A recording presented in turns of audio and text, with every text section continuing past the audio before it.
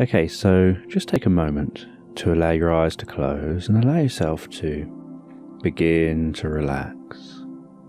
And as you begin to comfortably relax, I'm just going to talk in the background. And as you rest, and you begin to have a sense of your breathing comfortably slowing down, and you begin to relax yourself, you begin to have this sense of focusing on the top of your head, of allowing relaxation to begin to pass down through the top of your head. Focusing around your ears, around your temple, your forehead. Relaxing, softening those muscles. Allowing that relaxation to begin to move down to your cheeks, move down to the upper part of your neck, the lower part of your head. That relaxation beginning to gently relax the jaw muscles, allowing that jaw to hang slightly loose and relaxed and limp. And with each out-breath, any tension can be breathed out.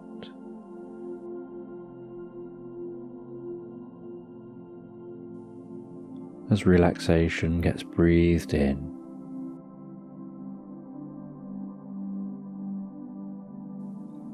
as you breathe in that relaxation, so it can begin to spread from your head around your face, relaxing your lips and relaxing down your neck, relaxing those muscles in and around the neck, relaxing down into the shoulders. And as that relaxation spreads down the shoulders,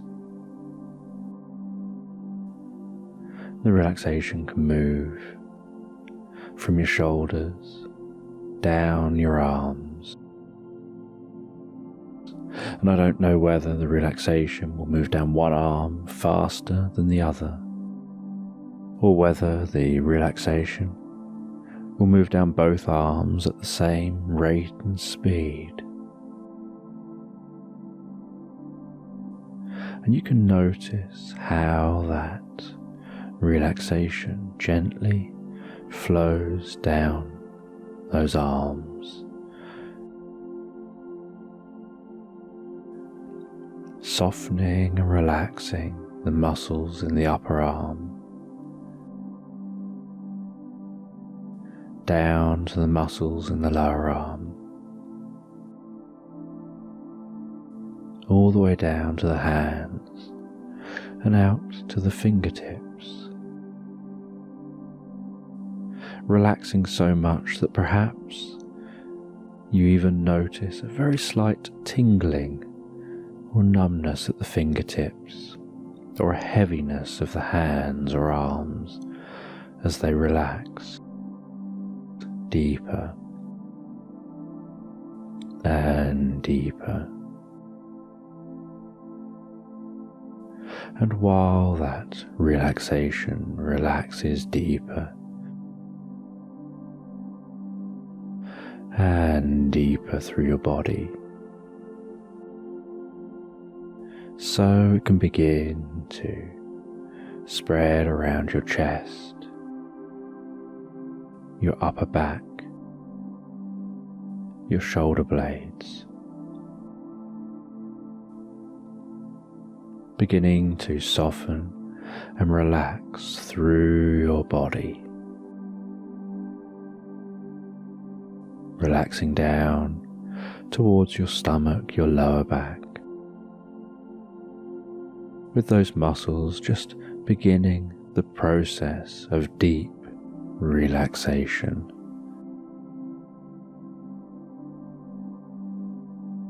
And as they relax deeper and deeper down, so perhaps you'll notice how your breathing begins to change, how you begin to breathe more from your stomach, how each breath becomes longer, more relaxed, increasing that sense of well-being, increasing that sense of comfort and deep relaxation.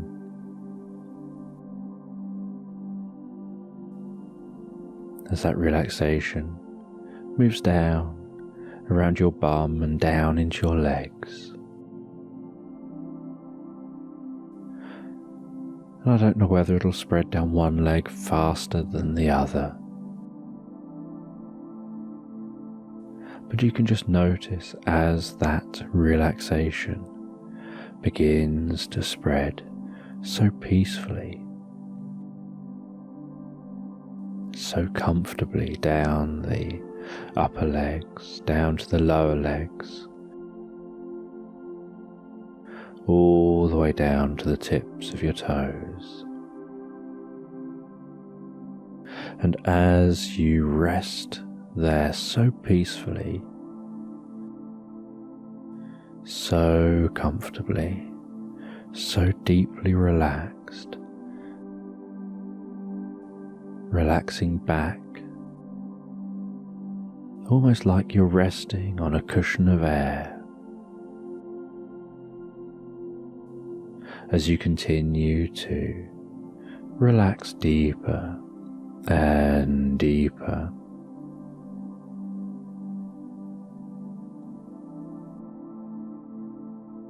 and while you continue to relax deeper and more comfortably,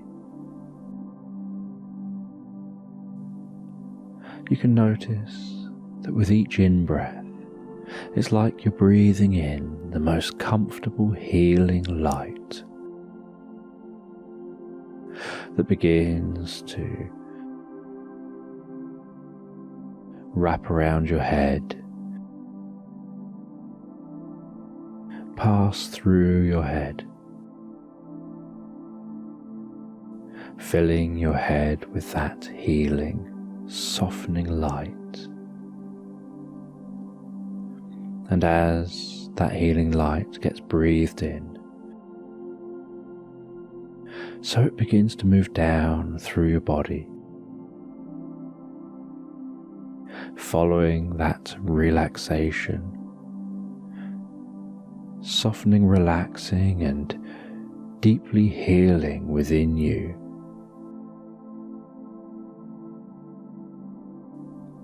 Spreading that light down through your neck, your shoulders,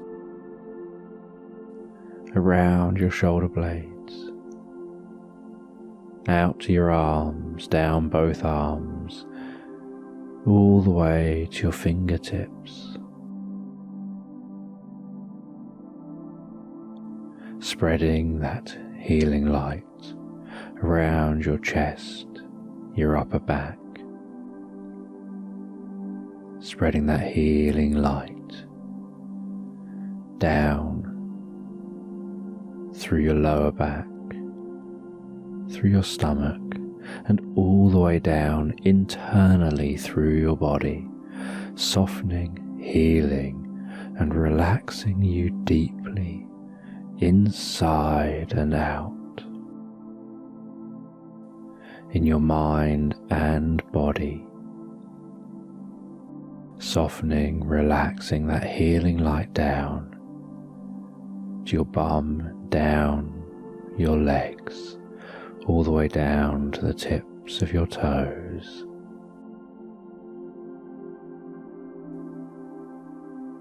Relaxing you so deeply, so comfortably.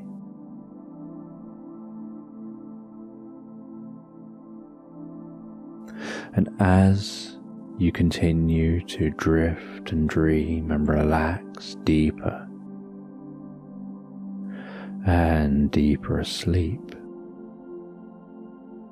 all night long, so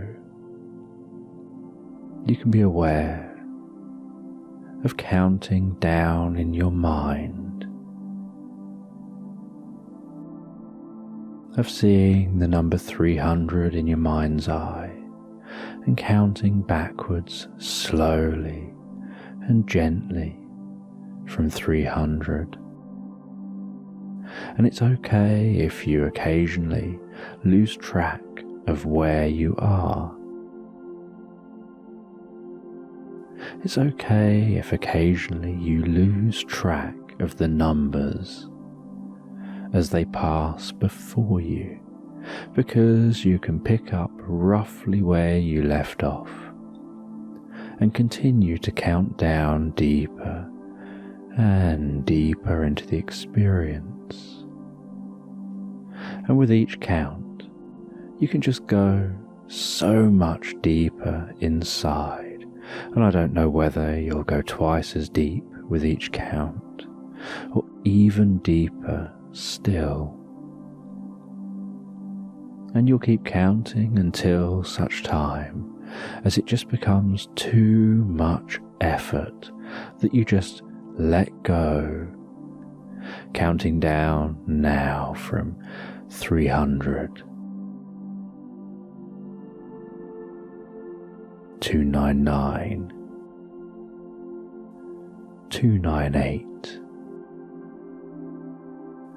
297,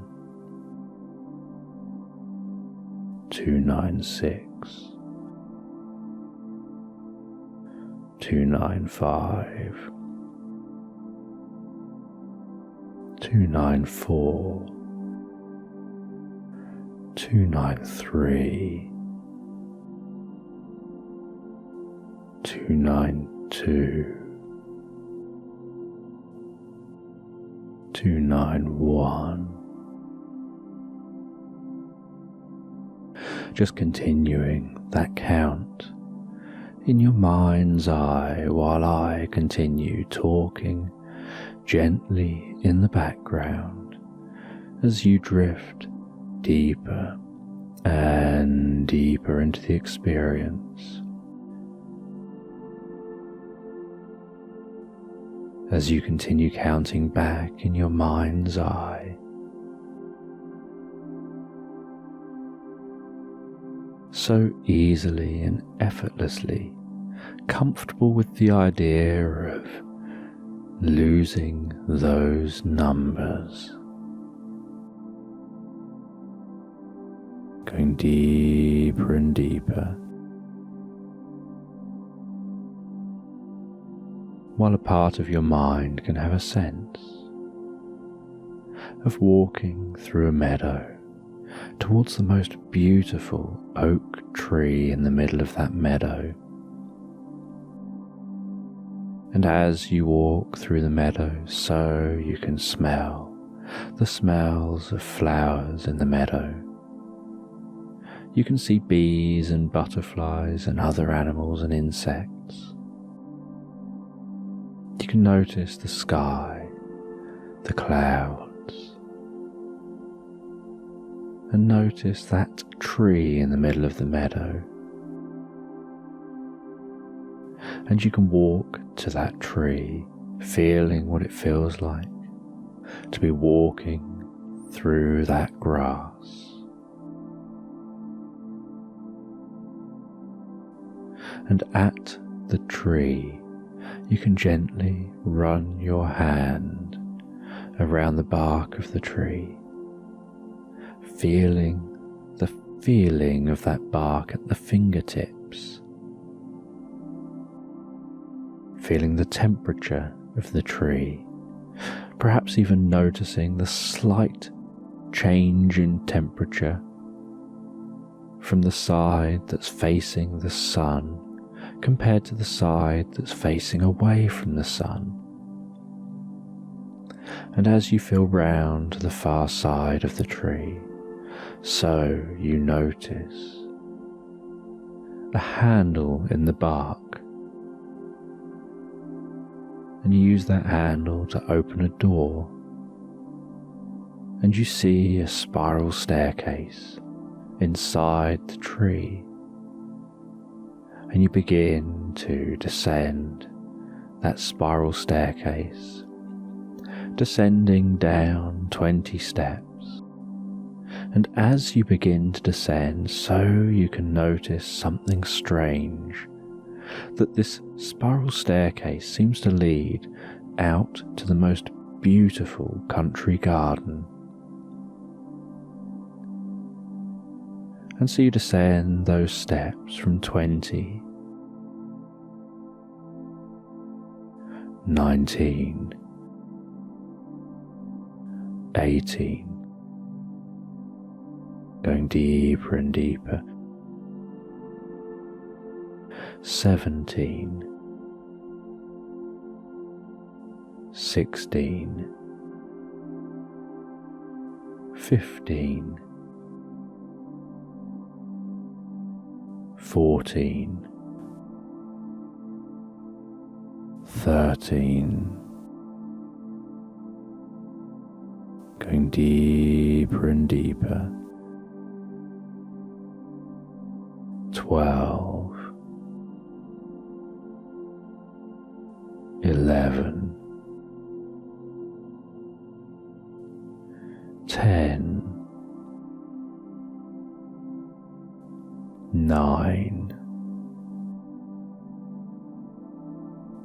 8, 7, 6, 5, all the way, 4, 3, 2, 1, all the way, and you find yourself walking off those steps into the most beautiful country garden, and you head over to a bench, and you sit down on that bench, and you drift deeper into this experience.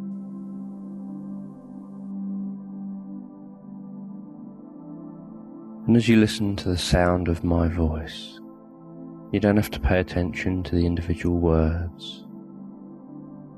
You don't have to pay attention to any of the sounds around you.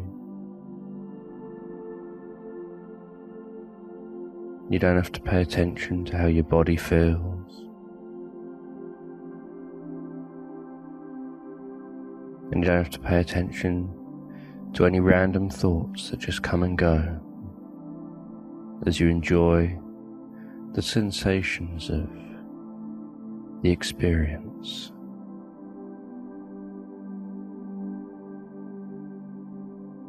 And as you listen to me, my voice can just go with you on your experience. And the sound of my voice could take the form of the sounds of the wind, or the sounds of animals in the wild.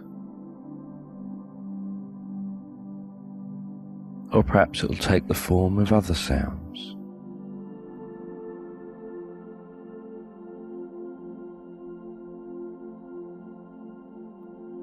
And my voice will just go with you in a comfortable form.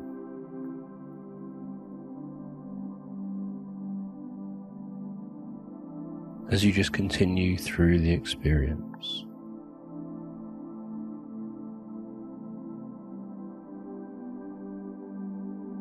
And as you hear the sound of my voice, you can begin to relax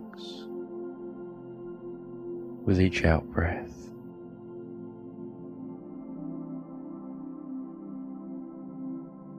And as you relax with each out-breath, you can find yourself becoming more and more absorbed in the experience.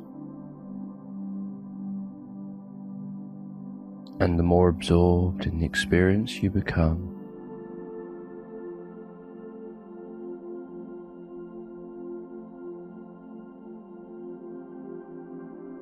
the more you can discover yourself drifting, floating,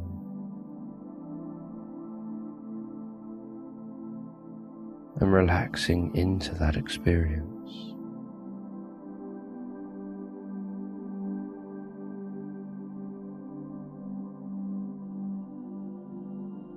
And as you relax deeply and comfortably into the experience, certain thoughts can cross your mind, some thoughts can just drift off, and other thoughts relating to the experience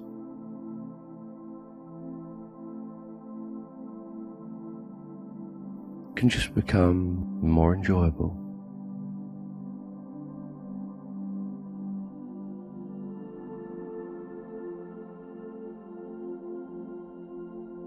You can discover yourself in a meadow,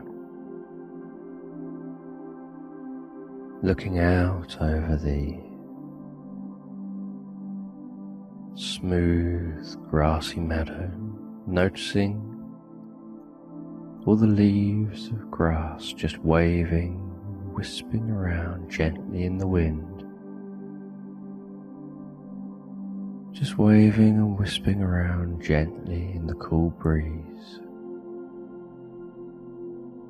On this warm spring day.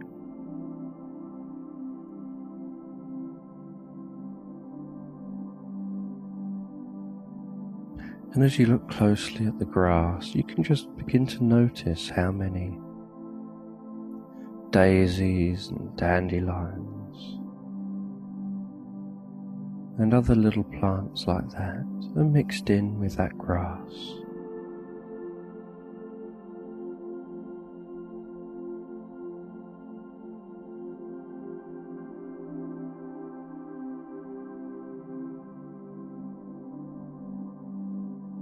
And you can just get a sense of sitting down on that grass, almost like sitting on top of the softest bed you could ever imagine.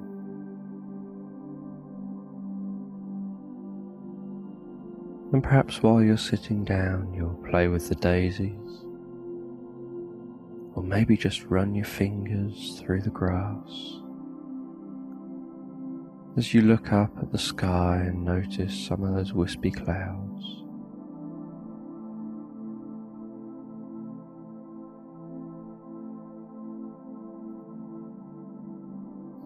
and you can notice what all this new life is like. All this new life that has sprung up with the spring.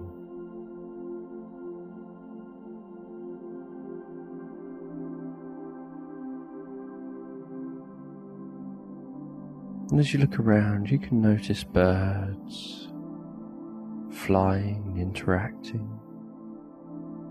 You can see little squirrels in the trees, darting around the trunks, running out onto the grass.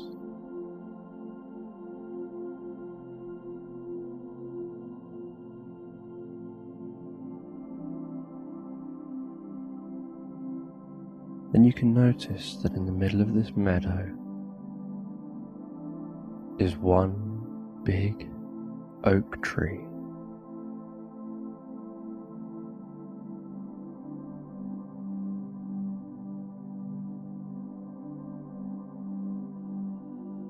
An oak tree that has stood the test of time.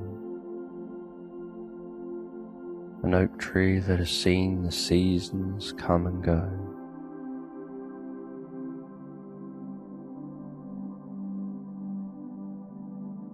An oak tree that has weathered years and years of life.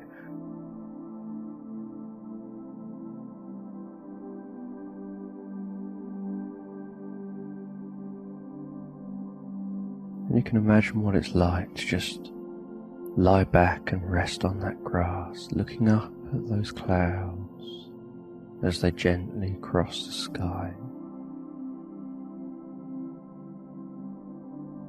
Imagining that you're being told a story. A story about how a child and their parents prepare for Easter, and they work so hard to hollow out those eggs whilst leaving the shells intact. And the parent teaches the child specifically how to hollow out those eggs without causing any harm to the shell, just by creating 2 little holes in the shell.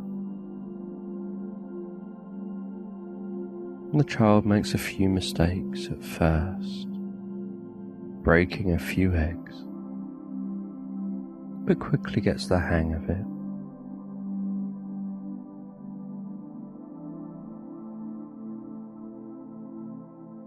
And the parent continues to praise the child for how well they're doing.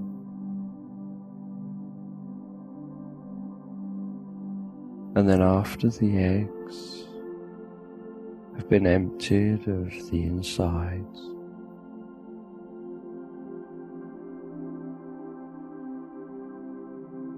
the parent and child begin to take their time to paint those eggs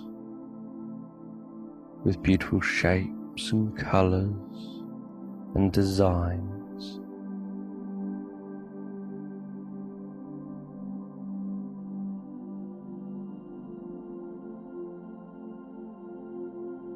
And they paint dozens of eggs with beautiful shapes and colours and designs.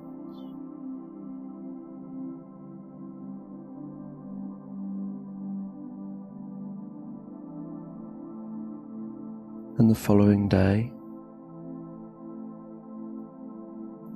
the parent has their friends around.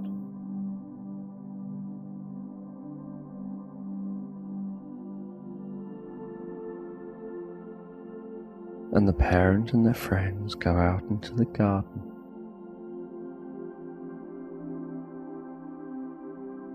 And they hide all of those eggs.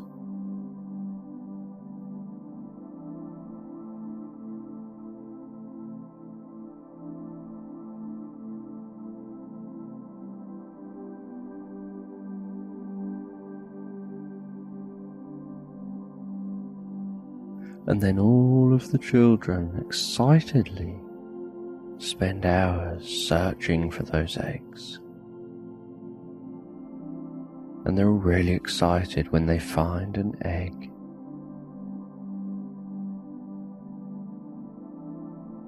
Yet each egg is hollow. Each egg is just a shell, yet the children are so excited to find those presents.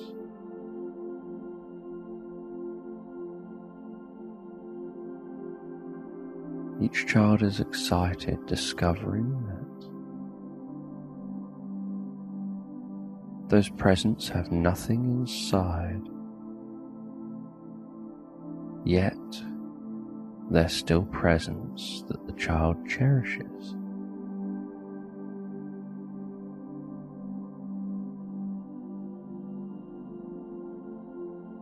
And although they appear to have nothing inside, the process of preparing and making those eggs means that the eggs contain something of value that is the present for the child that finds the eggs.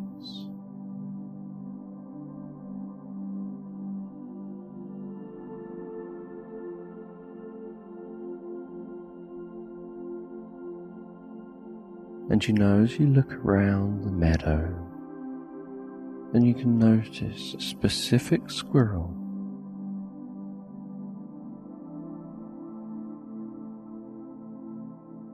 that's running around and just digging things up.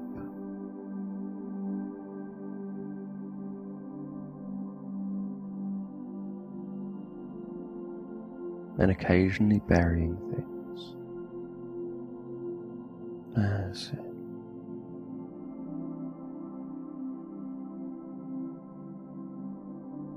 And you can just get a sense of standing up and walking slowly and gently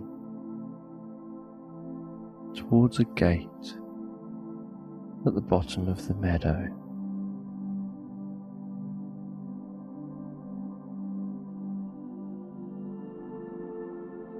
And as you pass through the gate,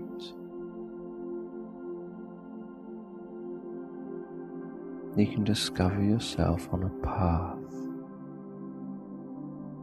And as you walk down the path,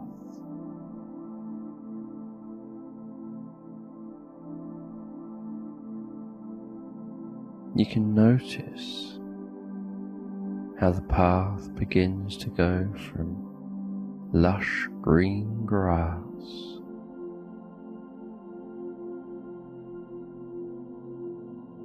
to a golden sand. And then you can reach the gate at the other end of the path and discover yourself on a summer's beach.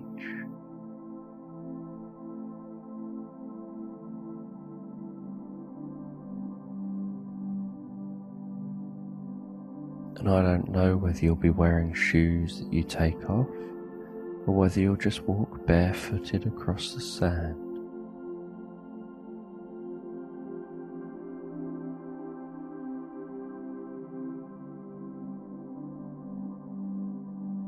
And the sand can have a certain warmth with each step.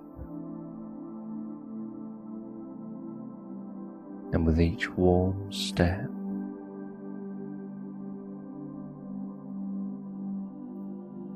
you can enjoy a greater sense of comfort.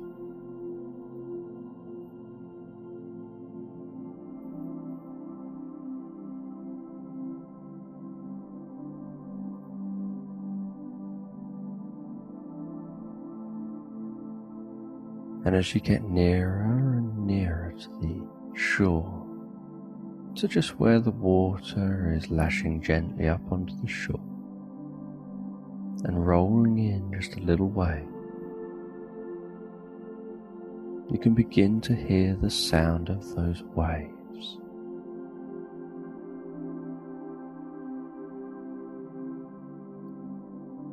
And I wonder what else you can hear there.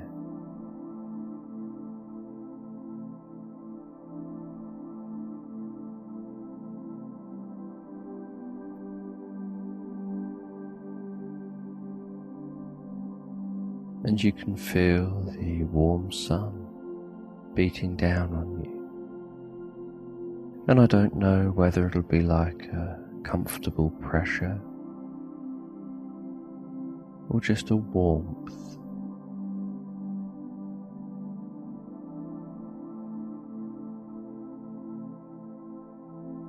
And I don't know whether you'll just walk along the water's edge, or maybe go in the water up to your knees or your waist, or maybe even go for a little swim.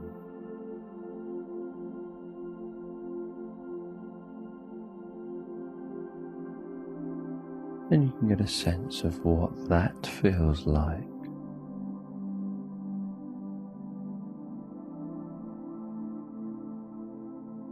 That's it.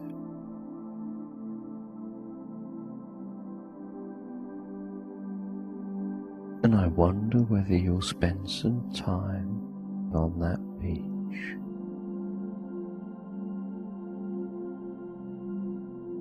And I don't know whether you'll take a few moments, so take as long as is necessary to comfortably and relaxed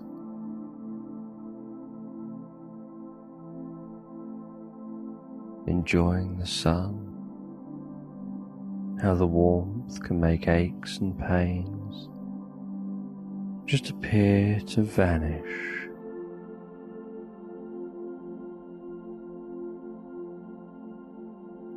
And the interesting thing about this whole experience is that at any time in your waking life,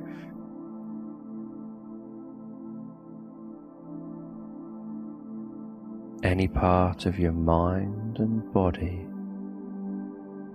can go right back to any of the experiences all by itself, whilst the rest of you can stay in the real world. And it can be a comfortable experience that you can always keep in mind.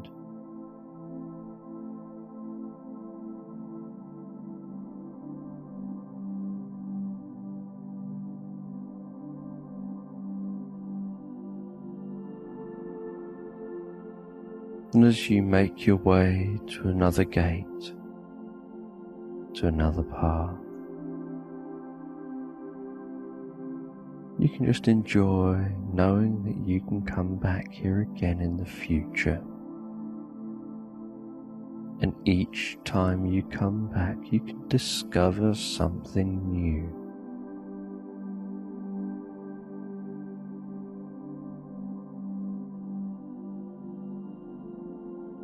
Each time you come back, you can have a pleasant surprise. And as you walk along the footpath through that gate,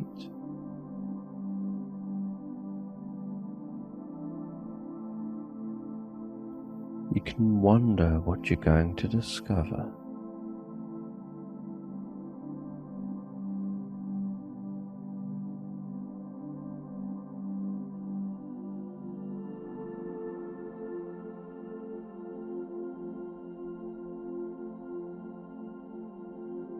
And I wonder at what point along that footpath the golden brown sand turns into golden brown leaves of autumn. At what point the sound changes beneath your feet with each footstep as you go from walking on sand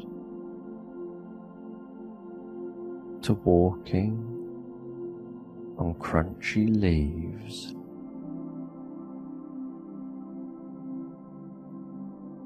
As you go through the next gate and find yourself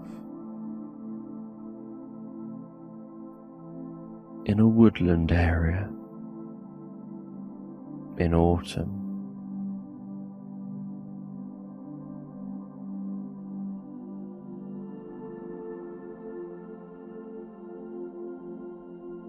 And you can enjoy the experience of being aware of the autumn colours, the autumn sounds,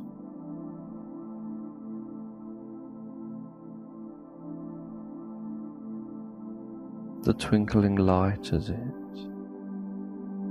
bursts through from above, bursting through the leaves, the trees,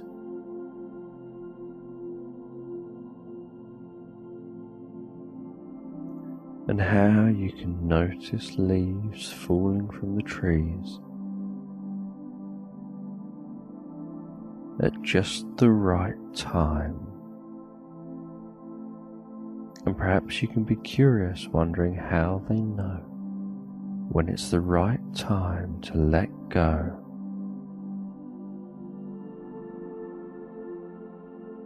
When it's the right time to have grown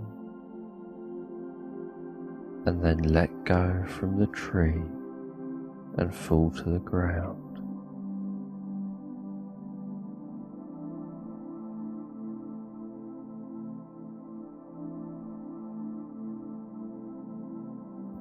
In the same way that in the spring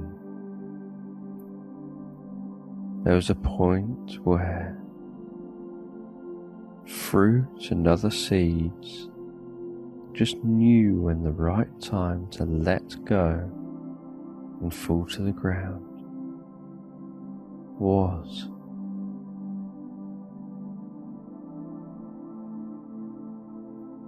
And in the spring it was so that they could be transported away from the tree to grow all by themselves.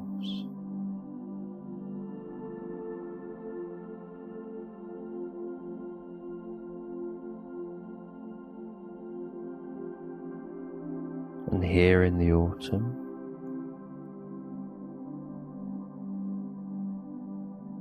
perhaps you'll walk over and touch a few of the tree trunks. Notice the feeling of the bark. Notice how it's different on different trees. It's different shades, different colours, different textures.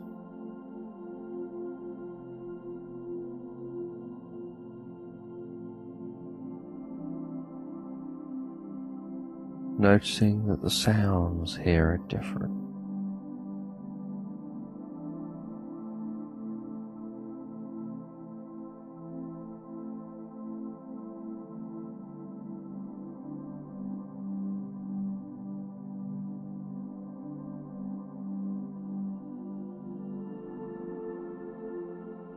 Noticing that the temperature's different, and that you've been able to wrap up warmly.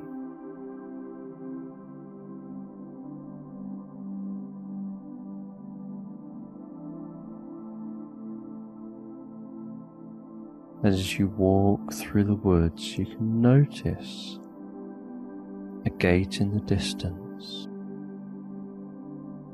and you can walk all the way to that gate.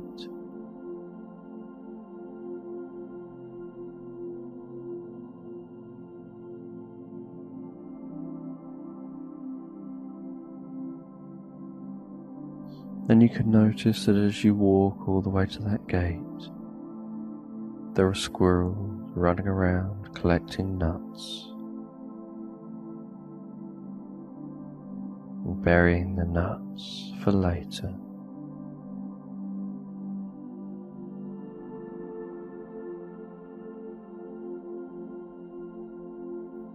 Burying those nuts in little holes, knowing that later on, when the time is right,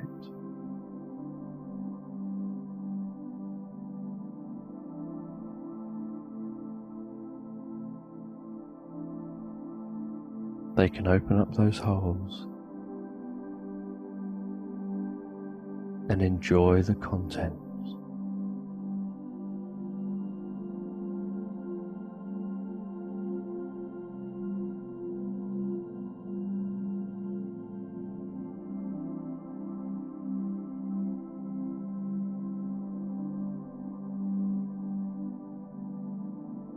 And as you walk through the gate,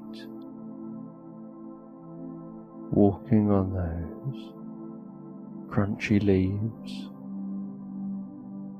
you can notice that it gradually turns into crunchy snow, and you can notice how the sound of each footstep changes as it turns into crunchy snow.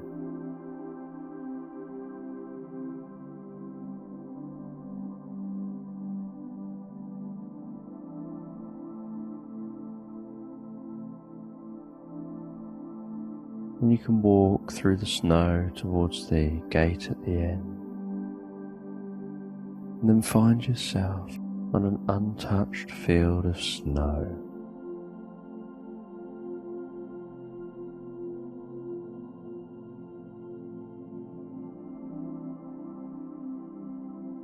Where you can take the first step, leaving the first footprint in the snow.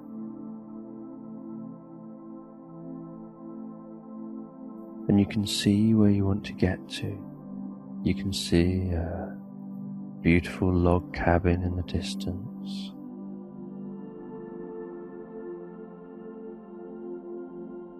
And you can notice what direction you want to head. And then you can begin to walk towards that log cabin, leaving a path behind you of footprints, freshly trodden into the snow. Hearing the cracking sound of each footstep in the snow.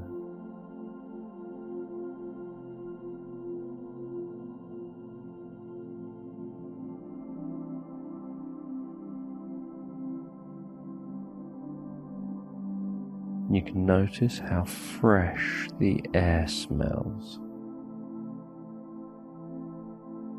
whilst you're wrapped up comfortably warm.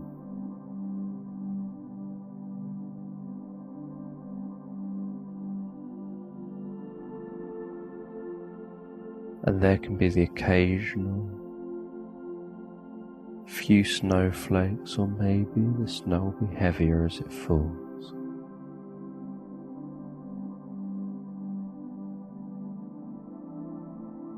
And you can notice how every single snowflake is different.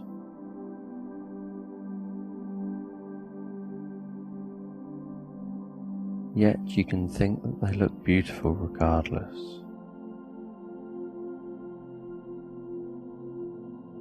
And you can arrive at the log cabin and let yourself in. Know that this is a special place for you. A comfortable place.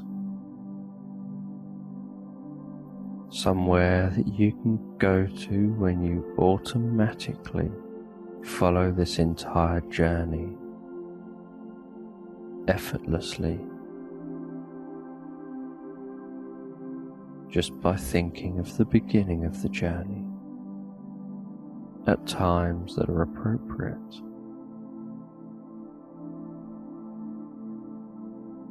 And I wonder whether you'll see the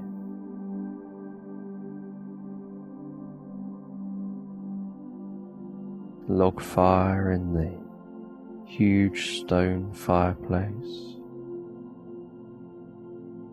before you hear it, or whether you'll hear it first.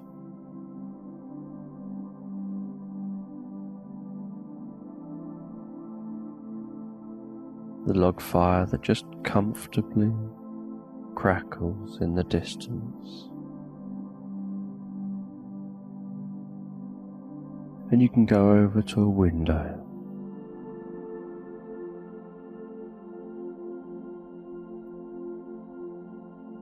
and you can place your hand on the window and just notice how the coolness from outside the log cabin can seem to just flow into the hand. You can notice as that hand just seems to take on a comfortable blueness, a comfortable numbness, that your unconscious can learn how easy and effortlessly it can create that numbness.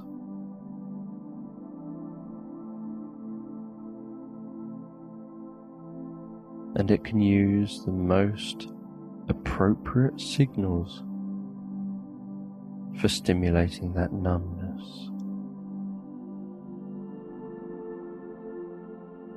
And it can tell the difference between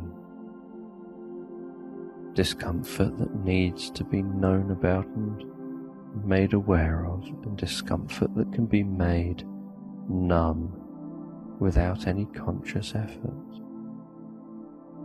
And your unconscious can always keep in mind to create numbness without any effort at all from any signals of discomfort.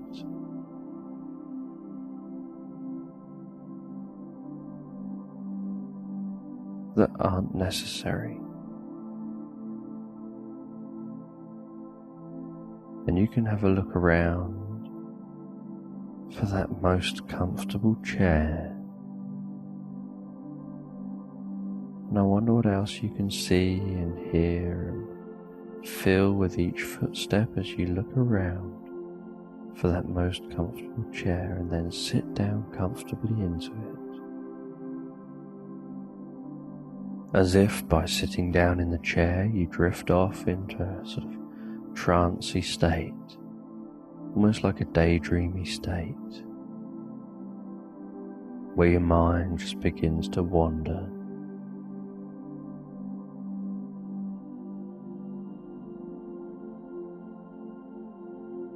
And your mind can wander and drift.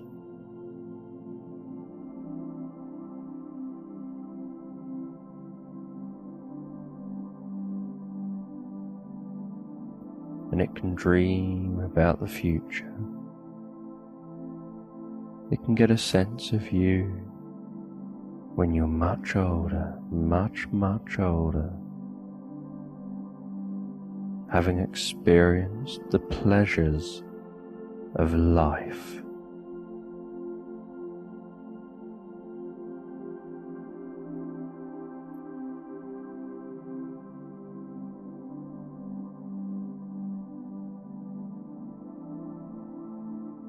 And in that dream, you can discover yourself sitting somewhere comfortably,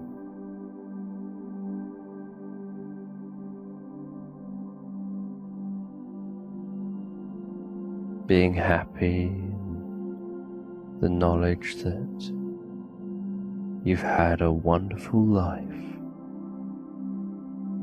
that your life has been just the sort of life you've always wanted, that you've always dreamt of,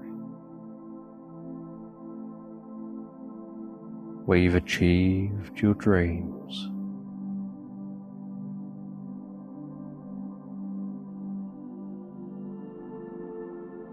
Where you've enjoyed happiness and success in a way that's made people around you happy and successful, in ways that they've been unaware of at times. Some people could have become successful just from your support and your encouragement, and other people maybe became successful because you played a more active role.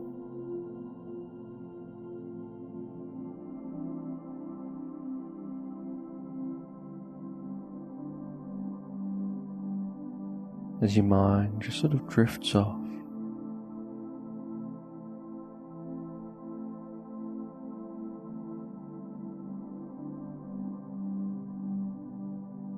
and as you lie there, your breathing can begin to change as you relax more deeply into that comfortable sleep.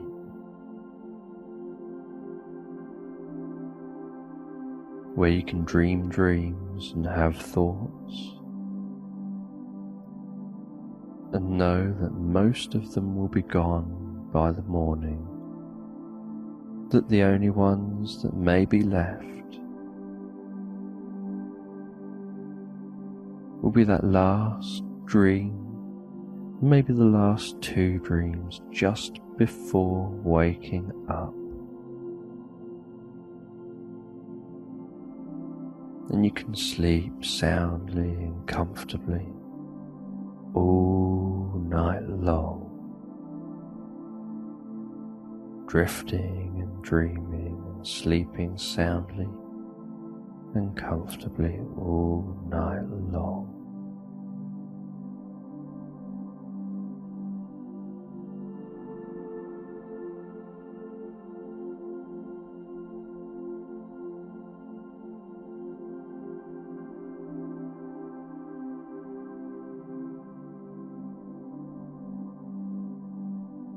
And as the night draws to an end,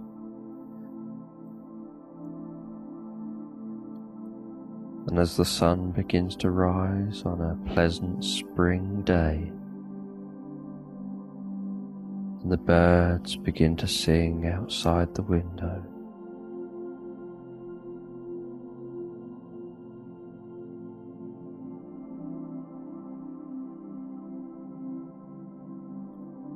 you can discover that you happen to be dreaming something pleasant.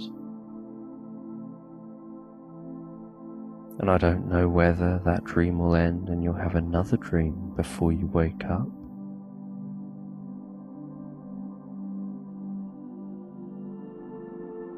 or whether you'll only have that dream.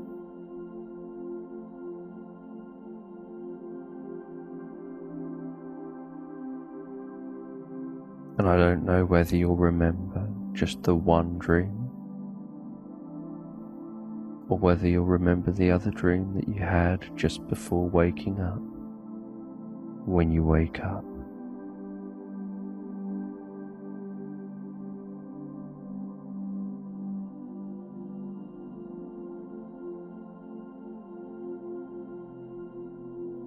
And when you wake up, you can get out of bed and wrap up warm, and all you've got in your mind is that comfortable dream, that pleasant dream. And you can get yourself a drink, or maybe be bought a drink.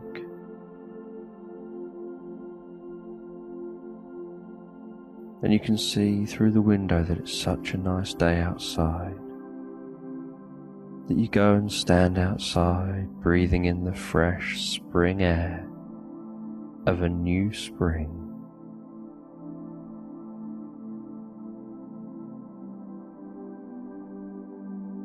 Hearing the sounds of the birds and the other wildlife.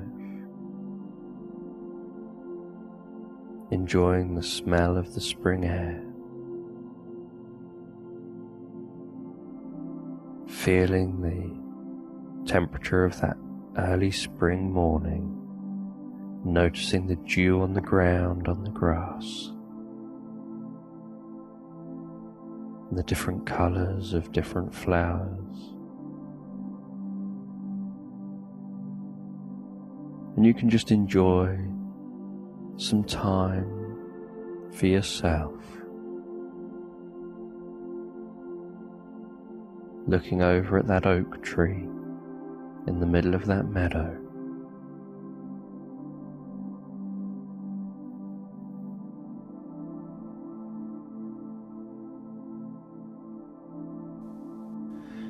and notice the flow of energy around and through your body. What colour that energy has as it flows around you and through your body. And notice how the energy from the earth flows up into you, while the energy of the sky and the earth's magnetic energy flows down into you. And you are all encompassed by energy from the environment flowing into you.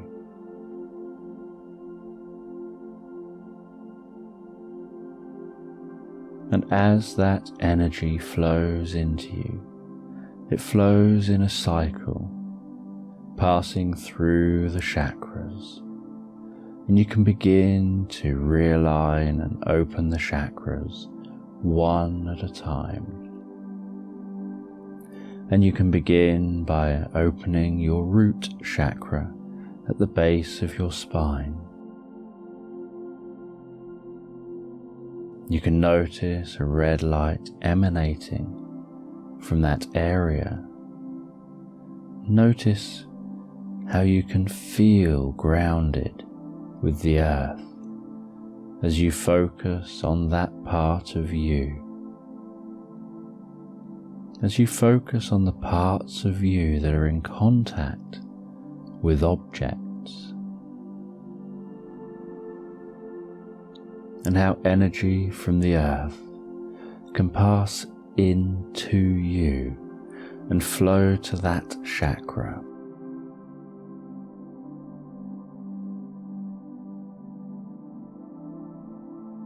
As energy flows to that chakra, have a sense of that chakra opening up, and notice a symbol of that chakra being open, before allowing the flow of energy to move up to the sacral chakra in the abdomen.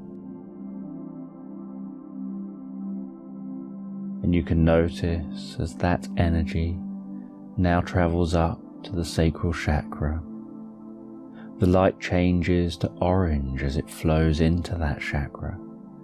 Notice how that energy flows into the sacral chakra. You can become more in touch with feelings and sexuality.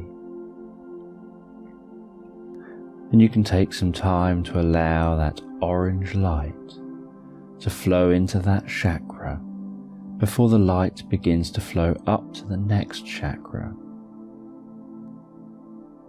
And with each chakra realigned, relaxation can increase, and you can feel a sense of gradually being cleansed.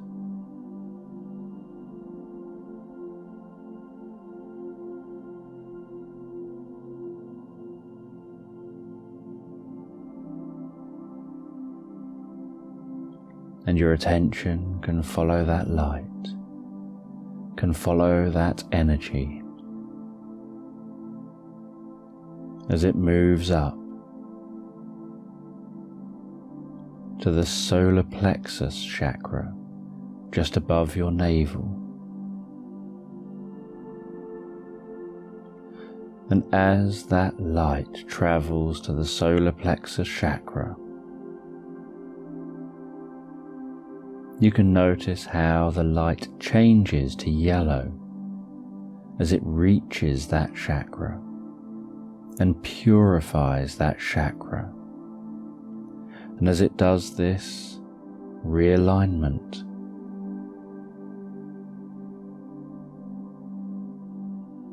can help to increase your confidence, your self-esteem, and your self-worth. And you can notice the purity of that yellow light.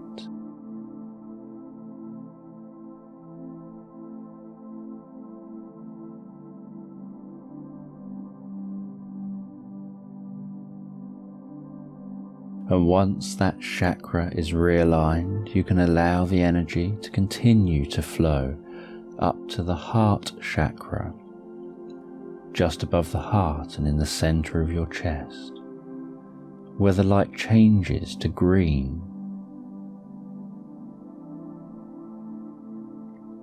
And as the heart chakra realigns, you can begin to get a sense of inner peace, of love and compassion.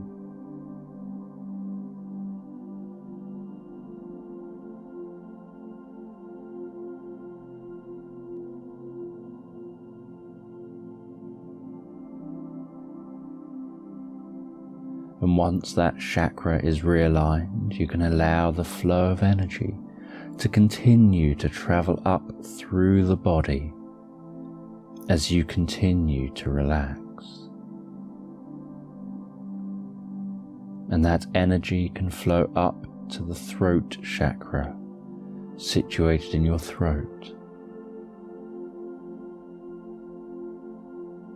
And as that energy arrives at the throat chakra, you can notice how the color of the light changes to light blue. And this energy can pass in and around the throat chakra, helping to increase communication and self-expression. And as that chakra gets realigned, the sense of inner peace can increase.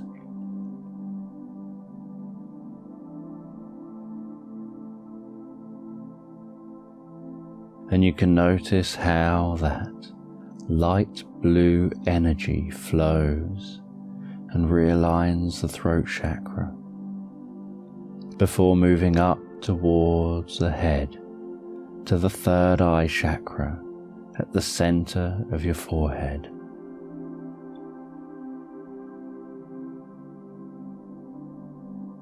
And the energy can change to a pure blue light as it realigns your third eye chakra.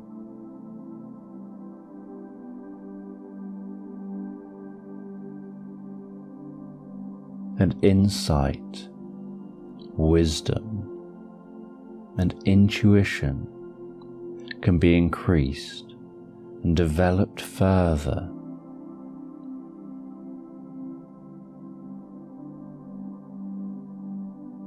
And I don't know whether you will notice feelings or sensations as that chakra realigns before the energy moves up to the crown chakra.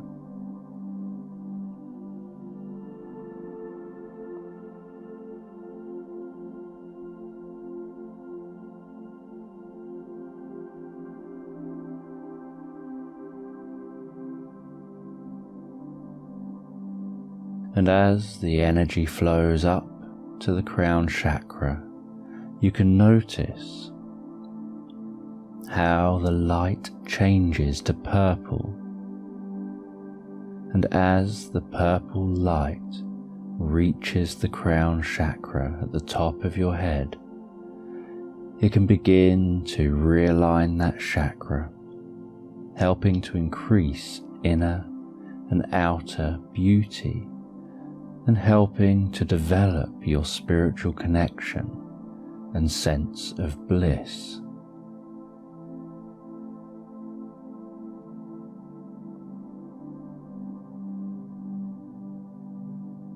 And once that chakra is realigned, you can begin to notice how the energy moves and flows and travels from the earth and the sky into the root chakra, up through the chakras, changing color as it flows, up to the crown chakra, and then cycles back down through the chakras to the root chakra, and back out, connecting you with the earth and sky.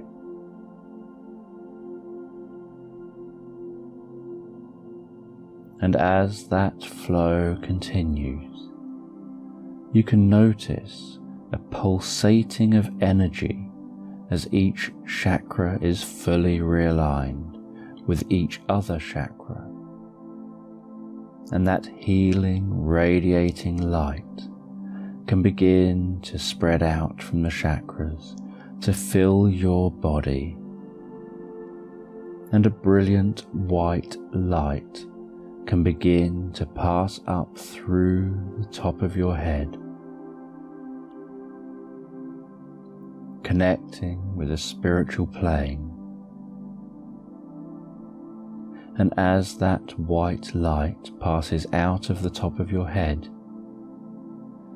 the radiating colours of light can begin to flow out from your body, connecting you to the world around you, spreading out beyond your physical form.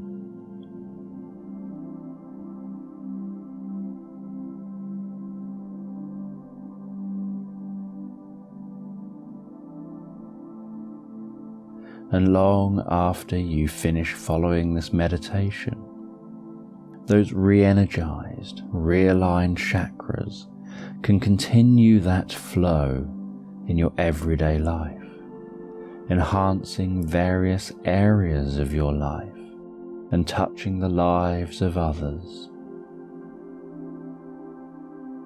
And as I quieten down in the background now, you can take all the time you need to allow this meditation to continue inside.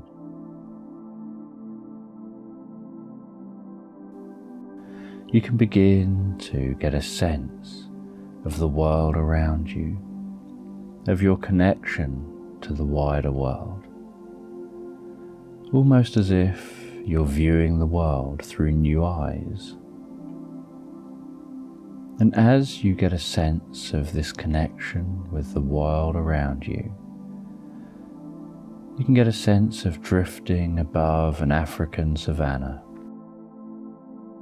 looking in awe at the vast expanse below, noticing different plants and animals and the complexity of life around you, feeling a sense of wonder as you discover the beauty of life, as you contemplate that all of this began with nothing.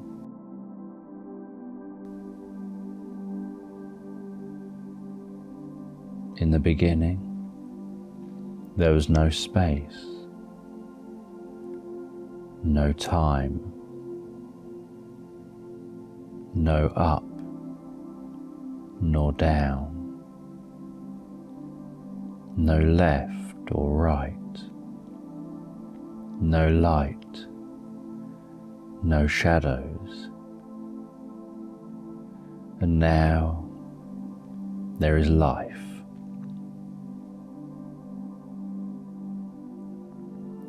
You can gaze up to the stars, knowing you're seeing just a small slice of all that is there,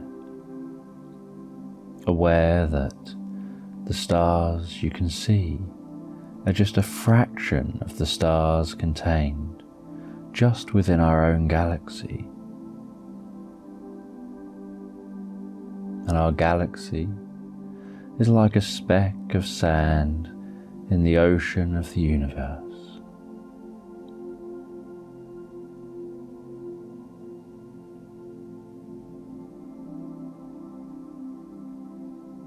And nature has such beauty and wonder, and you can wonder how you will feel your connection with nature as you see trees and can marvel at their ability to grow from a tiny seed into some of the largest living beings on the planet.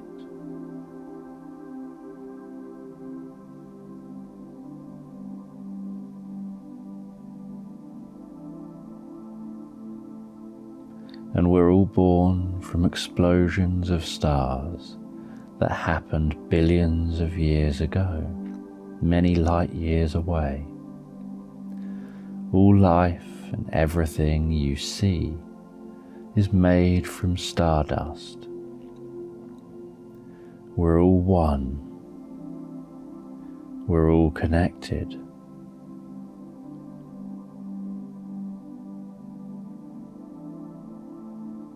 And you can find yourself on a purple path heading towards the most beautiful horizon, noticing your connection with others, noticing your connection with nature, with all that is, all that was, and all that is yet to be.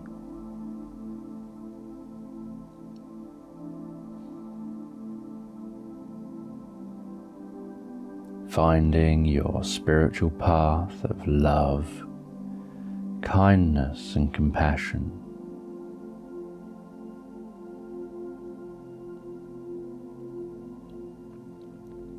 It can be hard not to be moved, not to feel overwhelmed at times from the wonders around you.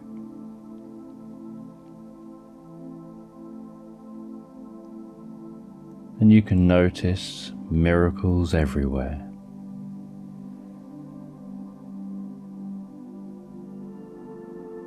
every being alive today is the byproduct of a history of miracles spanning back in time to the creation of the universe and time itself. And you can see the world in a new way. You can see the wonder, the beauty, and the grace of the interconnected nature of the world and reality.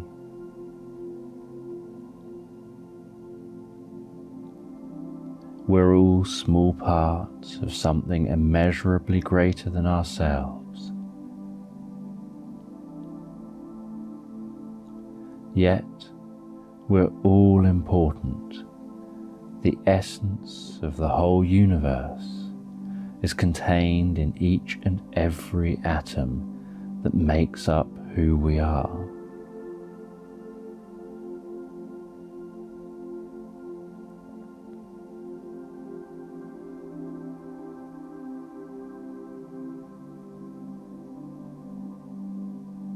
When there is darkness, you can be guided by light, guided by an innate knowing, guided by a deep sense of wisdom,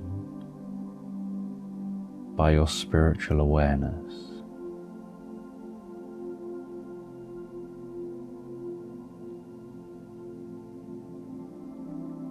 And you can be curious about your spiritual awakening.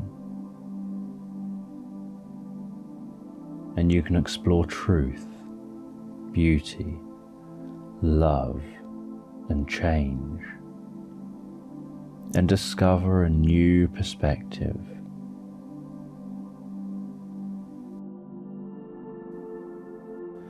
And as you relax and listen to my voice guiding you in the background, your focus can begin to change.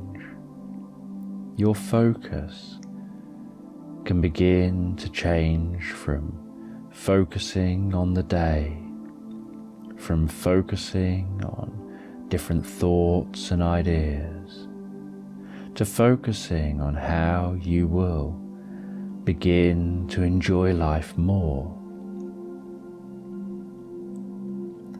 And you may not know at first how that focus has begun to change, because it can happen gradually as you relax into the experience further. And there is an old saying, you get more of what you focus on.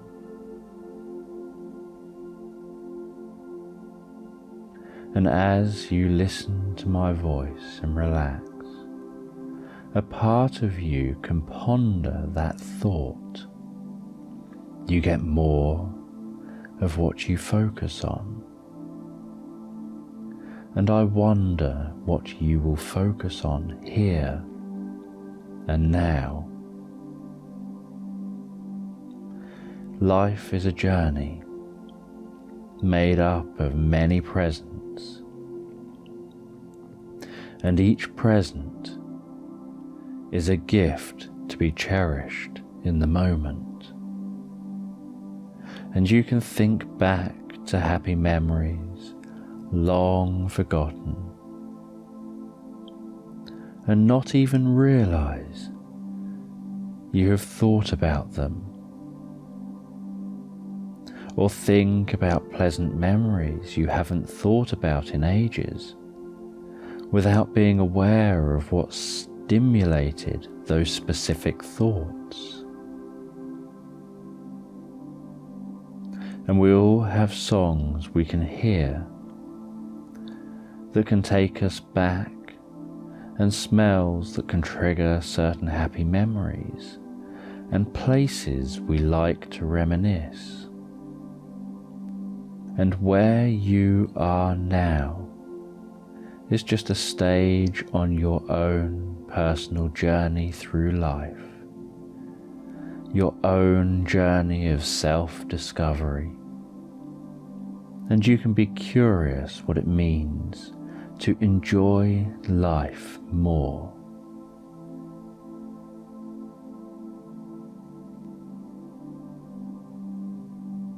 How you will know you are enjoying life more. What you notice when you're enjoying life more. And how you enjoying life more impacts on those around you.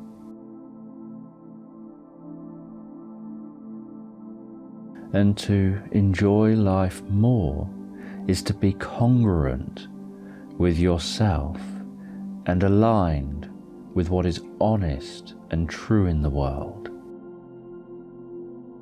To bring happiness to others as you find happiness for yourself. To hold up a mirror and like what you see. And you can discover how you will feel a sense of belonging with others. How you will develop a deep and meaningful connection with others. And how you will develop from the inside out.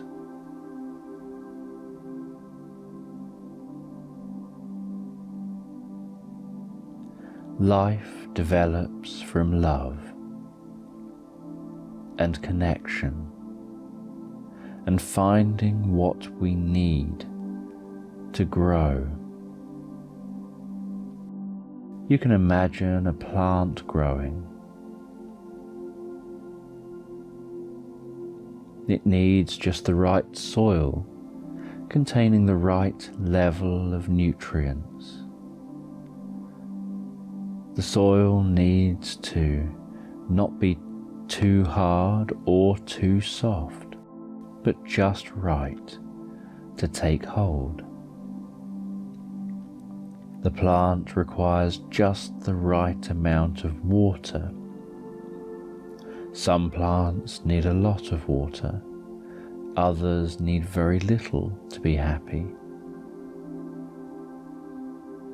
The plant requires the correct amount of sunlight. Too much and it can wither, too little and it won't grow. The plant needs a variety of other plants and animals around it to help it grow.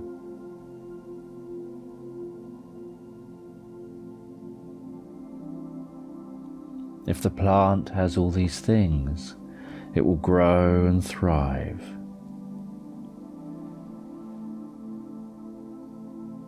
And plants, like all living things, needs to get this balance just right.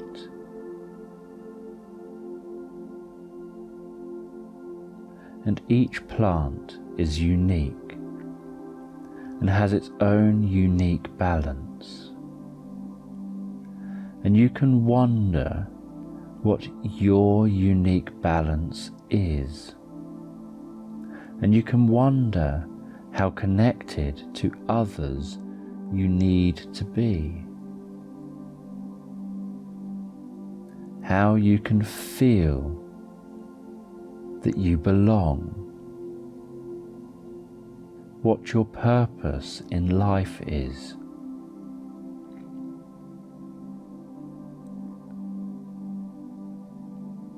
And as you listen to me and allow your mind to focus on what is meaningful and relevant, to enjoy life more, you can wonder what the meaning of life means to you. What has brought you pleasure and enjoyment in the past?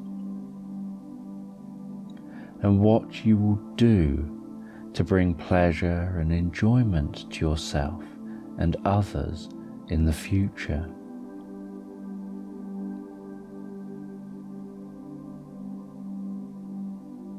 Sometimes to find yourself is to find yourself through the eyes of others. There was once a wise person that searched for the meaning of life. They searched and couldn't find the meaning of life anywhere. Then on their deathbed, surrounded by all their friends and family, they could barely speak, so they just listened. And as they listened, they heard each person describe how they had touched their lives. Their son told them about how grateful they were they'd been helped to go to college, to learn good morals, and now have a wife and child. The son's wife spoke about the years of happiness married to the son and the gift of having a child. And the child spoke about having such wonderful and loving parents, because the role model, the wise person, was for their son. Friends spoke about how they too had their lives touched by the wise person in ways the wise person had never realized. The wise person began to cry. Not tears of sadness, but tears of love and happiness. They had spent a lifetime searching, and only now had they discovered how they should have enjoyed life more. Only now had they discovered the meaning of life. They felt pleasure and enjoyment from helping others, from being a guide and a role model, and they now understood what is meant to have a purpose in life. They understood that it doesn't matter how small their role in life is. Bringing pleasure to the lives of those around them and being helpful, that is the meaning of life. That is the path to happiness. They didn't want anyone else to have to wait until they're on their deathbed to learn the same lesson. So they told everyone to go and share my message. You can enjoy life more by focusing on how you can help others enjoy their lives.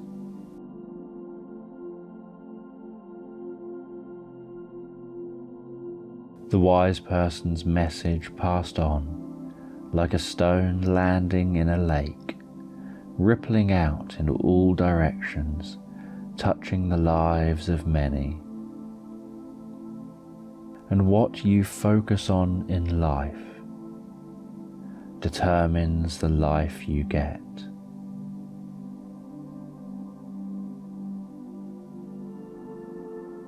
There are always bumps in the road of life to challenge us, and your journey is a journey of discovery. Only you can discover how you will navigate those bumps and how you will learn and how you will find your way and what you will teach others en route. And the path can be followed by light, and light can illuminate the darkness, helping you to discover the way back to the path of light. And wisdom can flow through the path you take and grow with each challenge, with each lesson on your journey as you enjoy life. Without darkness, you don't know light. Without cold, you don't know warmth. Without bad, you don't know good. Your path is your own to enjoy, and one day look back on and discover what made it enjoyable. And I wonder what you will discover and learn.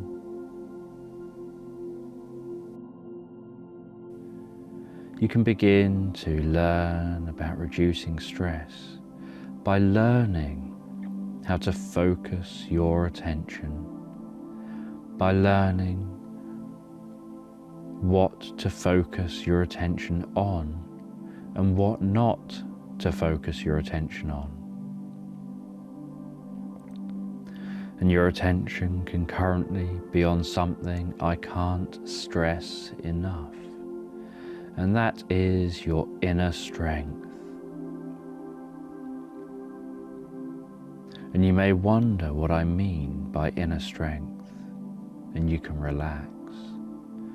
All will become clear in time. And as you listen to me, you know I have a voice, and you can hear my voice, and you know you have a voice, and you have more than one voice, like everyone else has more than one voice. And you have a voice for the people on the outside, and a voice that talks privately to you on the inside. And you can hear my voice. And when you speak, you can hear your voice. And when your inner voice speaks, you can hear that speak also. And sometimes that inner voice says things that you would rather it didn't say. And other times it says things you're comfortable with it saying. And as you listen to my voice, you can notice the feelings of your hands, and you can have a sense of tensing those hands up a little. And as I continue talking with you, you can keep those hands tense for a while. And I'll say when to let that tension go. So for now, you can pay attention to what I'm saying and how I'm communicating. Because I'm teaching you something about managing stress. I'm teaching you something about being in stressful situations and being able to be relaxed and calm. And it's all about attention and focus.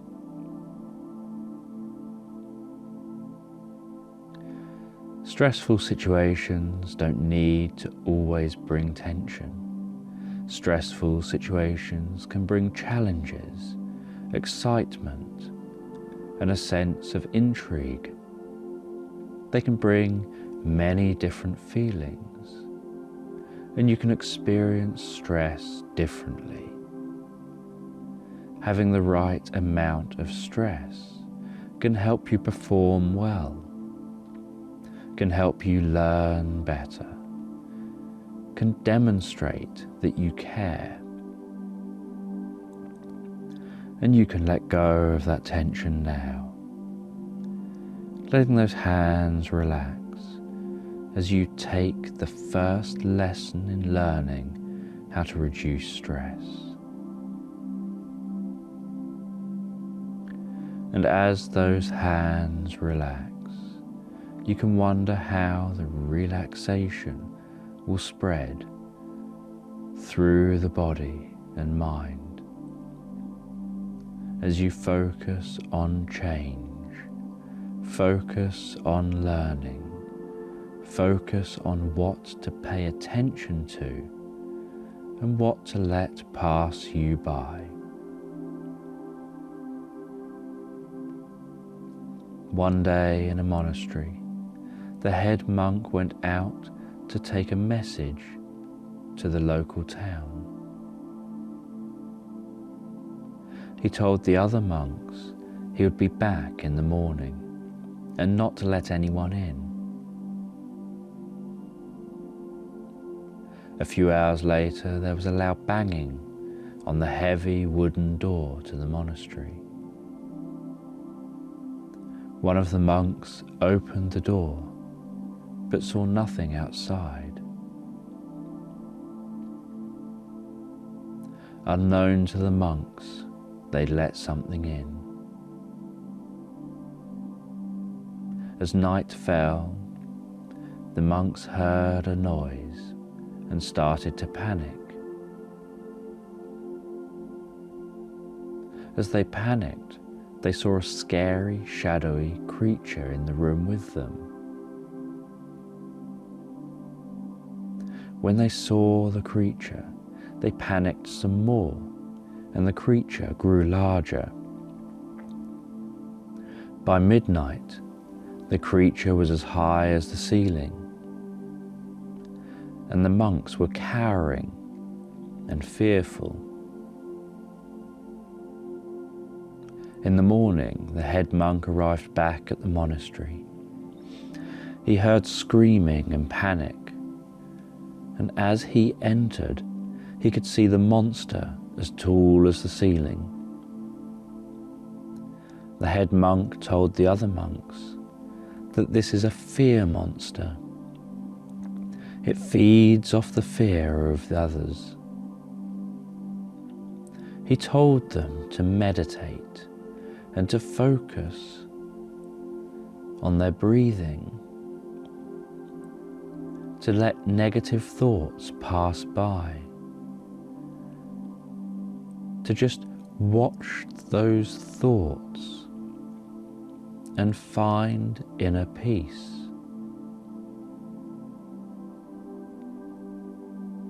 And once they've found that calm, to then allow their eyes to open whilst holding on to that calm state, and to keep breathing in that special way as they continue with their day.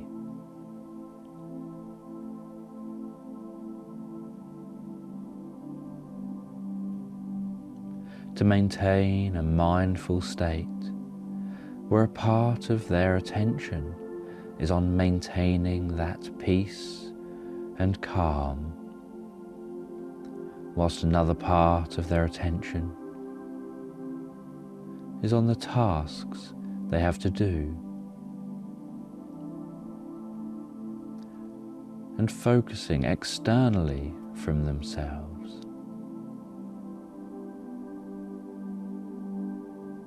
After a few moments, the fear monster began to shrink.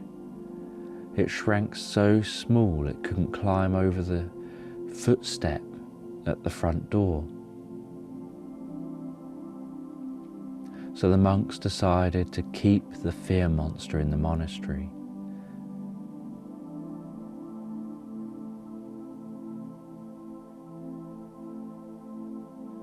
So that any time the fear monster began to grow, they would just calm themselves down mindfully and focus on what they need to do.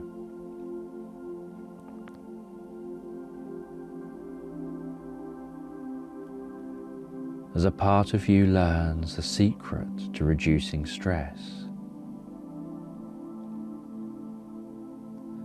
I wonder whether it'll happen all at an instinctive level, or whether you'll have some conscious awareness of what's being learned. stress is at the heart of life. It is stress that motivates. It is stress that gets us out of bed in the morning. And stress is what drives us. When we feel hot, we are motivated to cool off in a pool of water.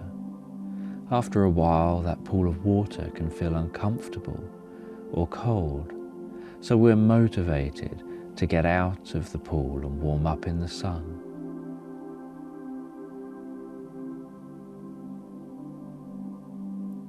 And as you relax and listen to me, your inner voice can learn to communicate by focusing on what is relevant. And you can learn that the voice speaks and you don't have to pay attention. You can be aware it is speaking and decide when to listen and when to be focusing elsewhere.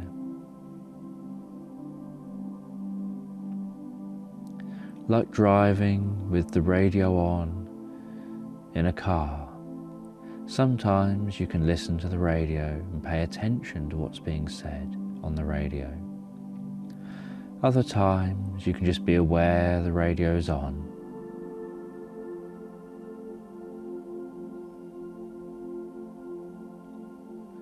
And that radio is just on in the background while you're focusing on the road and on driving. And the radio is just background noise, filling the silence of the drive. And occasionally you can decide to turn the radio off altogether when you need silence to focus or concentrate. And you can learn from this meditation how to reduce stress and what was meant by inner strength. Sometimes the strongest isn't the fighter, it's the one that doesn't fight, despite being provoked to fight.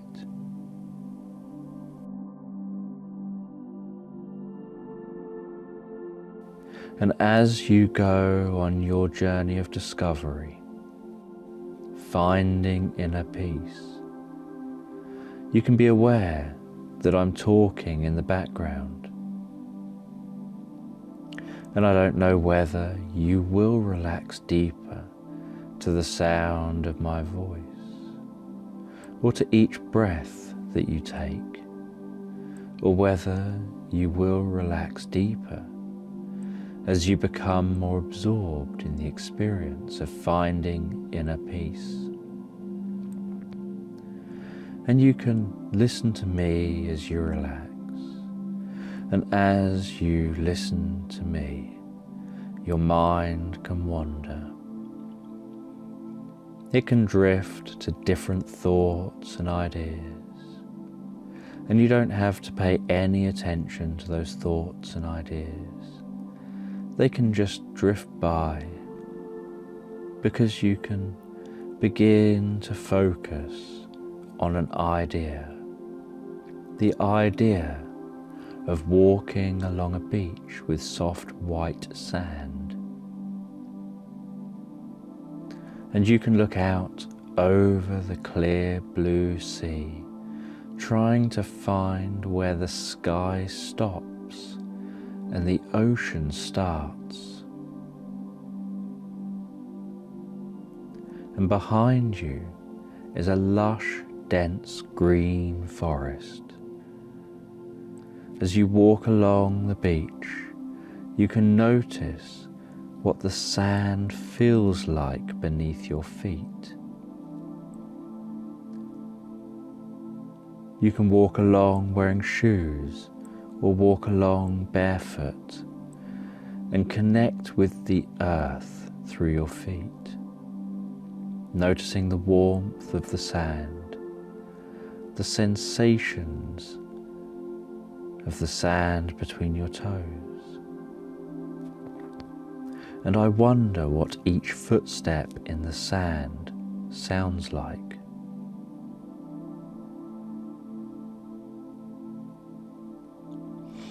And as you gaze over the water, you can notice how the light dances and shimmers on the surface, and find yourself watching that dancing, shimmering light deeply as you sit down on the beach.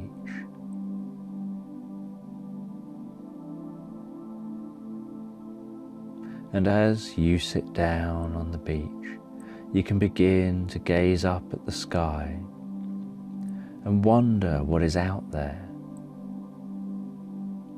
And as you wonder what is out there, you can begin to discover your mind wandering into space. And as your mind wanders in space, you can find yourself becoming more peaceful.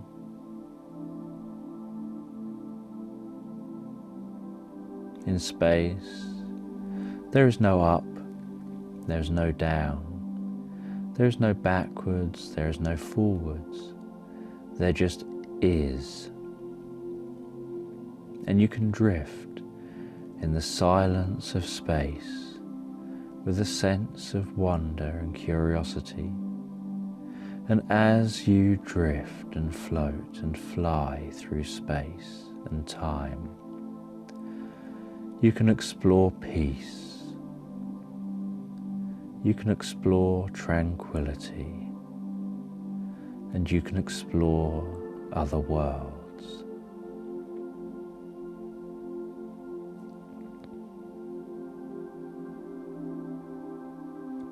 And as you travel through space, as a mind leaving that body back on the beach, you can find yourself traveling to a new planet, a planet not yet explored. And you can take some time to explore this planet and wander about, wondering about the differences between here and there. And whilst your mind is off exploring the vastness of space, your body can relax on that beach.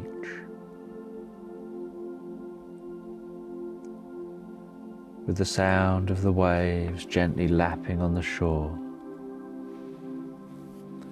with the sounds of the leaves rustling in the breeze behind you, and the sounds of birds singing in the trees, and your mind and body can find peace, comfort, harmony, and serenity.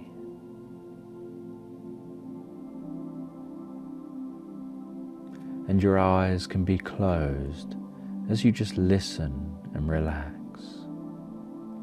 And in a moment, your mind can find itself floating in front of a painting, before drifting comfortably into that painting to discover a whole new world.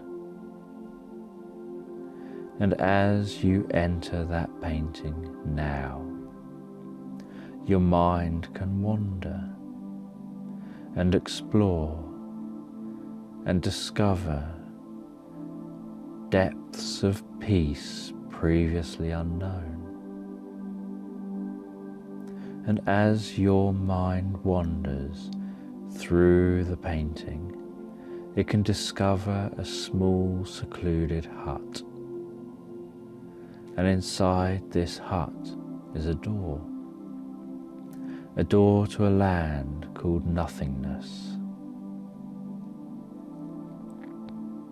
And this land can bring peace and quiet to the mind. And you can drift and dream into the hut and find the doorway to nothingness. And when you enter this land of nothingness, learning will deepen.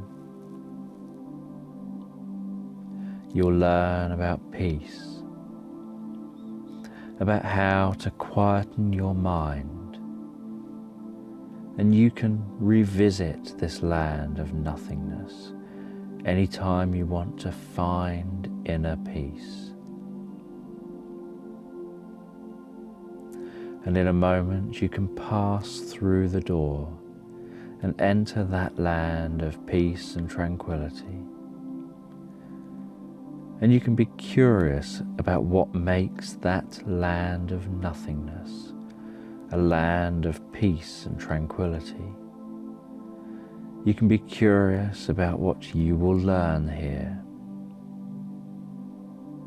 And as your mind drifts and dreams in the land of nothingness, so your body can relax fully and completely in your own unique way on that beach. And the body can be aware of the mind, yet only as an observer, while the mind can maintain its connection to the body as it experiences peace.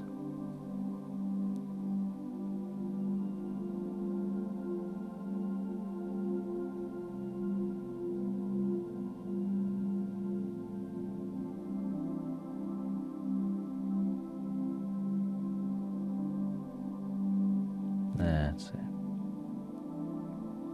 And the mind can learn how to carry that peace into everyday life, how to enter that inner peace while walking around, whilst undertaking tasks, whilst experiencing life. And thoughts can be distant as you experience peace. And you can discover when you can take time for inner peace during the day. And after your mind and inner wisdom has taken time to learn in this land of nothingness, it can drift back out of this land and into the hut before moving back into the picture. And the mind can travel back through the picture and through space and time to join the body resting there on the beach.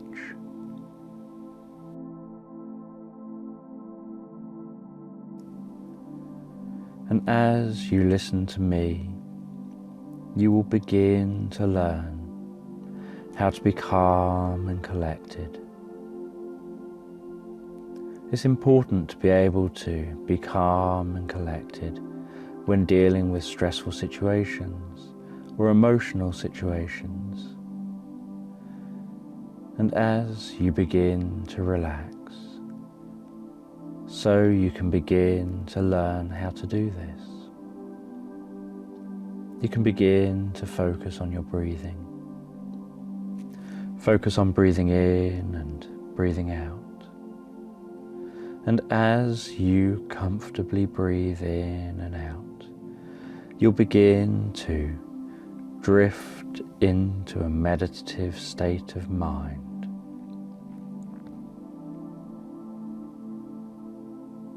And I don't know whether you'll drift deeper into that state of mind with my words or with your breathing. But I do know that your breathing will begin to teach you about being calm and collected. And as you continue to relax, you can imagine walking down a path in a country garden. And as you walk down the path, you can notice different plants and flowers, and notice trees and shrubs, and notice the myriad of sounds around you from all the wildlife in the garden. and the variety of colours and shades and textures. And as you continue to walk down the path, I wonder when you will notice the gentle sound of running water from the nearby stream. And once a part of you notices the stream, you can find yourself walking towards that stream. And as you approach closer and closer to the stream, so the running water can sound louder.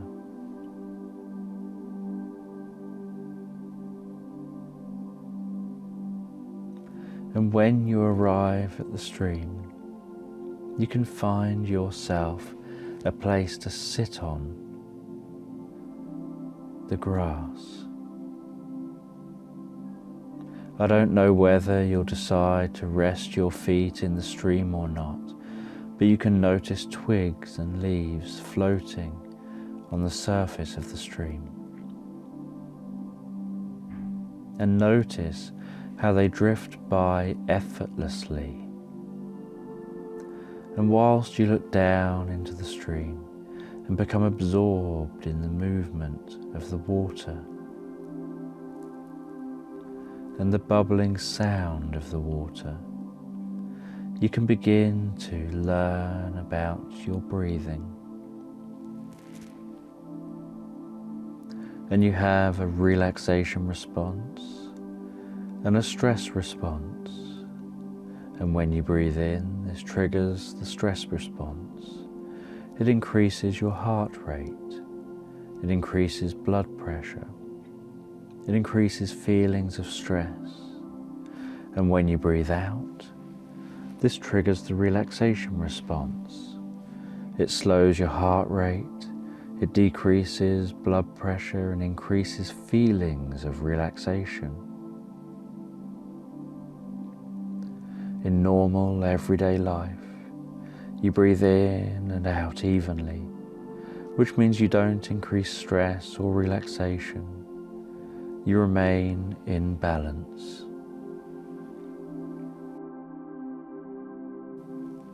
When you get stressed, you start to breathe shallow and start to make longer in-breaths and shorter out-breaths. This increases the feelings of stress. When you feel relaxed, you start to breathe deeply and start to make longer out-breaths and shorter in-breaths. This increases the feelings of relaxation. And you can begin learning here and now, by the stream, how to focus on your breathing and keep your focus on the breathing, to keep each out-breath slightly longer than each in-breath. And as you begin to practice that and begin to breathe in comfortably and then breathe out for slightly longer than you breathed in, you can allow your focus to stay on that breathing. And if your mind wanders from the breathing, you can recognize that the mind has wandered and bring your attention back to the breathing. And as you continue to practice, I'll continue to talk to you in the background, and you don't need to pay attention to what I say, as I'll be sharing ideas that will teach and reinforce the learning you're doing here and now.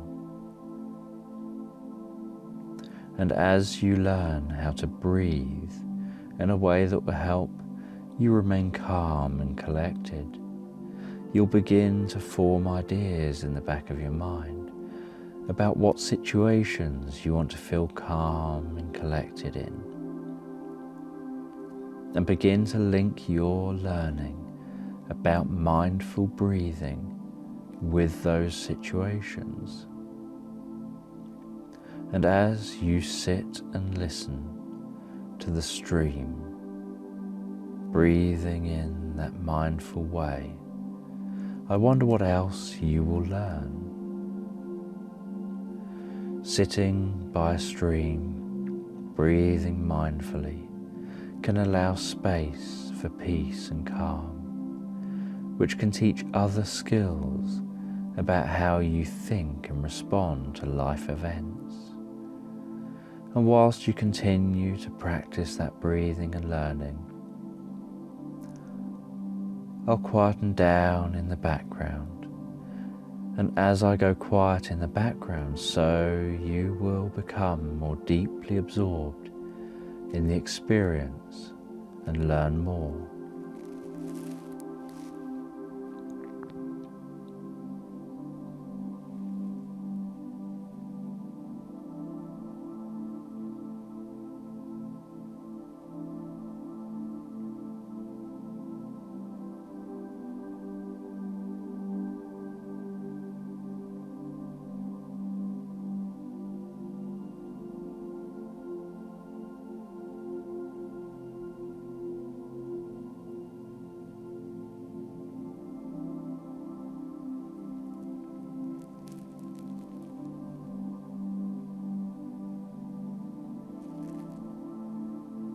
That's it.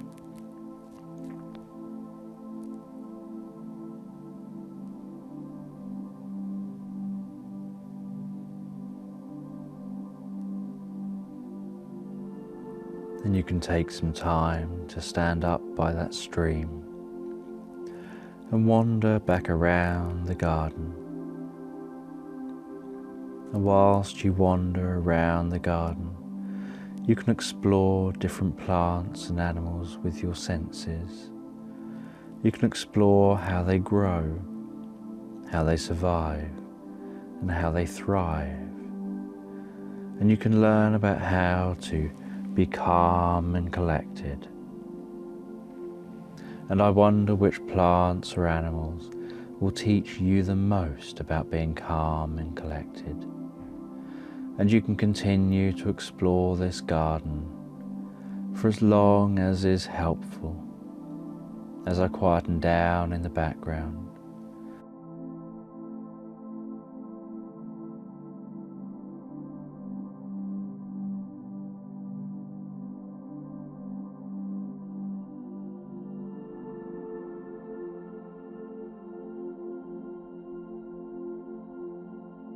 As you listen to me, you can begin to focus on your breathing. You can focus on breathing in and out in a comfortable rhythm. And while you breathe in and out in that comfortable rhythm, my voice can begin to guide you on a journey into deep relaxation. And as you breathe in and out, you can notice what the air feels like as it passes through your nostrils. And you can hear my voice and you can hear other sounds. And you don't have to pay any attention to those other sounds. And as you listen to my voice, you can feel the weight of your arms and legs. And perhaps you hadn't been thinking about them until I drew your attention to it. But now you can notice, when you pay close attention, which arm is the heaviest and which arm is the lightest, and which leg is the heaviest and which leg is the lightest. And you can learn to pay attention to fine detail, to feelings and sensations that you normally don't pay attention to.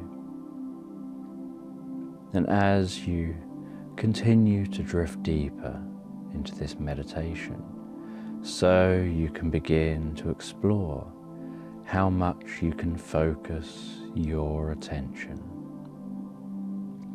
And there is no need to focus on what isn't important. And you can take some time to focus on sensations on your left forearm. Really allow yourself to become absorbed in one small area of that arm. Notice what it feels like, what sensations you have there. And you can really take your time to allow that to manifest.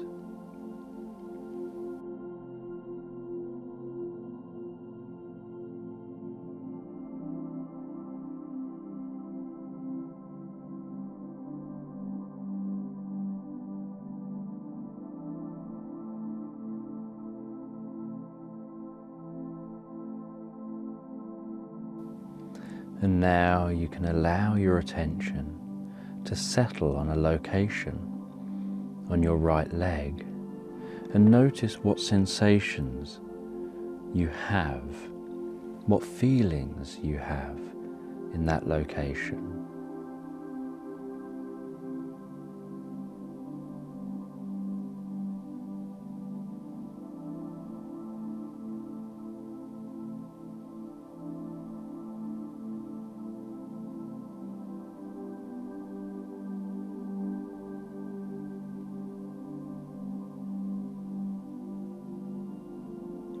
And you can explore a depth of relaxation not often explored, as you now take a few moments to focus on the top of your head.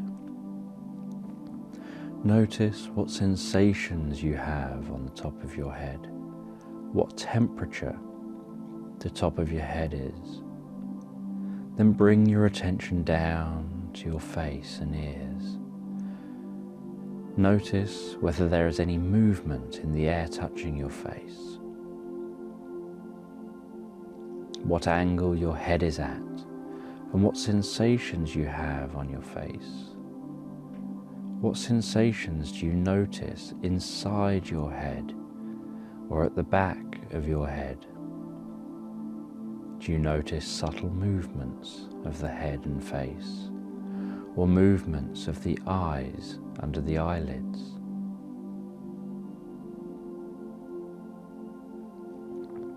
Now allow your attention to move down to your neck.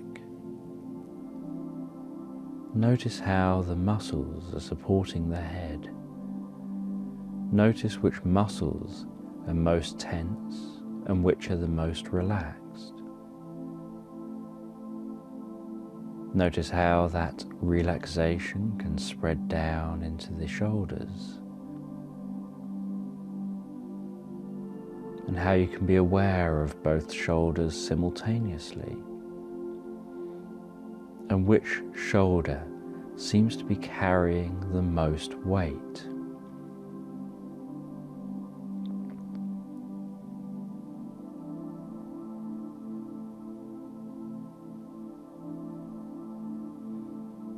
And allow the shoulders to relax. And I don't know whether they'll relax with an in-breath or an out-breath, or whether they'll relax between breaths.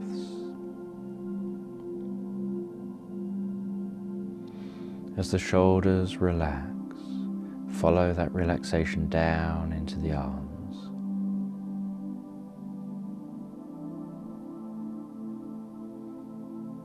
Keep an open mind and allow the open attention to just observe.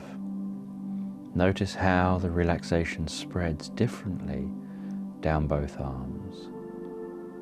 Does it spread with a different speed? Or does it spread in a different pattern in both arms? Notice how both arms are unique. Continue to allow that awareness to follow the relaxation right down to the fingertips.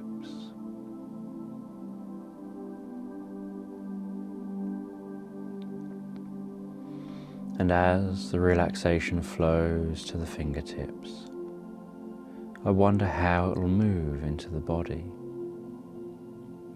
With each breath you take, the relaxation can spread in its own unique way.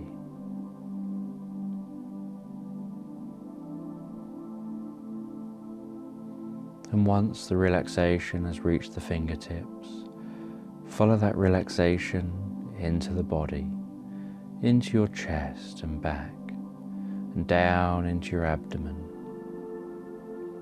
Notice how the relaxation moves and flows, and what happens to the rest of your body and mind as relaxation continues to set in. Continue to keep that open awareness.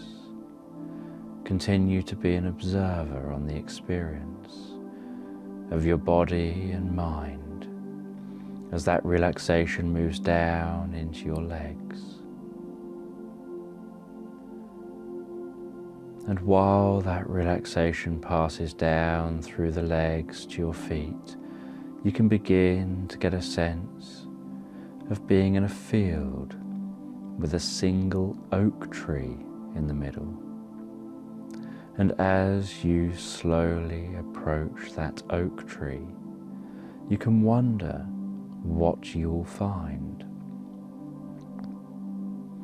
As you reach that oak tree, so the relaxation can reach your feet.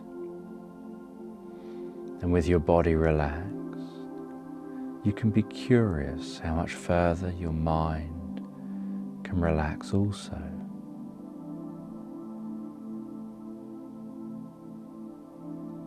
And at the oak tree, you can walk around it, feeling the bark with your fingers, noticing the texture, noticing the colors, noticing the smell of the tree.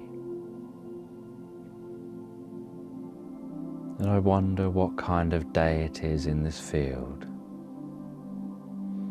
And as you walk around the oak tree, you can notice a small door. And with curiosity, you can reach for the door. And as you open the small door, it can open larger and larger. And I wonder what sound that door makes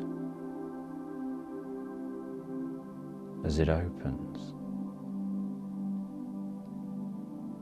And the other side of the door, you can see stairs spiraling deep down under the tree. And in a moment, you'll begin to walk down those stairs with a sense of intrigue and wonder.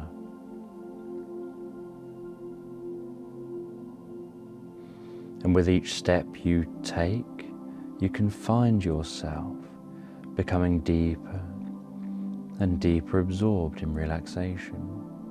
And you can find yourself going 1/10 deeper absorbed into relaxation with each count that I make from 10 down to 1.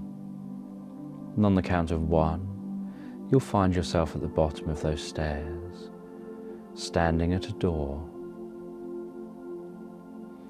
10, beginning to walk down those stairs, becoming deeper and deeper absorbed in deep relaxation. 9, curious about what will be through the door at the foot of the stairs. 8, being aware of what each step feels like, and I wonder what you can see, hear and feel as you walk deeper and deeper. 7, becoming more relaxed with each step. 6, allowing relaxation to continue to spread comfortably through the mind and body as you listen to me counting down.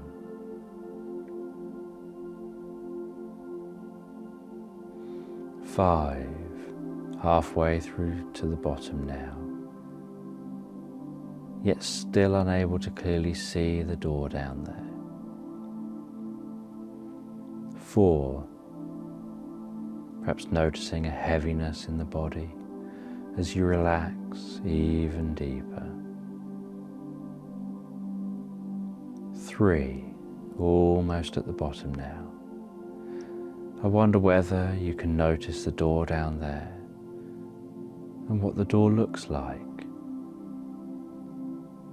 2, stillness can begin to appear through the mind and body.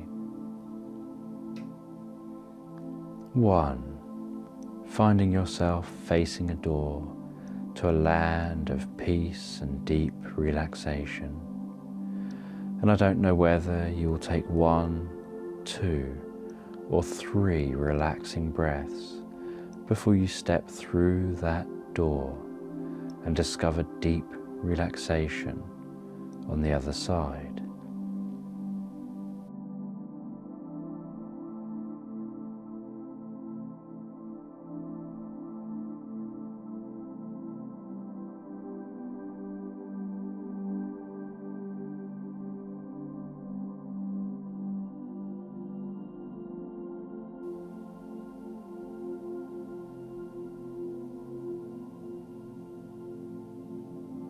That's it.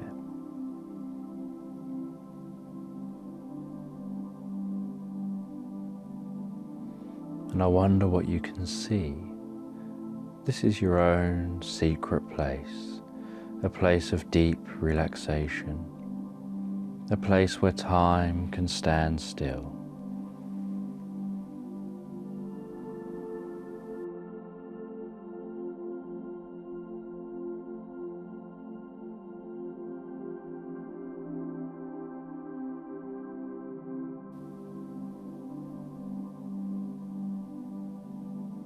That's it.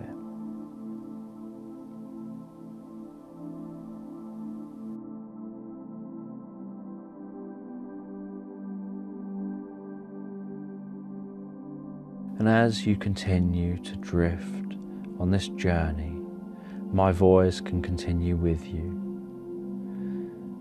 as a comforting part of your experience while you relax deeper into this guided meditation. And as you follow along with this guided meditation, you can continue to enjoy a process of change. And as you continue to enjoy a process of change and relax deeper into the meditation, you can begin to wonder how you will develop the ability to improve your self-image. And you can begin to make changes on an unconscious level. And you don't have to know how these changes will occur. And you can imagine yourself standing in front of a window. And you can be looking in through that window and see someone that you know loves you. And you might not even recognize that person. All you know is that they love you. And you can be curious about how you know that that person loves you. What do they do to demonstrate that they love you? How do they behave? What do they think? How do they talk to you?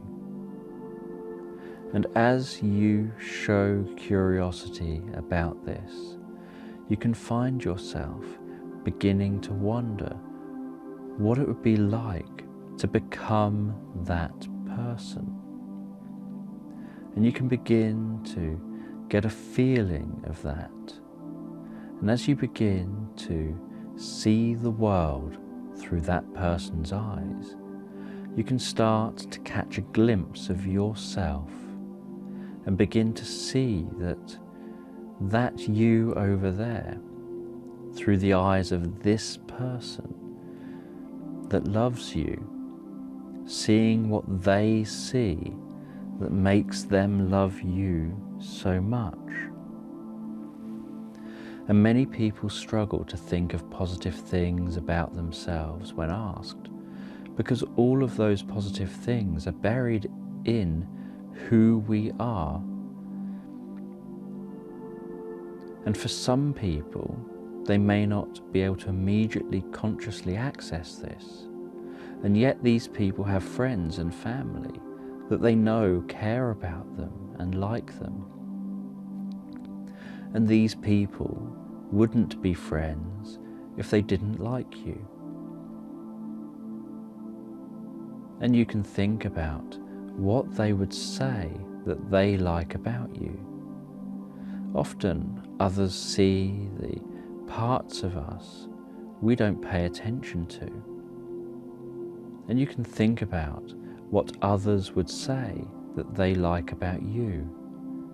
And while a part of you thinks about what others like about you, you can understand and integrate what I'm saying on an instinctive level. And a sculptor will take a large stone and see the beauty inside that stone. The sculptor will keep that beauty in mind and will start chipping away. And they'll sweat and they'll work hard and they'll struggle. And at times they'll want to quit, yet they'll continue to chip away day after day, night after night, until they've removed all of the unwanted stone.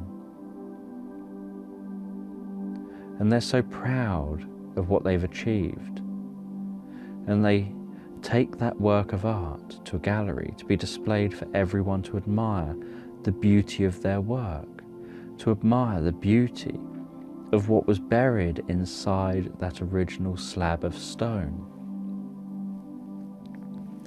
And people admire the beauty and all the hard work that went into creating that work of art. And you can create your own personal work of art from the inside out in your own unique way, and see beauty in your own work of art created from the inside out. And looking at a garden, you can think that the lawn looks beautiful, and that all the grass looks neat and even, and all the grass looks the same. Yet when you get close to that grass and really pay attention, you notice that each blade of grass is different. Yet all of the blades together share a similarity, and all people on the planet share one similarity. And that similarity is that we are all unique and different and beautiful in our own way. And you can begin to absorb the meaning in my words from the inside out as you continue to be absorbed in this guided meditation. And you can become more absorbed in this guided meditation and develop your focus. You can focus on your strengths and skills, on your positive qualities, on those aspects others like and respect about you. And you can focus on how to believe in yourself, believe in what you can do.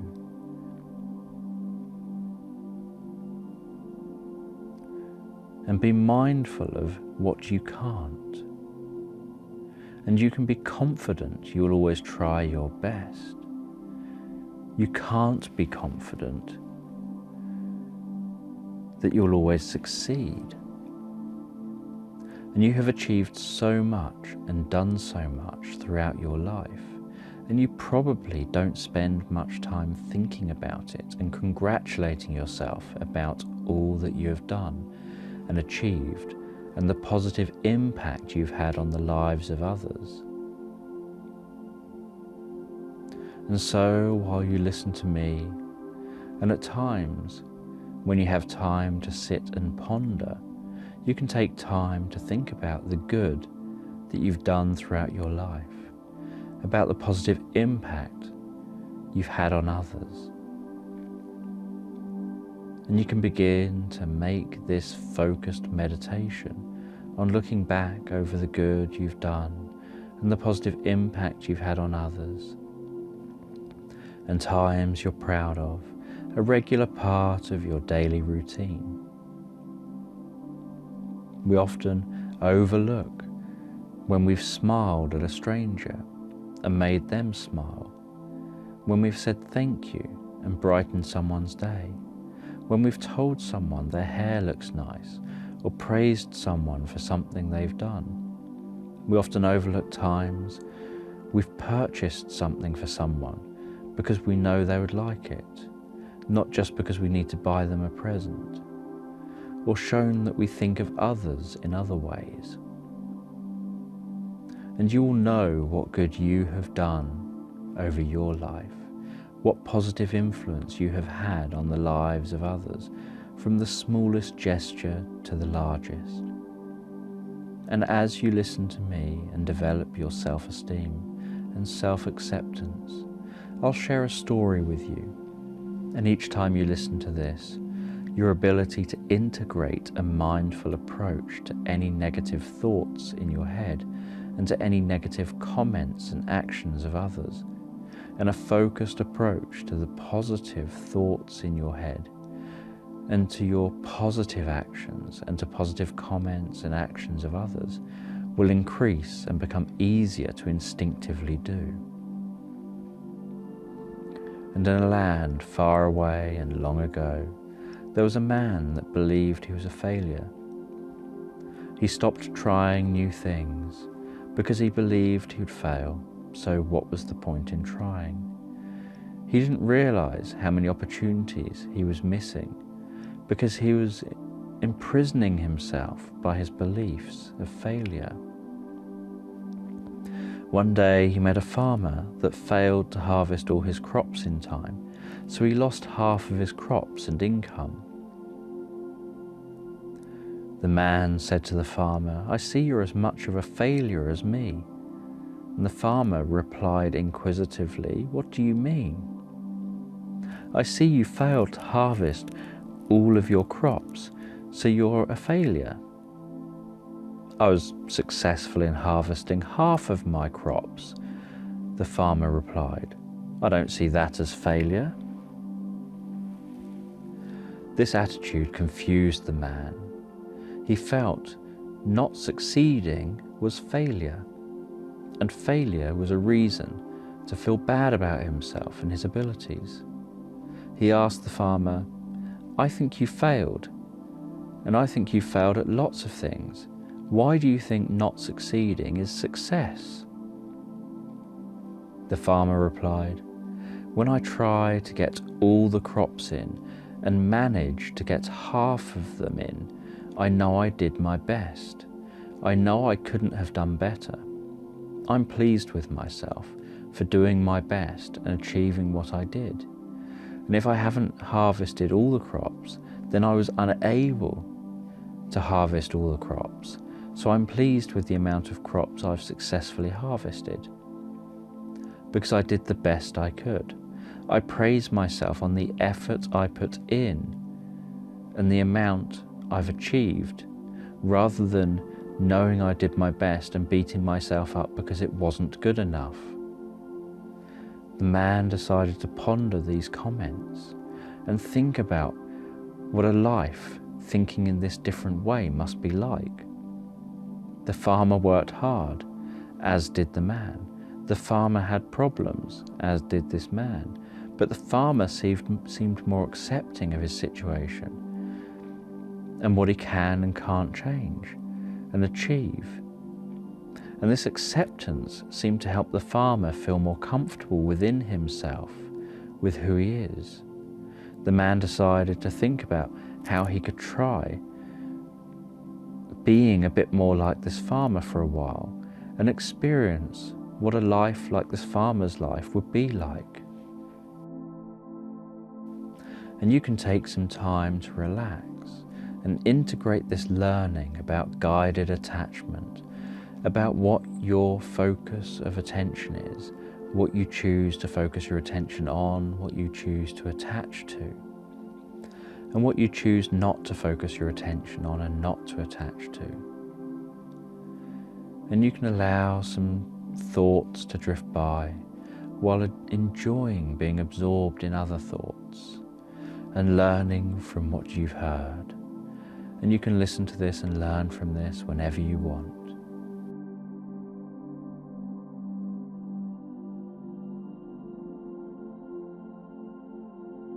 Now, it's perfectly natural for your mind to wander.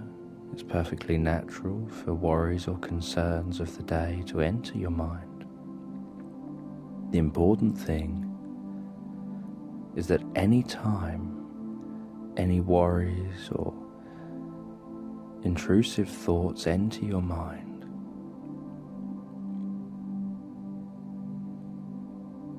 you allow yourself to acknowledge those thoughts and then move on by focusing on the task at hand. Focus on breathing in and breathing out. And as you breathe in and breathe out a few times, then begin to focus on the top of your head. And you're just focusing on allowing yourself to discover sensations and feelings that you normally overlook. In the same way that someone can put a pair of glasses on, and to start with, they're aware that the glasses are on their face. But after a while, they stop being aware of the glasses.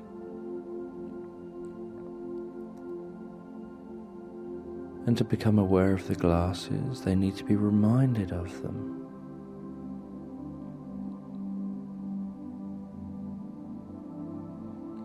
So just focus on the top of your head and notice what feelings and sensations are there. Perhaps you can feel the hair on your head. Perhaps your head's resting against something.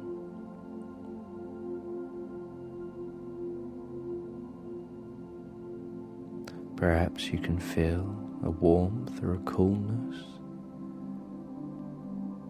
or an itchiness or a tinglingness. Just notice what you can notice.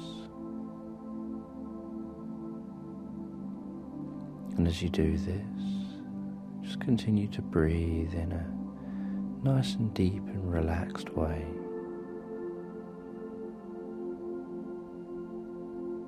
And allow your awareness to drift down to your forehead.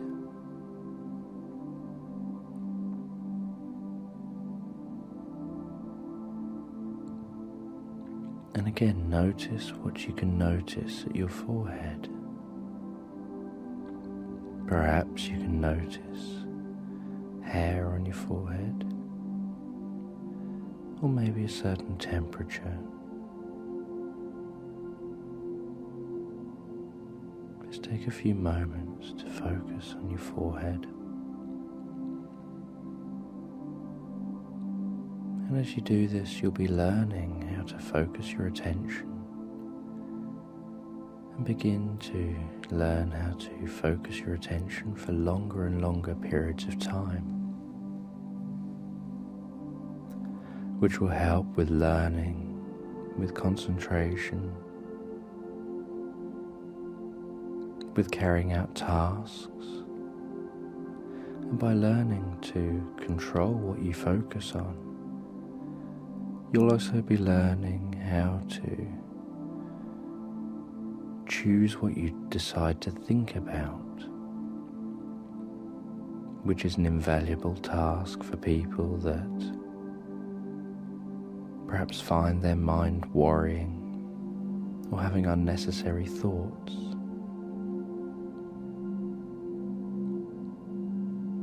So just notice what your ears feel like.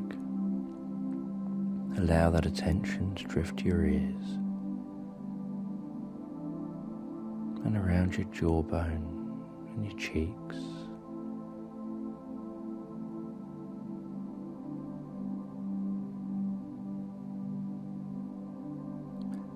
And what do your eyes feel like? What do your eyes feel like? And your nose and your mouth.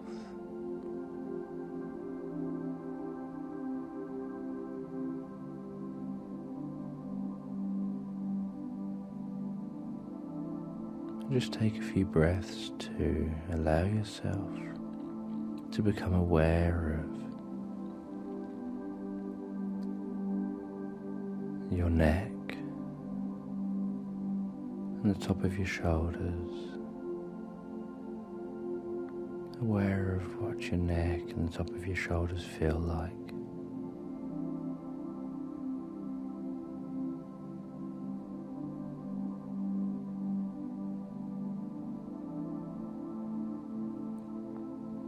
And with a few breaths, allow yourself to let that focus drift down to your chest muscles. And can you feel clothes on your body?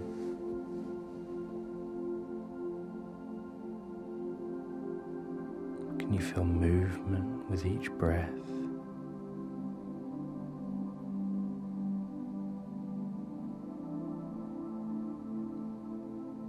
Can you feel any temperature? And just allow that attention to drift down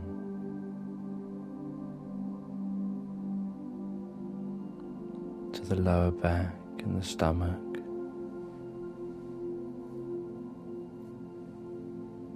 Being aware of the lower back and the stomach, what they feel like.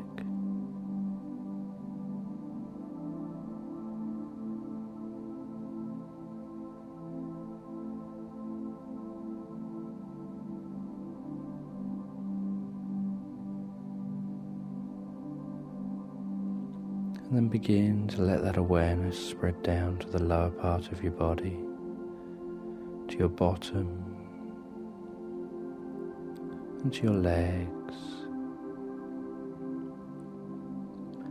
Having an awareness perhaps of a heaviness or an immobility or a certain temperature or certain feelings in your bottom and in your legs.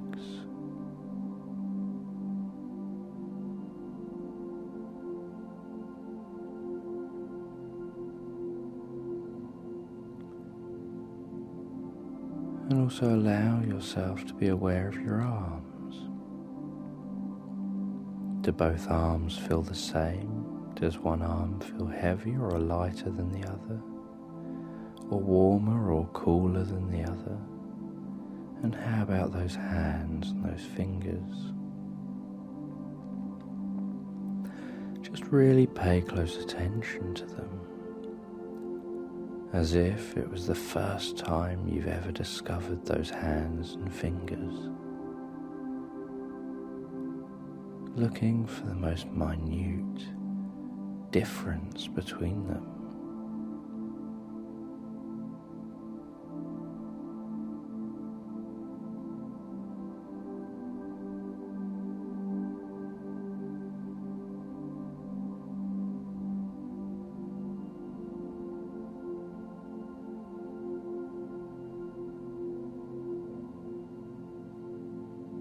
That's it.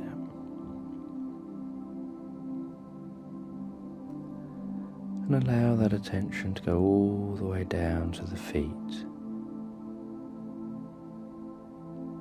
And being aware of what the feet feel like. Perhaps they're resting on something. Perhaps they're wearing shoes or socks. Just noticing the sensations there.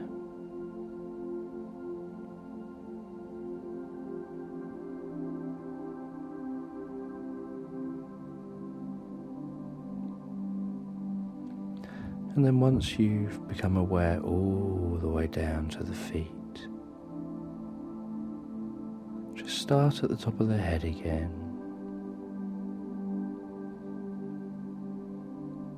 And this time just imagine, as you're aware of each part of your body, that a comfortable light is filling you up from the head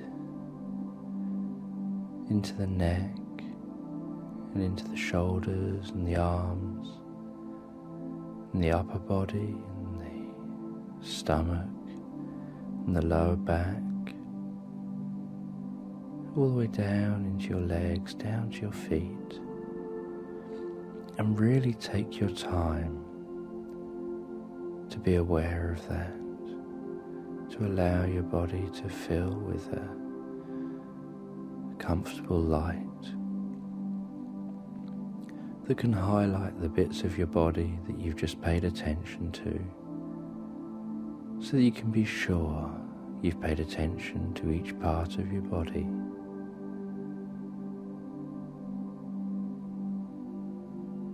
And then once you've done that and you've filled your whole body with a comfortable light, you can just allow your mind to focus on your breathing for a little bit and have an awareness of the whole body as a whole being.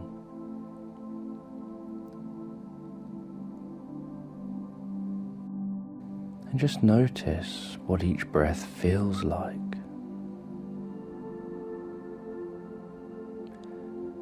Notice the movements that occur within your body as you take each breath. The way the stomach muscles move, the way the muscles around the side of your stomach and rib cage move,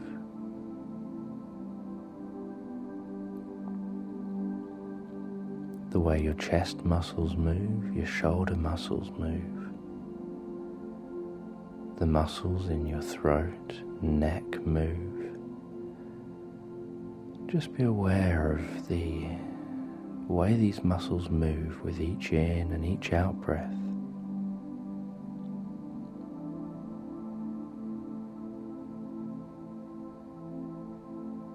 And the way the nostrils move, or the throat or the mouth.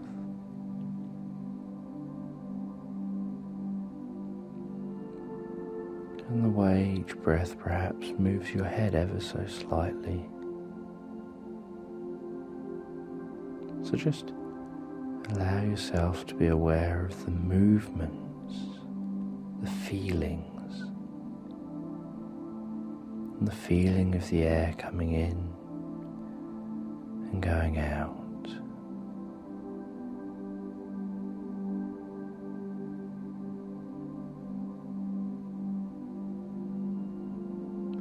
And perhaps the sound of each breath in and out.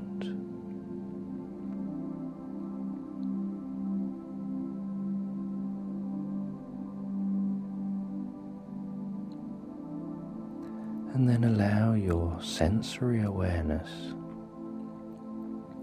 to begin to expand. So begin to notice what it feels like to be sat where you are. Or perhaps you've chosen to lie down.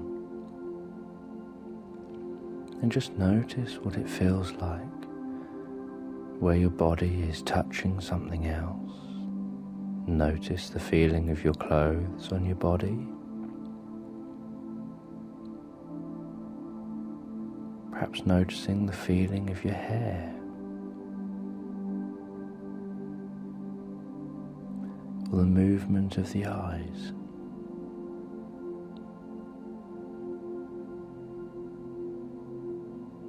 Or perhaps noticing the feeling of each time you swallow.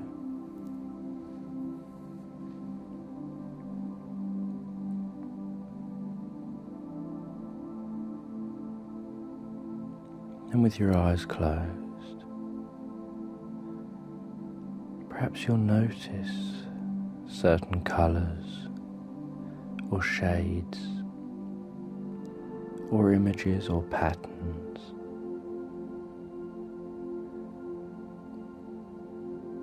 Just allow your ears to open up to the sounds around you, as well as your breathing. What else can you hear? Just allow yourself to notice what else you can hear around you.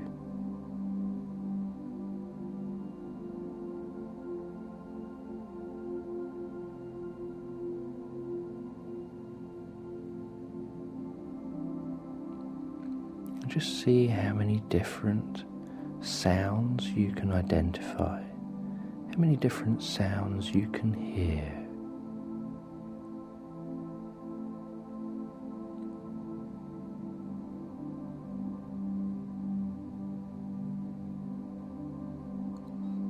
And so just take a minute or so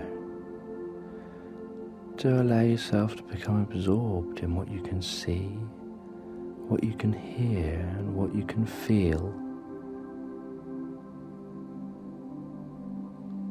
And with practice, you can really learn how to access this relaxed, focused state of mind, where anytime your mind wanders, you just bring your attention back to the task at hand and allow yourself to just be in the moment, absorbed totally in the moment, aware of what you can see, hear and feel. In a non-judgmental way, just being in the moment. And so you can take a few moments to enjoy a few more breaths and a little bit more silence.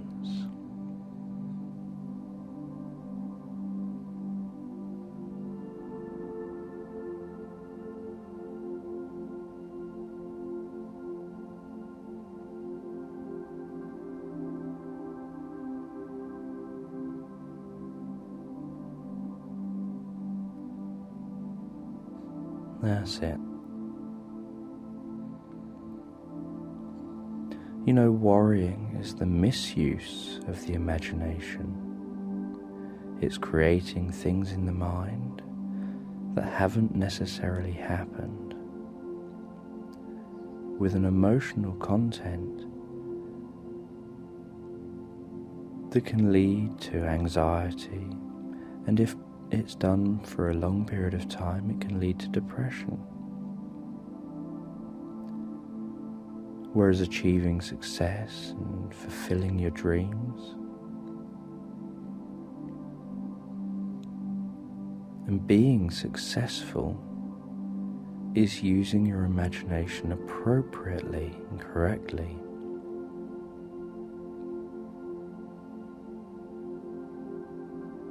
Now the trick is to use your imagination for problem solving,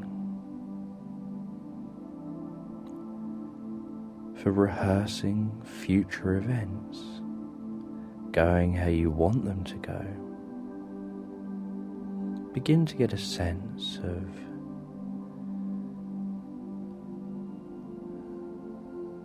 tomorrow, and begin to get a sense of what you think will happen tomorrow.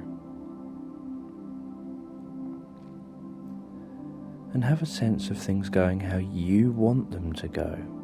So if there's going to be any challenges or any difficulties tomorrow, imagine you dealing with those. So imagine you seeing yourself in your mind's eye, going through tomorrow, dealing with any challenges appropriately. Perhaps that you remains calm. Perhaps that you seems to think of answers or solutions. Whatever it is, just watch that you.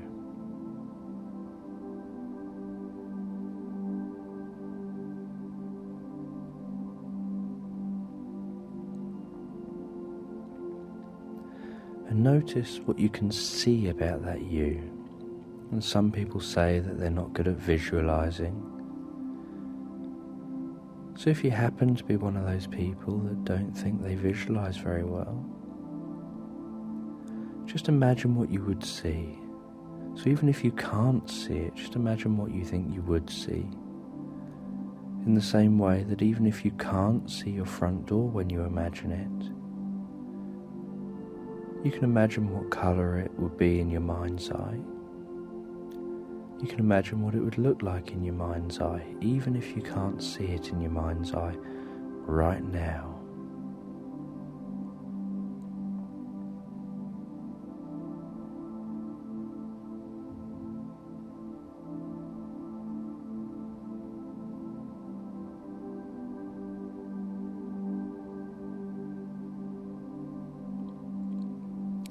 And if anything comes up in your mind that perhaps is intrusive, like any worrying thought,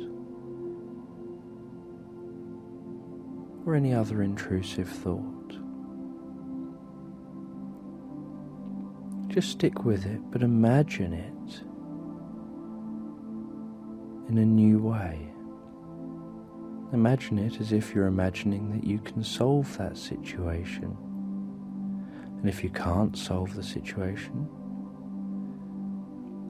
just imagine it being dealt with so that you no longer worry about it. No, it doesn't matter that this is just in your imagination and not in reality. The important thing is to begin to teach your mind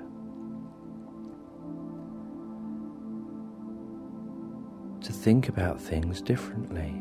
So instead of worrying and seeing things going wrong all the time, it's about teaching your mind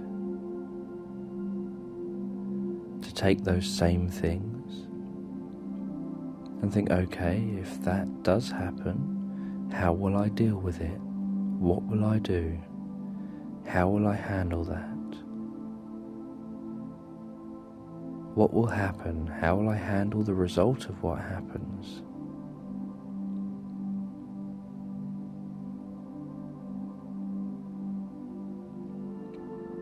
If it's worrying, for example, about what others think of you, or others think of something you've done,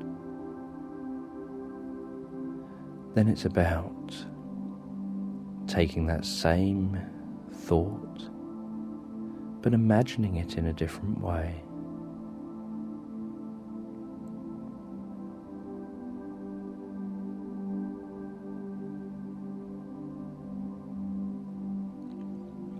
Imagining, for example,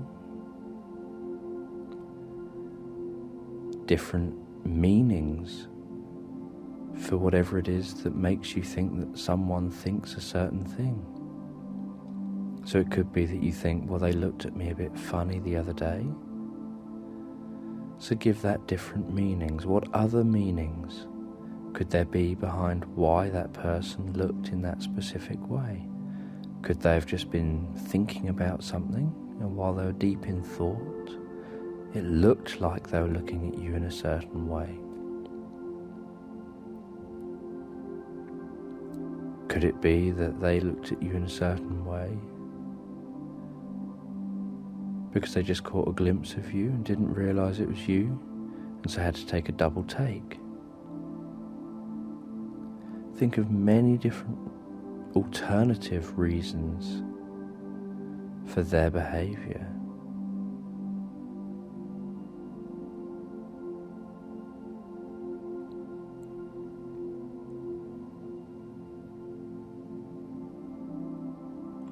So it's about beginning to learn how to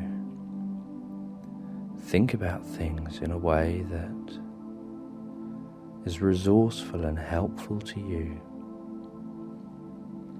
and beginning to use your imagination and have control over your imagination instead of your imagination having control over you.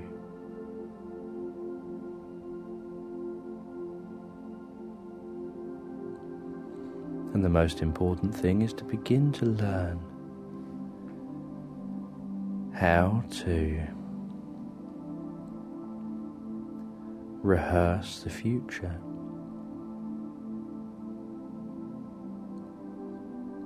So imagining situations that would have previously made you feel anxious or feel some other negative feeling.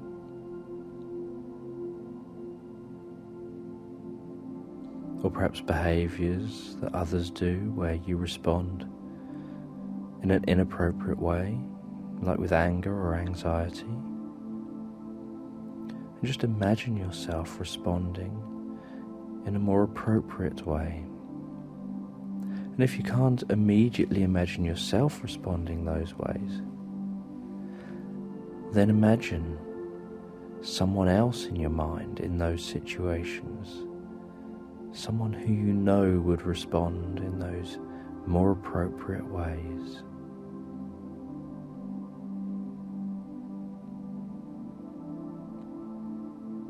And notice what you see, what you hear, and what you feel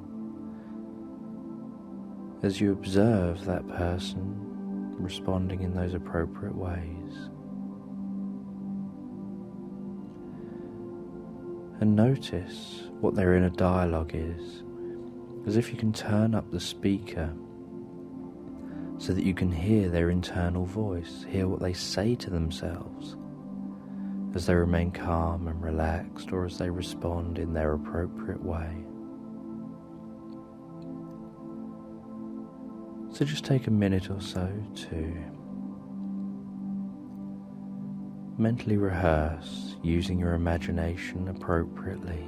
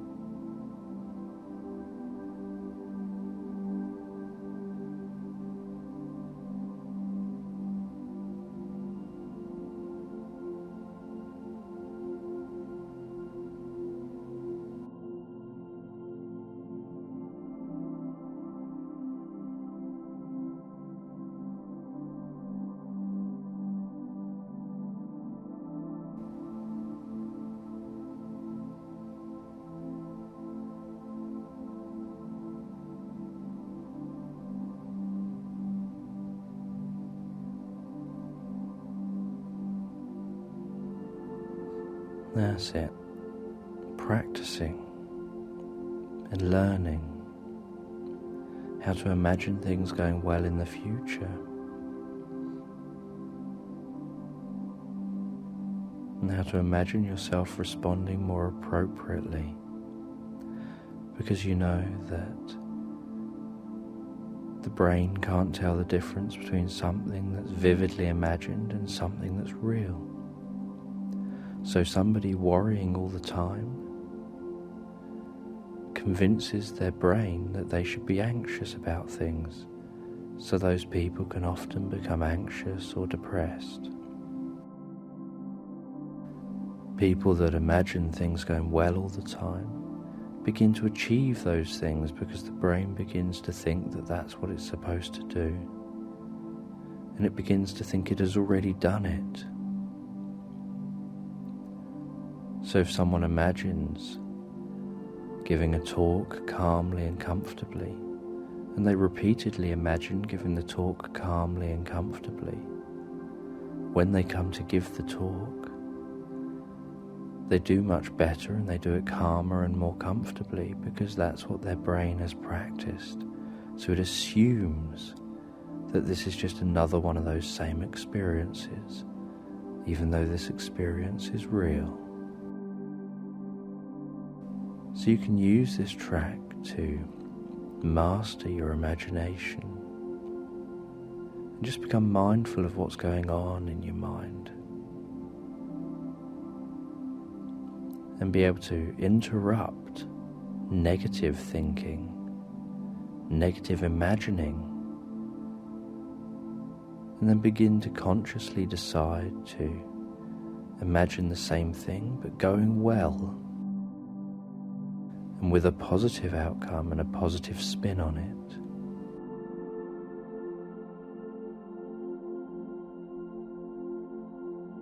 And as you begin to focus on my words, or focus on your thoughts, or perhaps focus on the spaces between my words or your thoughts, you can just enjoy a moment's peace. You can enjoy a moment of really not having to do anything at all.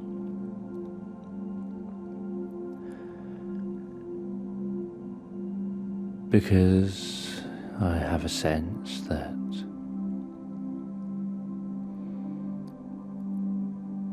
you've had a tough time of it with some things, and really just need your space to relax. Really just need that place in your mind, do you not, where you can go and really be at peace. Really enjoy some serenity, and you know what I mean on some level, do you not? And so as you listen to me, you really don't have to try to do anything other than listen along and take what it is that you'd like to take from the experience.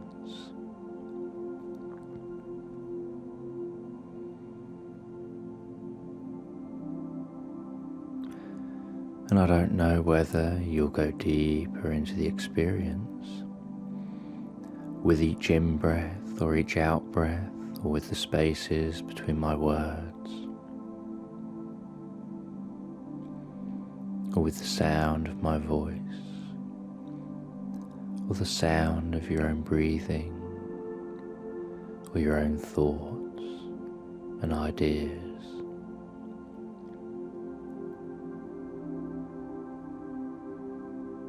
And I'd like to have you take some time to really picture serenity, to really picture tranquility,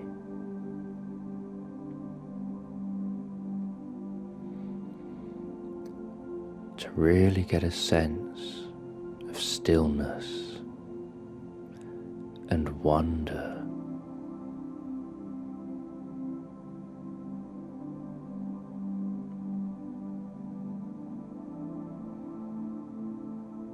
And you can wonder, you really can wonder as you wander through your mind, through your thoughts, wander through ideas.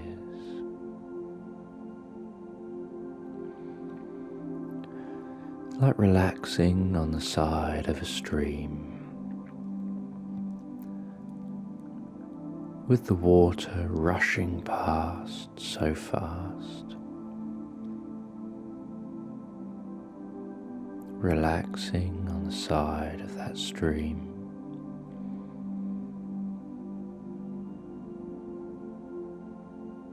Just like thoughts rushing past so fast, just relaxing on the side of the stream. With the stillness of a trunk of a tree perhaps just behind you or elsewhere, with the gentle movement of grass and leaves,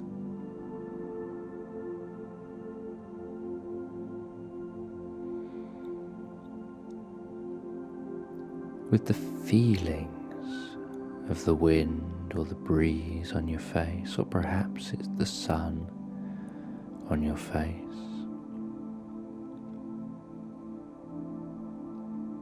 Just a certain warmth and comfort, and you really understand comfort.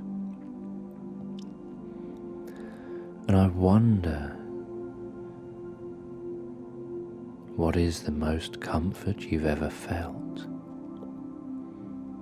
And you know that even though you don't know it. And you know that even though you don't know it.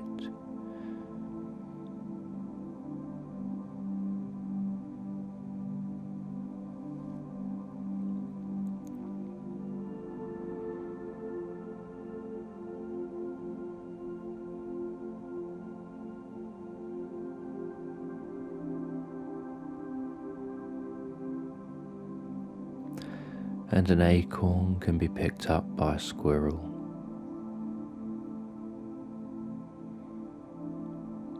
And the squirrel can bury that acorn for safekeeping.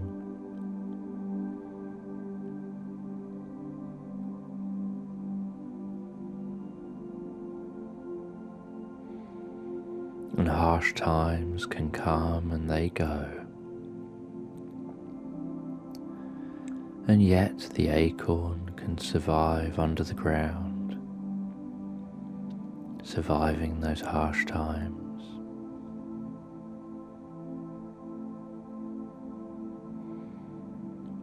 And sprouting up just when the time is right.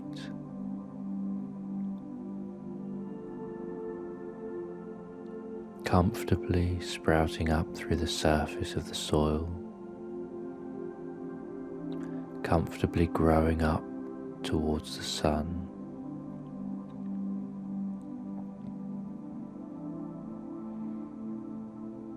Comfortably growing healthily, comfortably growing roots down into the soil deeper and deeper, stretching far down into the soil, getting all the correct nutrients into that body of the acorn, and passing all the toxins out of that body of the acorn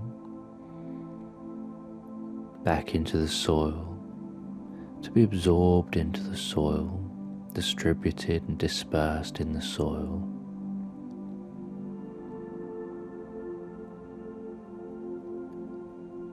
And drawing in more nutrients and more wellness and more growth and comfort and stability and strength with those roots to be able to really stretch up flexibly and comfortably.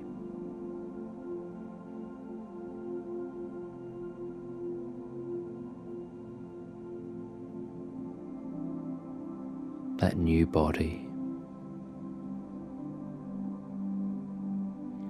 using just the right amount of nutrients, absorbing and drawing in just the right amount of nutrients for healthy living, healthy well-being, and comfort.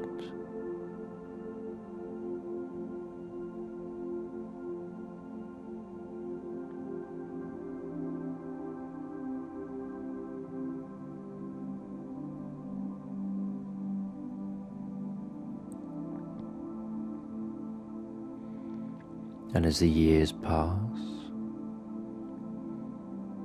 the body grows and develops comfortably, firmly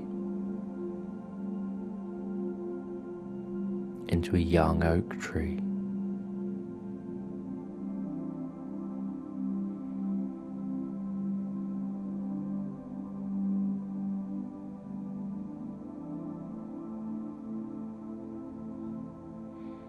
With the strength to stand up for itself comfortably and to flex when necessary to weather storms and harsh weather as it continues to grow. And every storm, that new oak tree survives and has survived, just lead to that oak tree being stronger and better able to handle any future storms.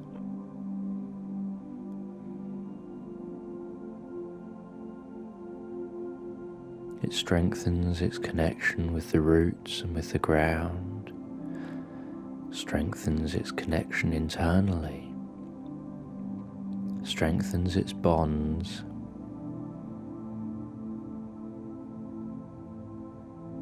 for getting just the right amount of nutrients whilst flushing out all toxins.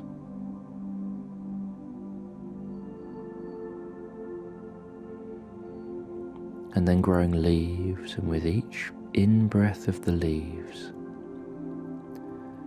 drawing in just what is needed to heal and grow comfortably, correctly and fully, keeping the perfect measure, the perfect balance of all that should be internally, to behave with the perfect measure and the perfect balance, with a sense of clarity, calmness.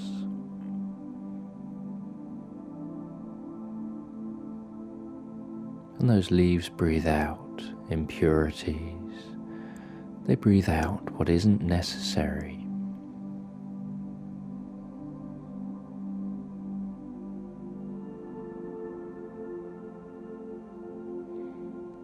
And all this happens automatically without any thought.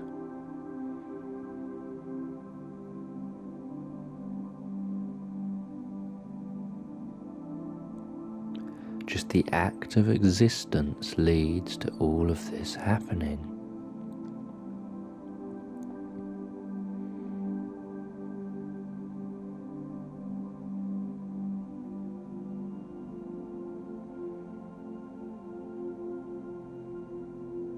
And that tree grows big and strong.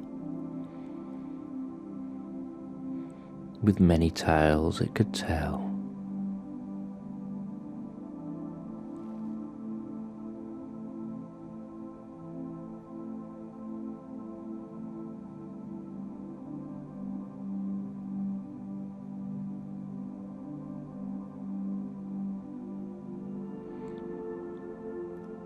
And you really do have the strength to feel good about certain things.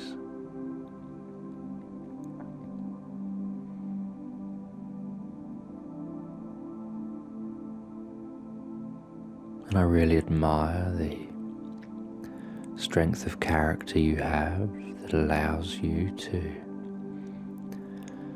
be able to keep going despite having certain knocks and bumps in the road.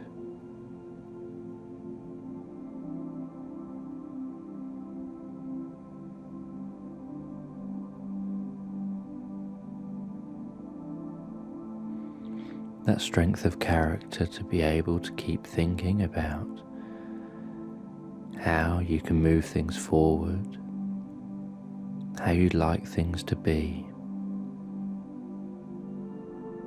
and to keep picking yourself up and keep trying, and keep rising above it all.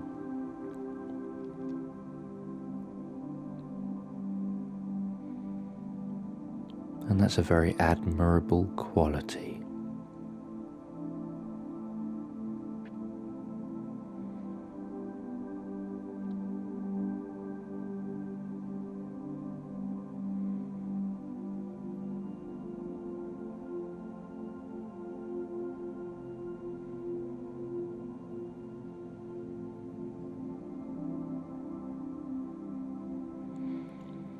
And as you listen to me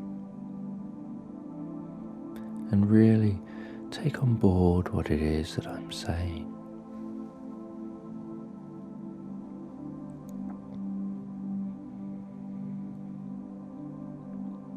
you can get a sense of what it would be like to walk through a doorway into another place and time.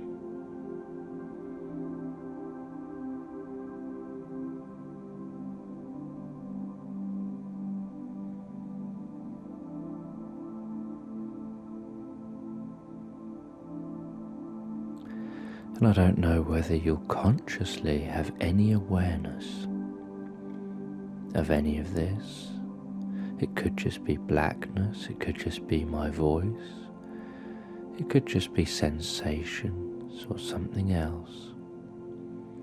As all this goes on in your mind,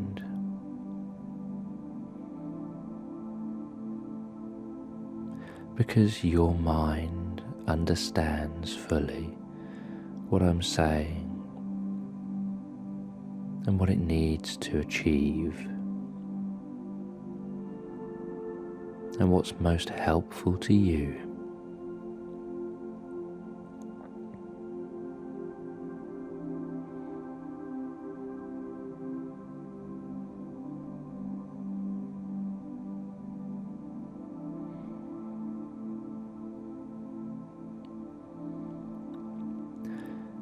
And what does serenity mean to you?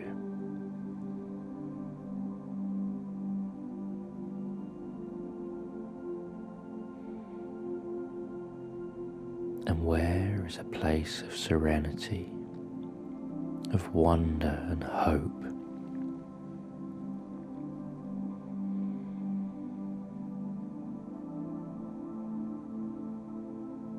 It sounds like things have been a bit of a struggle. Yet, you're here listening to this now.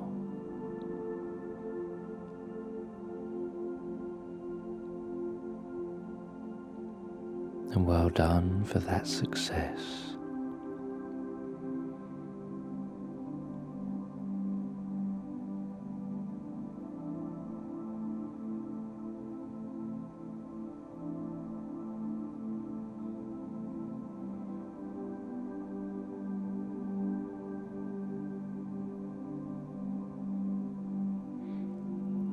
Because I know that you were thinking fairly recently about how much hard work it is to keep going.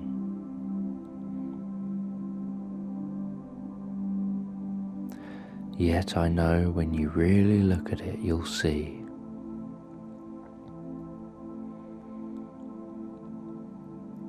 how valuable keeping going is. I don't know whether you'll notice how valuable keeping going is to yourself or to others.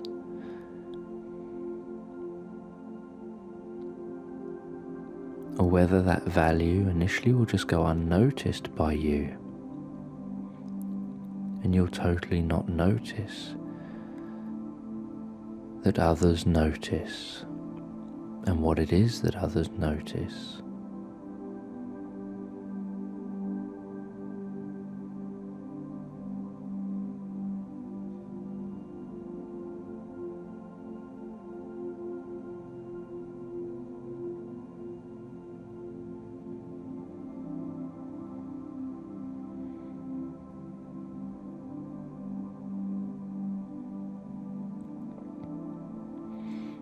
And you know, as you listen to me, you can feel comfortable and experience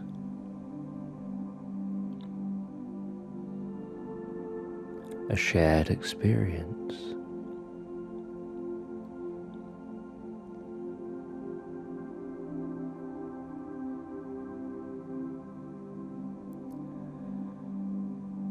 And I wonder what you will notice about how you touch the lives of others positively.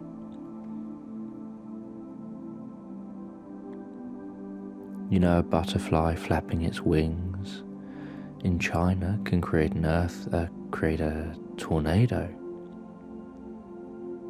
or a hurricane in America.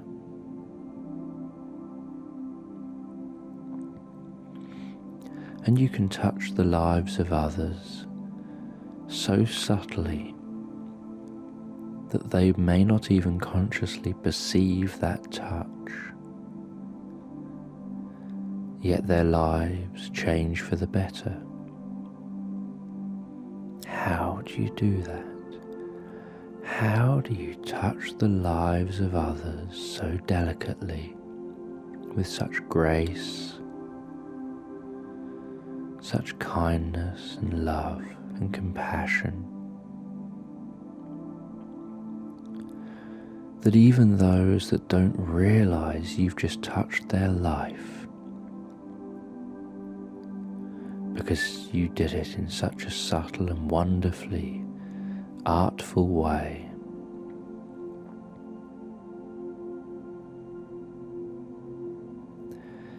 yet their lives change with time for the better.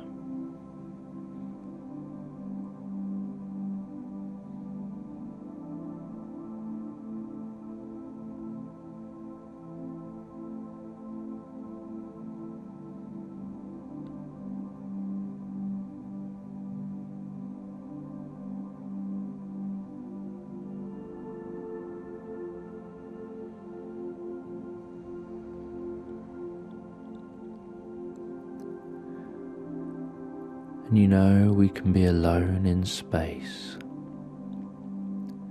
and there's no up, no down, no left, no right, no forward, no backwards.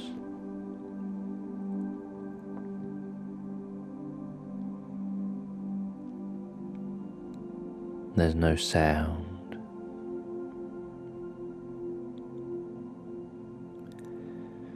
Just us in space, like a consciousness in space, like a consciousness as the energy of the universe. Just consciousness permeating, shared, spread out throughout the whole universe, aware of everything and aware of nothing all at the same time.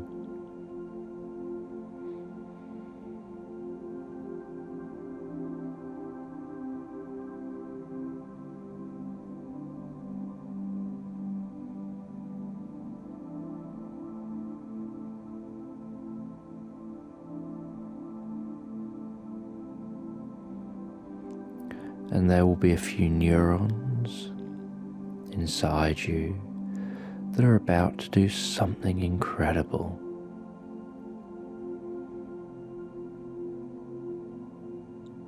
And they don't have to do that just yet. They can wait for just a little while, prepare themselves to do a good job when they do that incredible thing.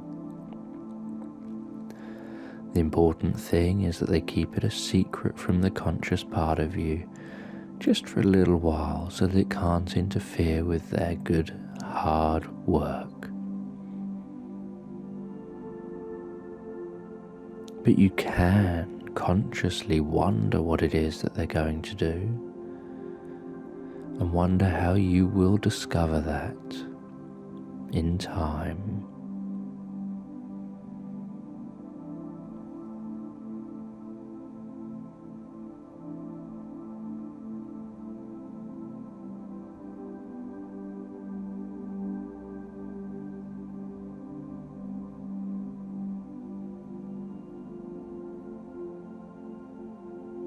And you know, when all the dials in a car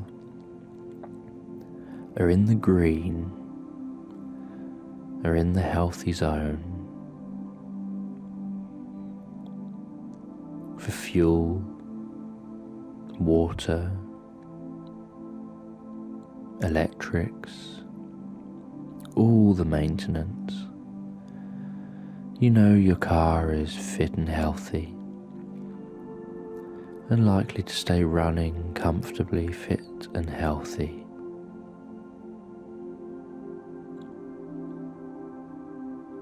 And your unconscious knows how to ensure your dials are set within the green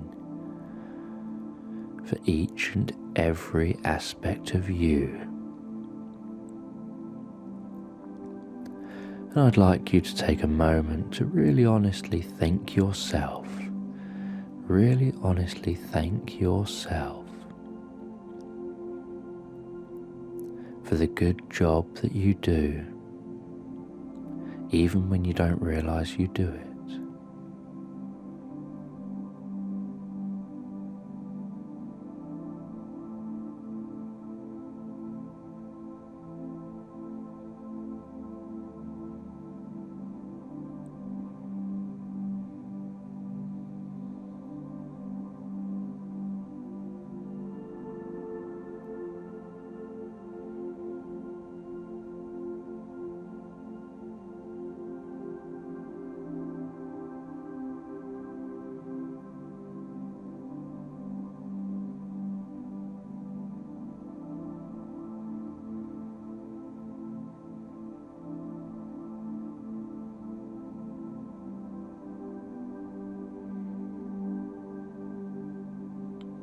That's it.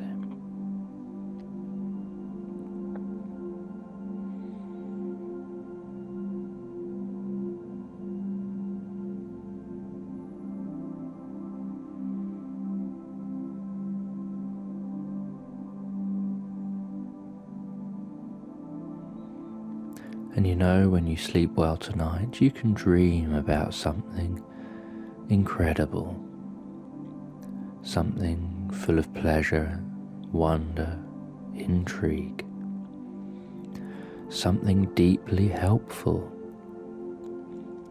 And the question is, will you remember that dream when you wake up fully refreshed in the morning?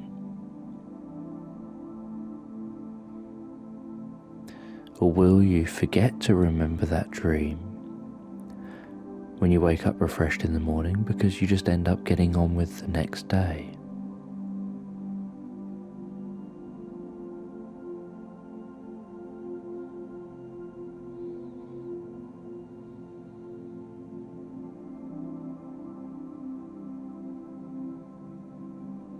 And you really can honestly and fully get everything you need from this track. And I personally honestly believe you have an immense amount of wisdom, an immense amount of friendliness, an immense amount of love to give.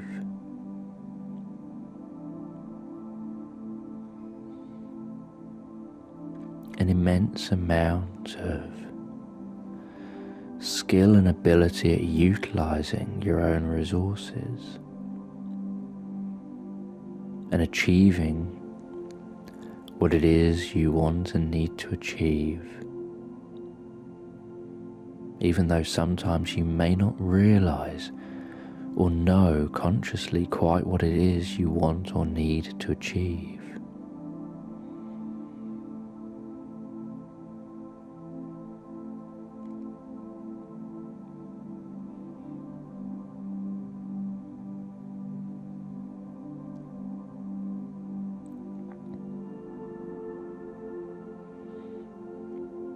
And you know you can find your medicine through compassion, love, kindness,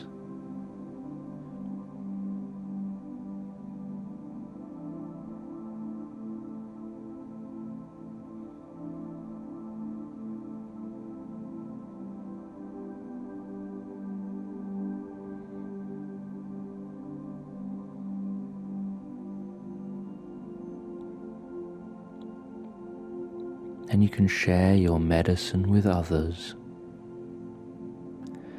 in a way that can help to heal others that are less fortunate, that don't seem to have as good self-control, don't seem to have quite such good ability to project love, kindness, compassion.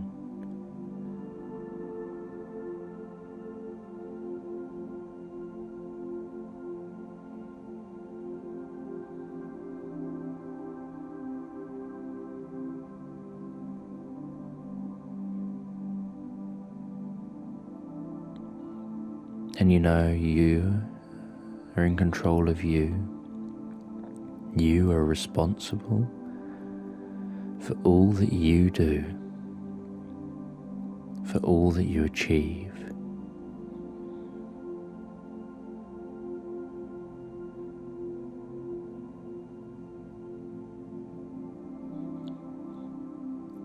People don't make people happy or sad.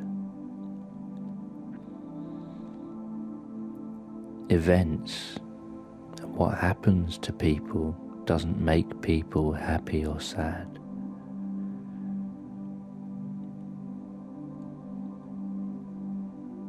People make themselves happy or sad by the choices they make in how they respond to what happens to them. And it's okay to feel sad when it's appropriate, to feel sad because actually you feel sad because you miss someone or something, or whatever other reason it happens to be. It's just having an awareness that that is okay.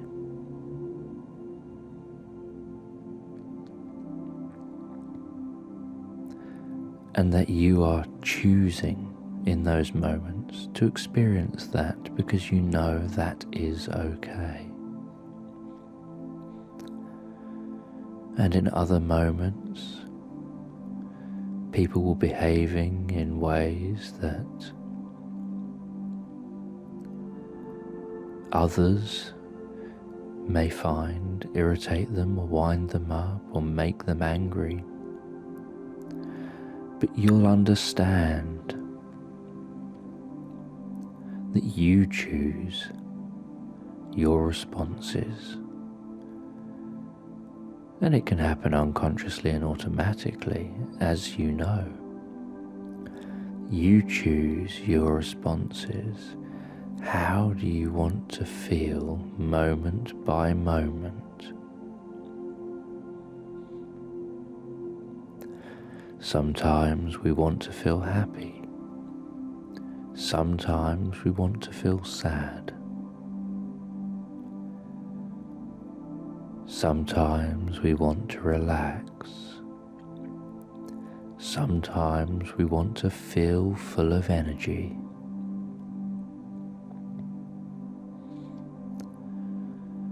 And you can always keep in mind that you decide how you want to feel from moment to moment. You can keep in mind that that can happen automatically and unconsciously.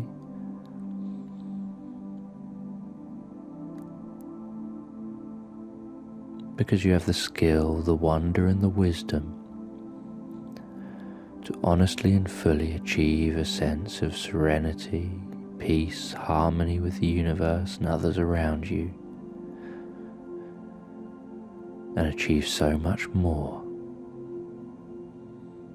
Wisdom is the path to your freedom from the old ways.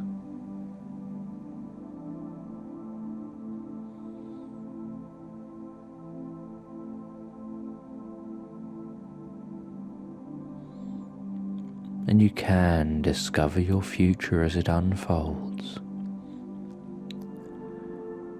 like an enjoyable path already laid out that's only revealed to you moment by moment, step by step.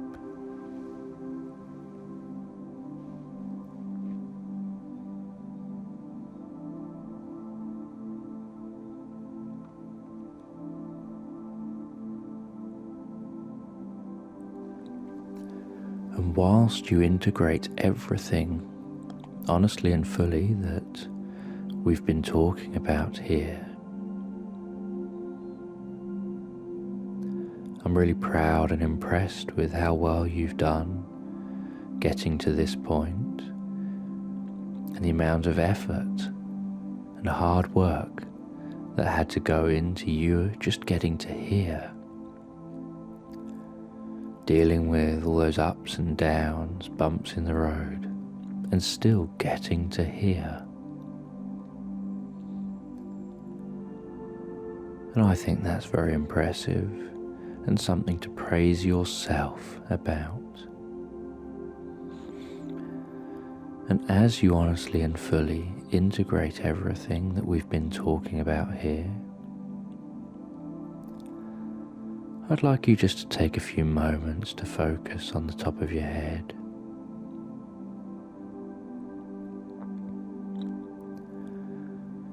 And I don't know whether you'll imagine a light beginning to encompass the head,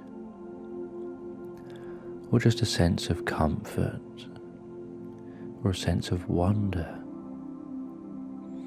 or just a sense of awareness of what that part of your head feels like.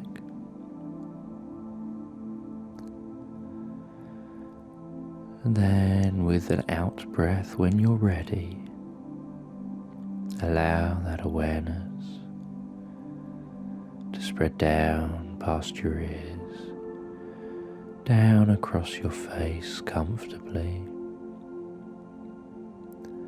And I don't know whether you'll notice that comfort spreading down across your face, whether you'll notice comfort around the eyes as it sets in, comfort around the forehead as it sets in, or comfort around the jaws, the cheeks.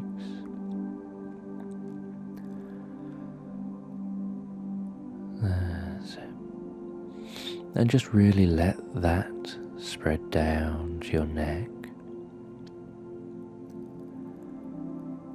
and gently spread out into your shoulders. And I don't know whether it'll spread faster to the left shoulder or the right shoulder, or whether it'll spread comfortably at the same speed to both shoulders. And really take time to pay attention to that and notice for yourself where in those shoulders feel most comfortable now.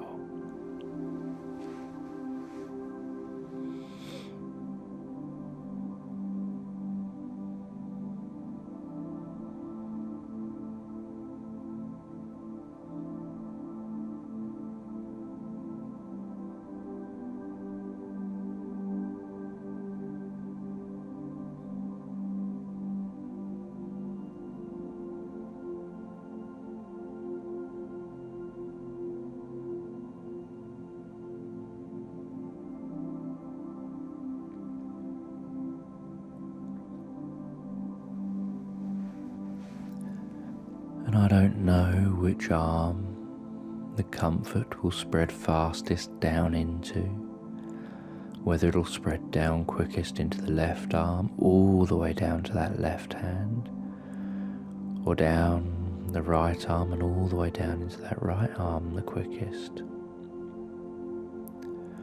or whether it'll be as if that comfort radiates from the hands upwards to meet the comfort in the shoulders, and whether it'll be in the form of a light or just a feeling or a sensation or something entirely different, before it begins to spread down through the body. And you really can wonder which hand will achieve that comfort first.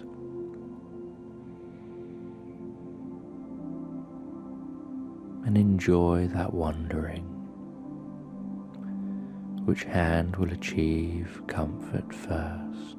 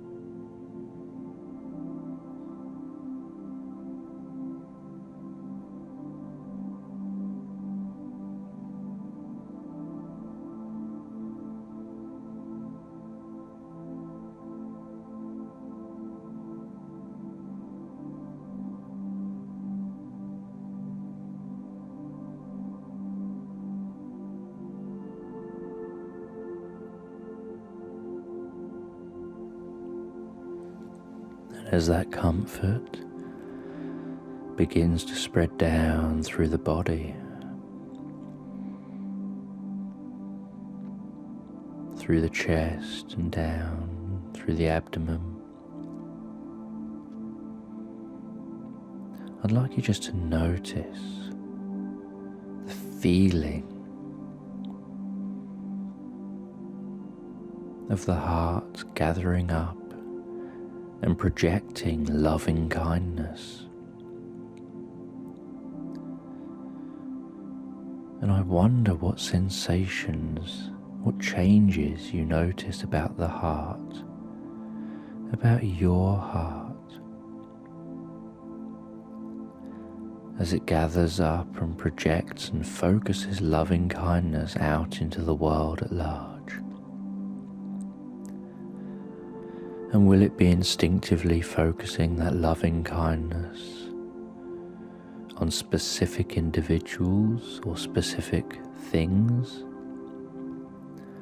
or generically out to everything? And it can be something you can just discover, not something you can decide. It's just something you can discover, not something you can decide. And I wonder what changes to the feelings within the heart happen that lets you know it's gathering up and projecting that loving kindness. Almost like the heart is an amplifier of love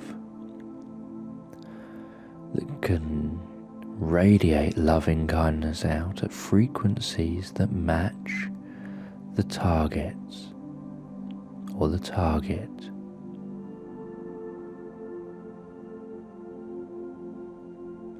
Falling into sync with those targets or target.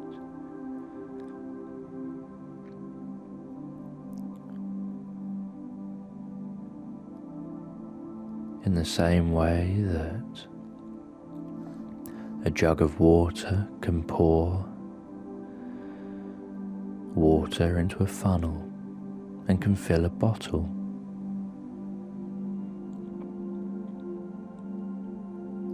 The funnel and the jug of water have to be lined up just right, in just the right place, in just the right way, for that water to be able to pour into the funnel and fill that one specific bottle. They all have to work together. It's no good if the bottle is elsewhere, because even if the water and the funnel are lined up, the water's just going to go on the floor or in the wrong place. It's not easy to pour straight into the bottle from the jug, because it might spill all over the outside of the bottle and not a lot might get in the bottle. So you need to synchronize everything up, making sure that the bottle, the funnel and the jug are in just the right places for it to work. I wonder what changes to the feelings within the heart, or maybe to certain lights or colours or sensations or sounds happen as that happens, as that loving kindness is radiated outwards, as the comfort spreads down towards your bum and your legs, spreading down towards your bum and your legs. And I don't know which leg will feel most comfortable first, but you can just wait, and with each breath you can begin to discover as you go deeper, absorbed in the experience. You can discover which leg becomes most comfortable first.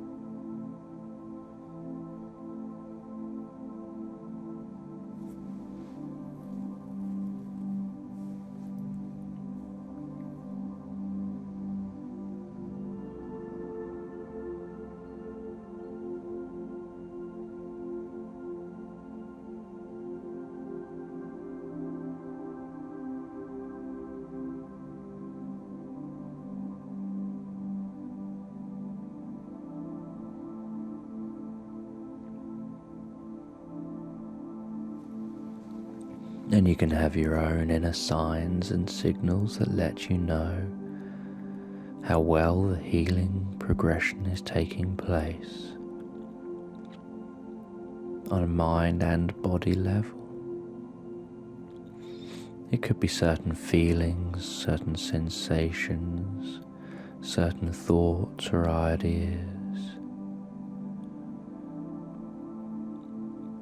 certain smells, sights, sounds, or something completely different. It could even be a deep spiritual awareness.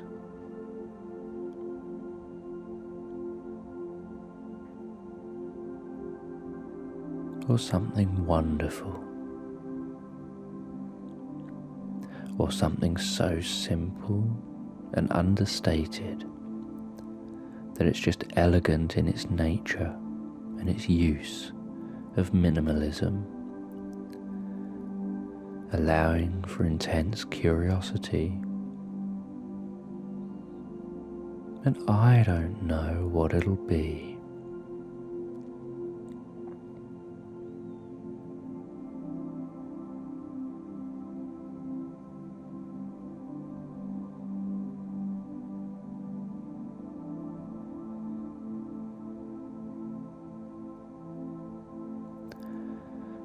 And you can have a sense of what it's like to awaken on a path you don't know,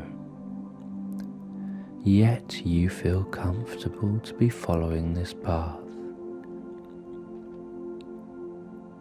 And as you follow this path deeper into the unknown, with wonder and curiosity,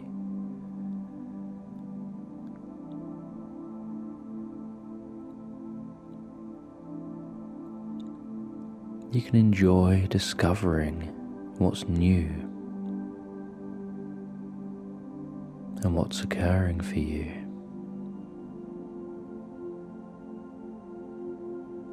And you know, it's interesting to sometimes leave some things behind.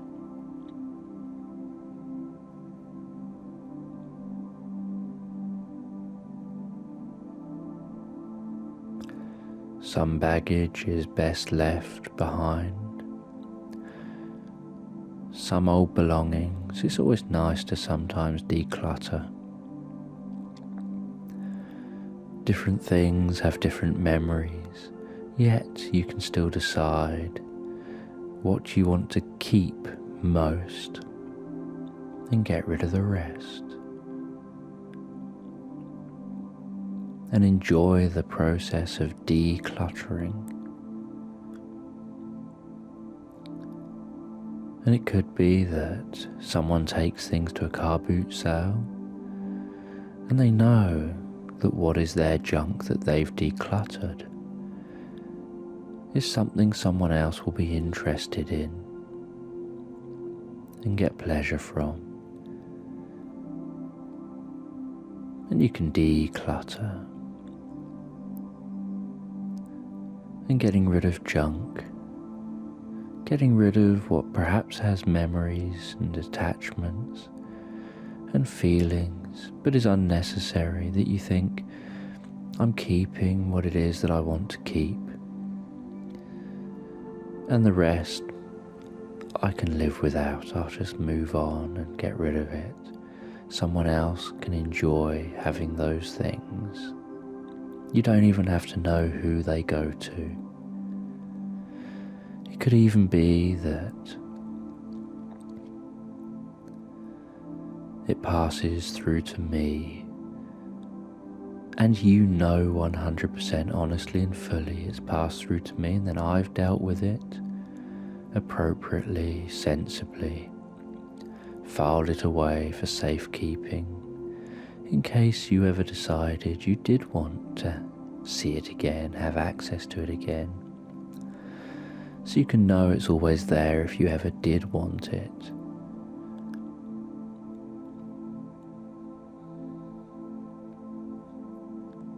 And it's a gift I'm willing to give.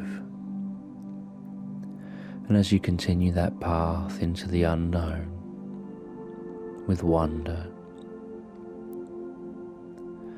You can be curious about something you can see off in the distance. And you can't see it totally clearly just yet. Perhaps you have an idea of what it is, but you can't see it totally clearly just yet. And you can just head to that, honestly and fully.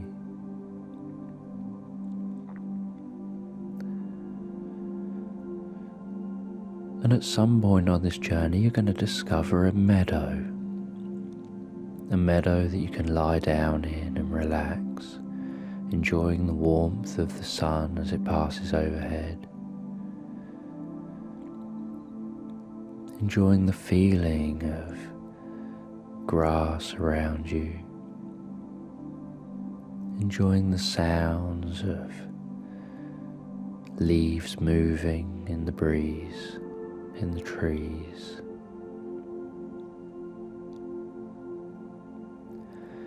And perhaps you'll have to make an uphill struggle to that meadow first, working really hard, really struggling with that climb.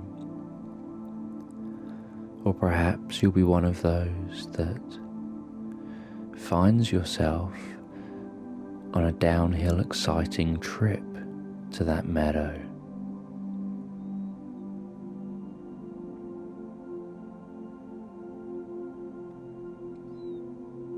Either way, the meadow can be the goal, the meadow can be the place of peace and comfort and tranquility. It can become your own little sanctuary.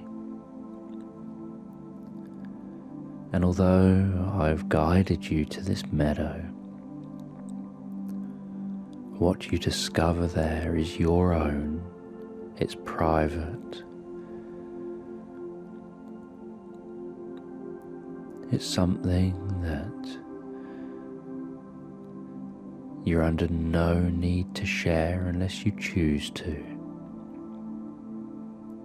And so I'll never know, unless you choose to share, what it is you discover there.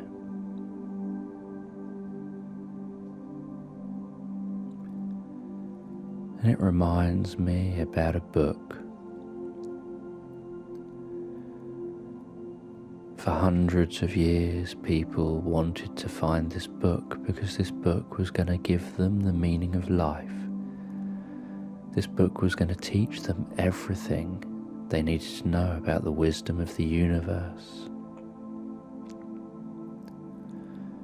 And people struggled and people fought and people desperately sought this book. People were willing to try and kill for this book. They were willing to do all sorts for this book.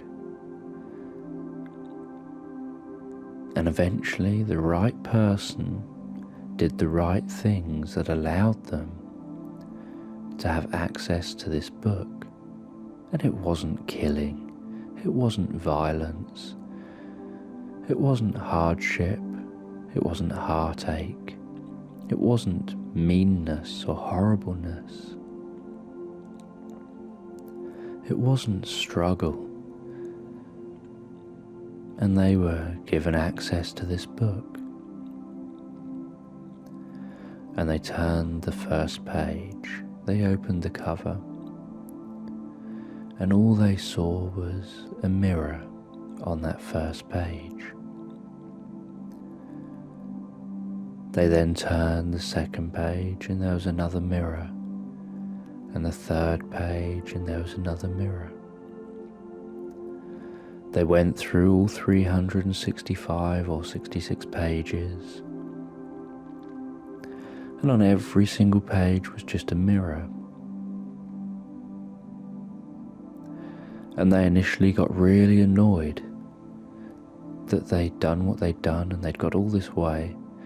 They'd finally been given access to this book that's going to teach them all the wisdom and wonder they need about the universe, about life, about everything they needed to learn. All the answers were going to be in this book.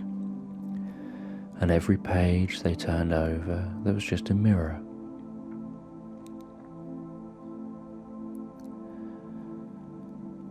And they sat down and they drifted in their mind, thinking, what can it all mean? I've done all this, and all I've got out of it is a book full of pages, full of mirrors. And after about 5 or maybe 10 minutes of wondering, what does it all mean? They started laughing. An enormous smile came to them on the inside that spread to the outside. And they suddenly realized what it meant and cherished that book and generated lots of students that had to do the right thing to get to see the book. And when they saw the book, they had to figure it out for themselves what the meaning was.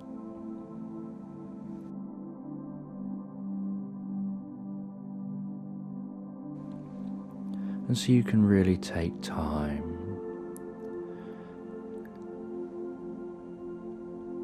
to learn and get exactly what it is you need right now from this. And if what I've been saying isn't exactly the right thing or exactly what you needed, I know that you're more than capable and skilled at being able to make adjustments and changes and alterations to what I said and to the meaning and to everything here, so that you can take from this exactly what it is you need right now, at this exact stage in time.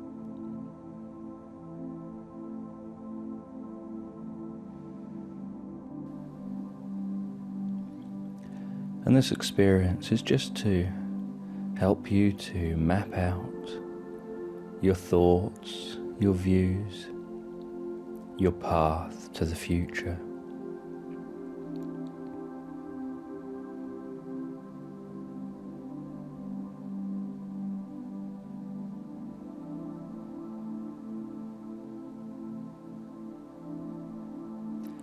Because you know that the present you now have is like any other present.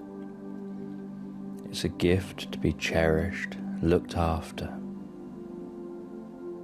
and used, and shared with others.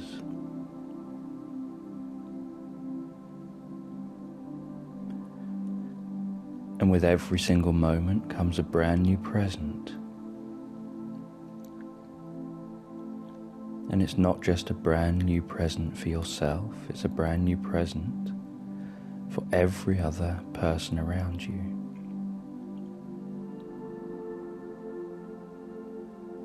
It's like a universal gift. So this experience is just to begin to help you to consolidate, integrate, and discover. It's to help you to make following your path easier and more effortless.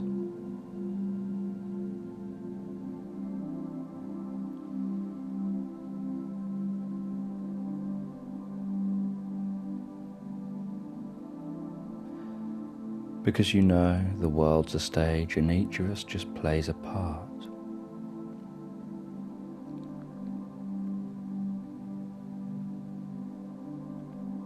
And we all have roles to play.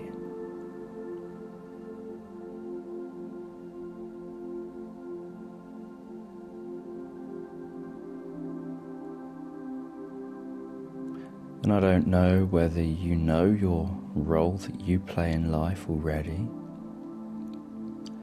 or whether you think you know what role you play in life already, or whether you're just beginning to discover the role that you play in life.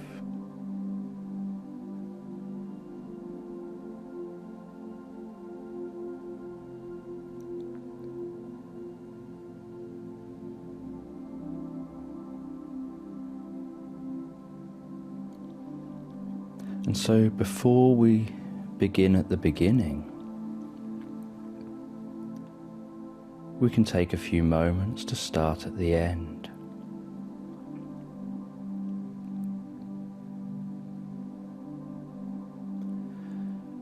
So allowing yourself to become absorbed in the distant future.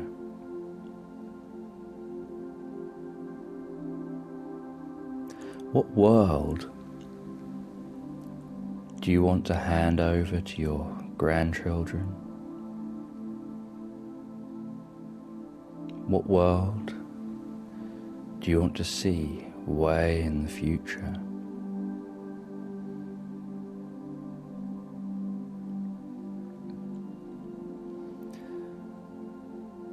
And having a sense of what it would be like in that world that you would love to see for your future, that you would love to hand over to future generations.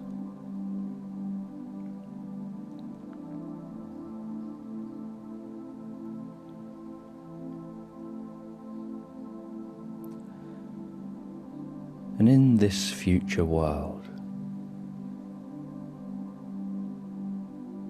what values do people hold dear to them?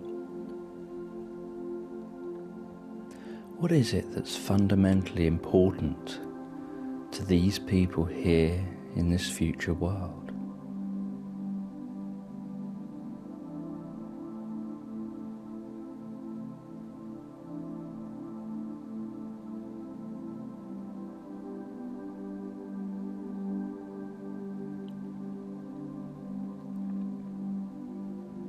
And what beliefs do people hold about what's possible, about how they should live life,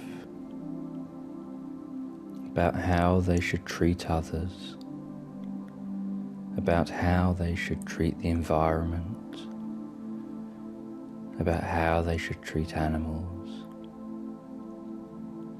about diet, about exercise, about business, about large corporations and small businesses,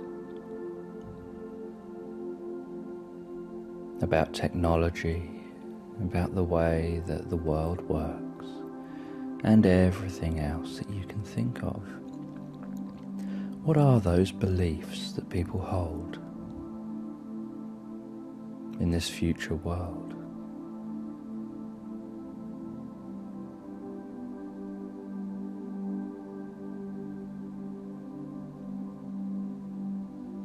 Now, nothing's ever 100% perfect, and it's those subtle imperfections that lead to beauty, truth, wonder, discovery, new knowledge, learning, opportunities for creativity, and self-exploration.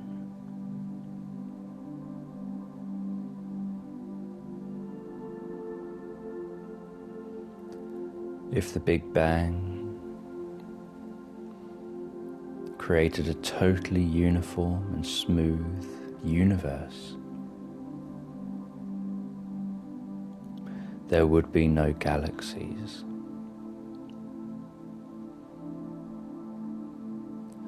It's because of the inconsistencies and the flaws that galaxies arose.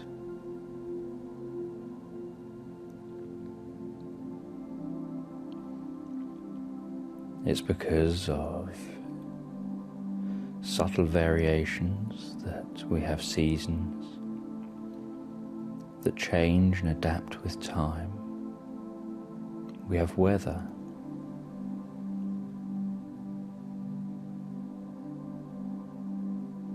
Subtle variations lead to every individual being unique.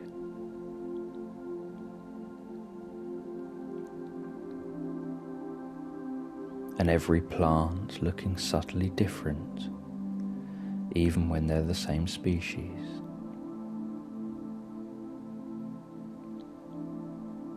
And even every blade of grass is different due to subtle variations. And that just enhances the beauty of the world around us. And deepens our knowledge and connection.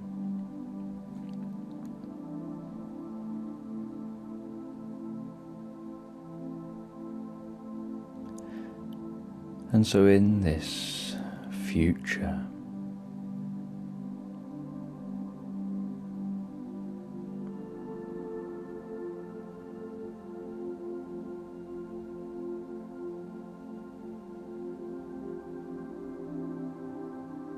what's the environment like that we're all living in?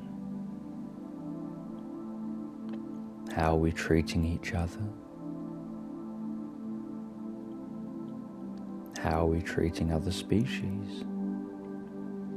How are we treating our own environment?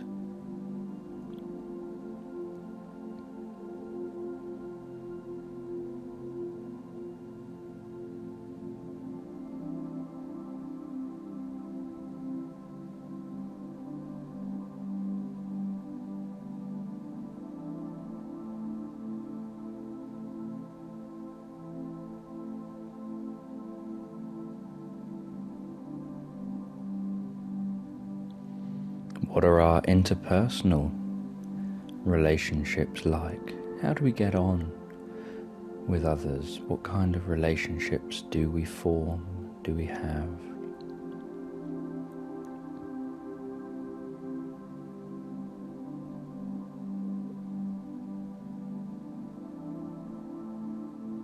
And what has made this world a better place? What are perhaps the 3, 4, 5 or 7 things that have made this world a better place compared to way back in the old days when you were younger?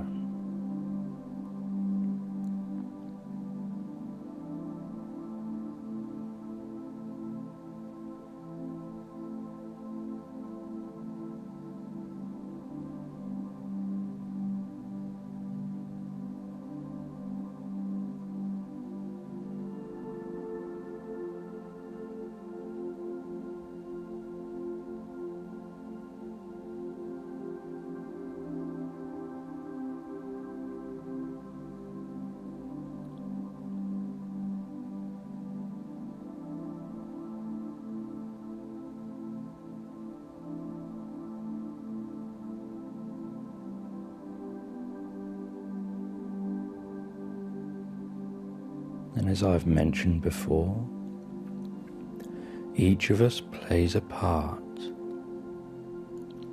and each part that's played is equally valid and important.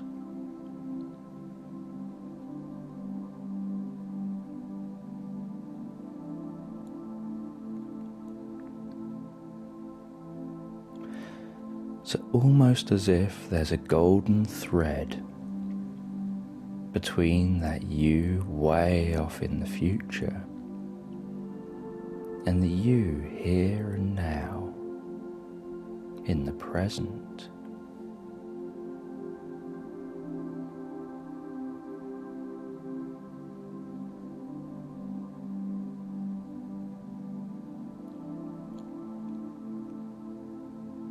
Just get a sense of how you think, how you feel, and what you do in life.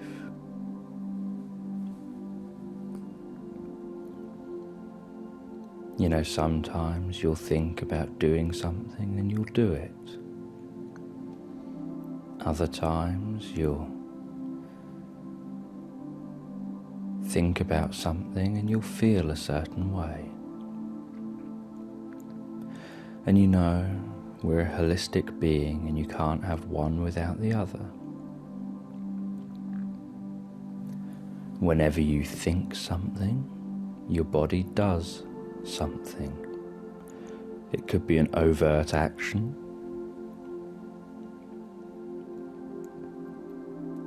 like going and doing something, like thinking about making a decision and then going and doing something. Or it could be more subtle than that. It could be thinking about something and then your body responds.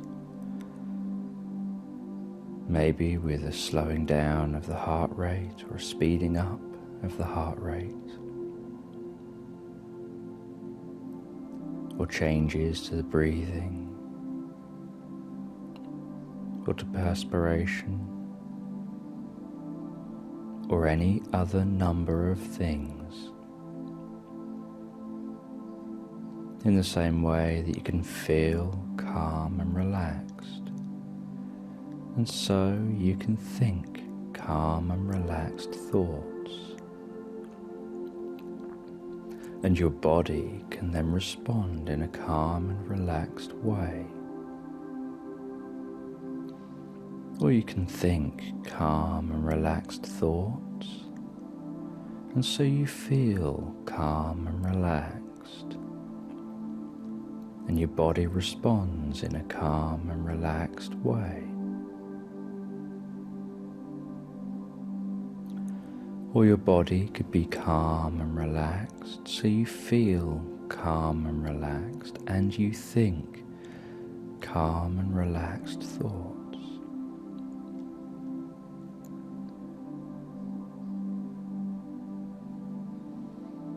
And your attention fluctuates between your thinking, your feelings, and what you choose to do, and how much you pay attention to the past or to the present or to the future, and how much you pay attention internally, and how much you pay attention externally. And your attention fluctuates, placing different levels of importance upon all these different areas. And so keeping that thread in mind to that deep and distant future.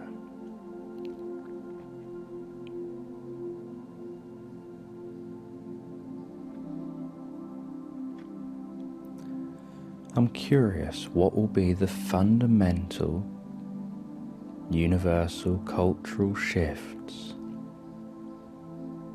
that will take place as time goes on.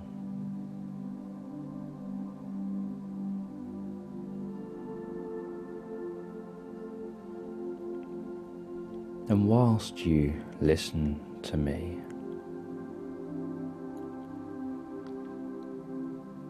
you can just take some time to wonder, really wonder.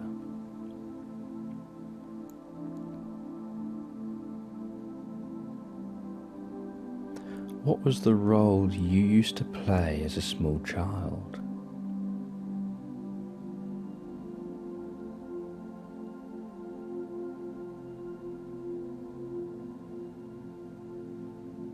What type of character did you used to think that's what you want to grow up to be like?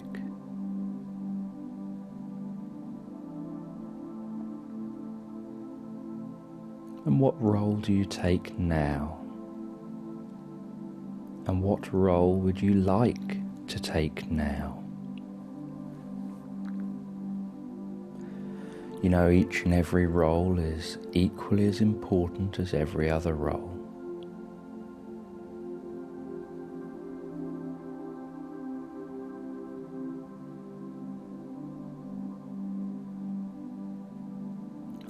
And not only are we holistic beings that work as a whole, as a mind, body and behaviour, and on a spiritual level,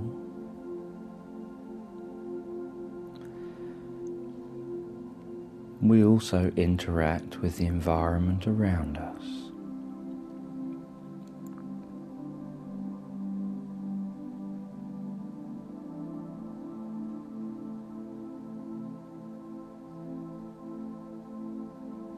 And you know that the reality around you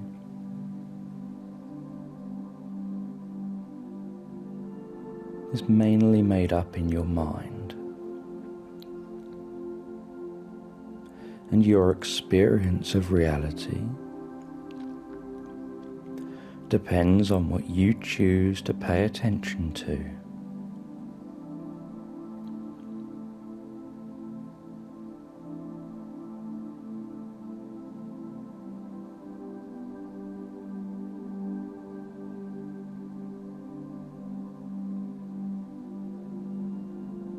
So just take some time now to begin to get a sense of how you would like to be thinking. What kind of thinking would you like to develop? Would you like to have?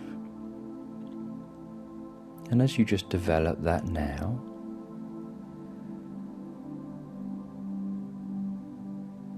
I'll quieten down a moment to allow that to happen.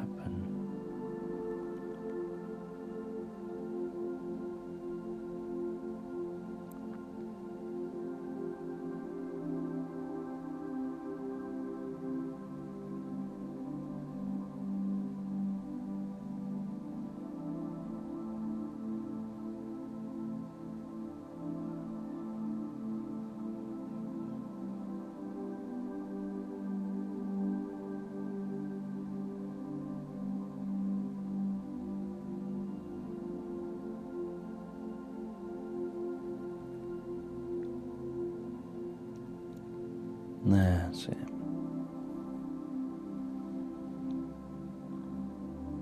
And what kind of feelings do you want to be the main, predominant driving feelings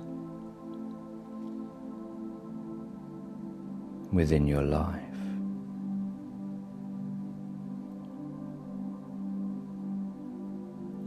And just get a sense of that now. A sense of the kind of feelings you want now to predominantly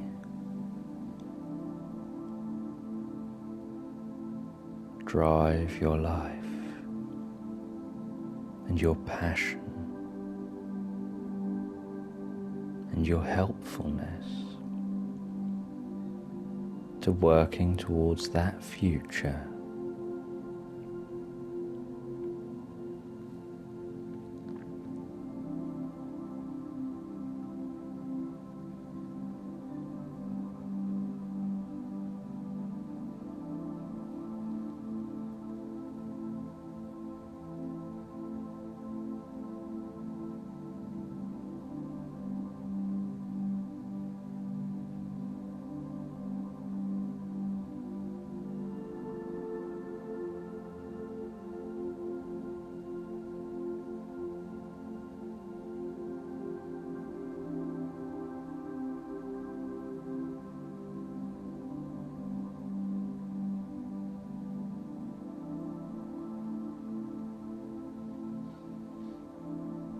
That's it. And what do you want to be doing? Almost instinctively, just carrying out behaviours towards a certain end goal. What kind of behaviours do you want to be doing? What is your role in life? What is your passion? What is it you're going to begin now and take forward? And just instinctively discover yourself doing. What is that going to be?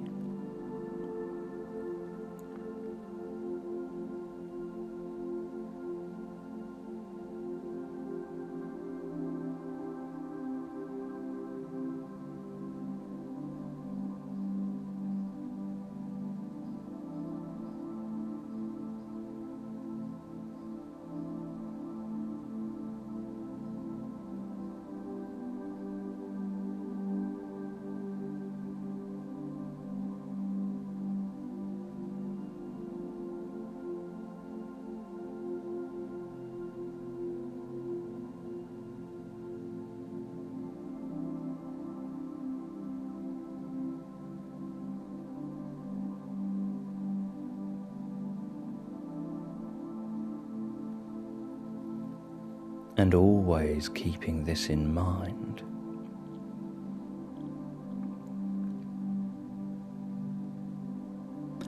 what will be your path? What will be your passion? What will be your role?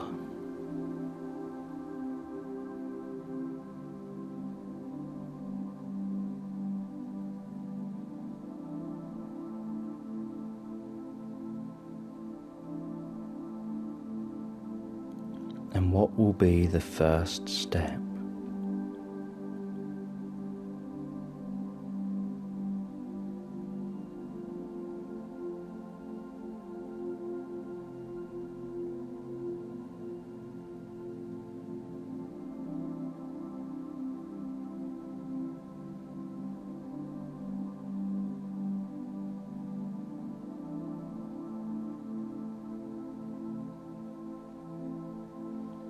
You know, to climb the path of 1,000 steps,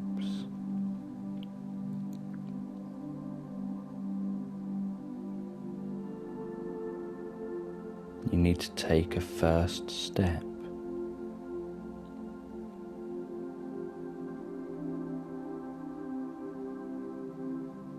And you know where you're going. But to get there, all you need to do is focus on the next step. And then when you're on that step and you're ready, you focus on the next step.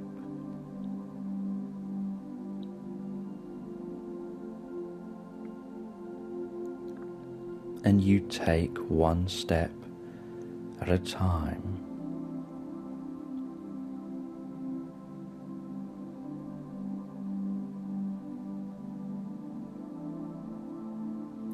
And sometimes you may take a break, and you may relax on a step, turn around and admire the view, and look back at how far you've come. And then when you're ready, you take the next step, and then the next step, and you continue to take one step after another.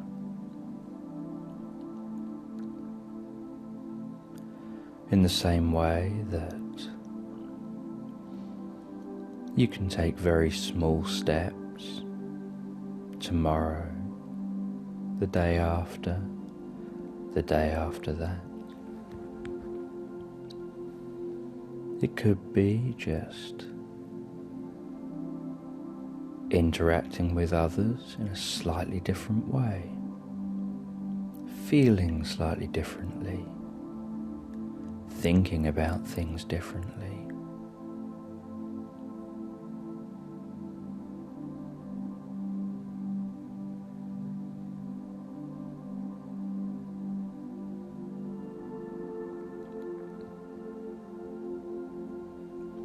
It could even be something as small as if everybody decided to pick up one item of rubbish off the ground every day. Millions and millions and millions of items of rubbish that otherwise would have remained on the ground would be picked up.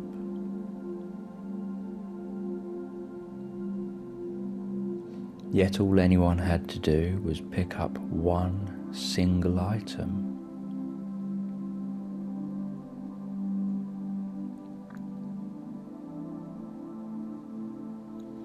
So small steps, unity,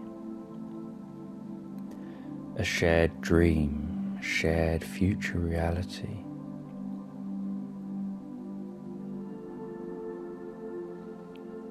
Can lead to tremendous changes.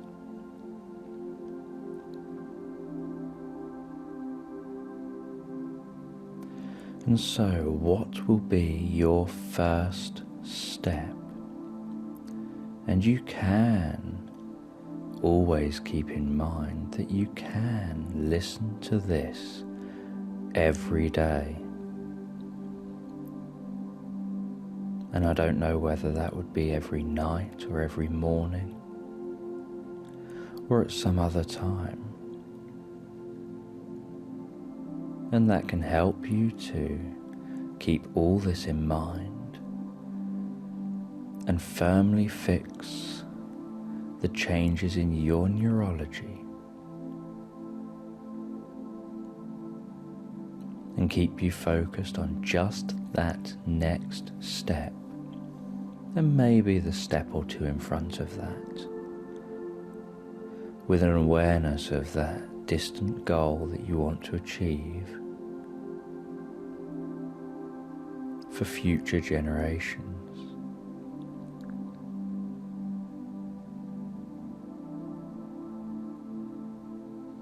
Being mindful of how you help others.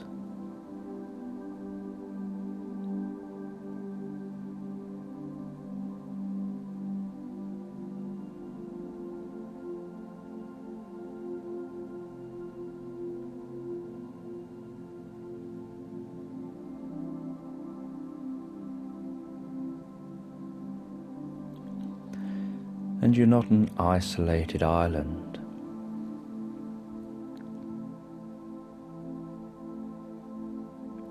You're a part of a universal system.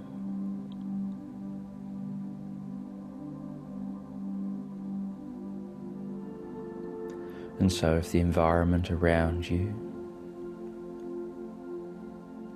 is an unproductive environment, it can all seem like a bit of an uphill struggle. So a part of the question is, how do you and others together begin to have an influence on the environment, just your local bit of environment?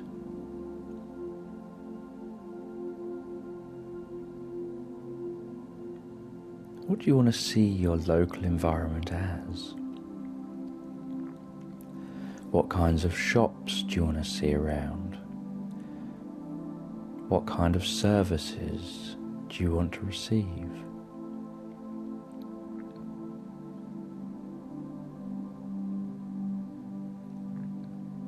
What are your expectations on councils and governments?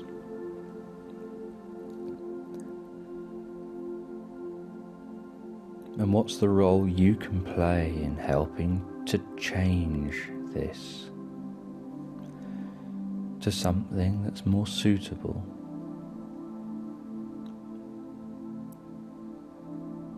For that future goal.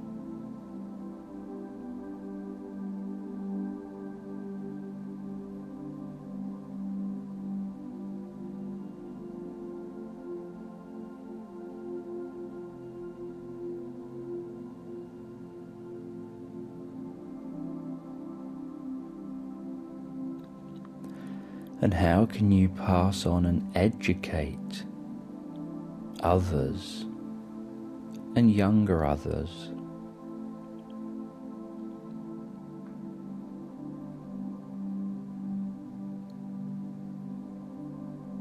because if you impact on 2 other people and those 2 other people impact on 2 other people each as well,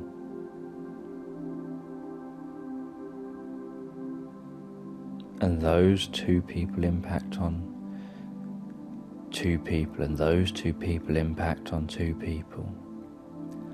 All of these pairs of people that have become impacted upon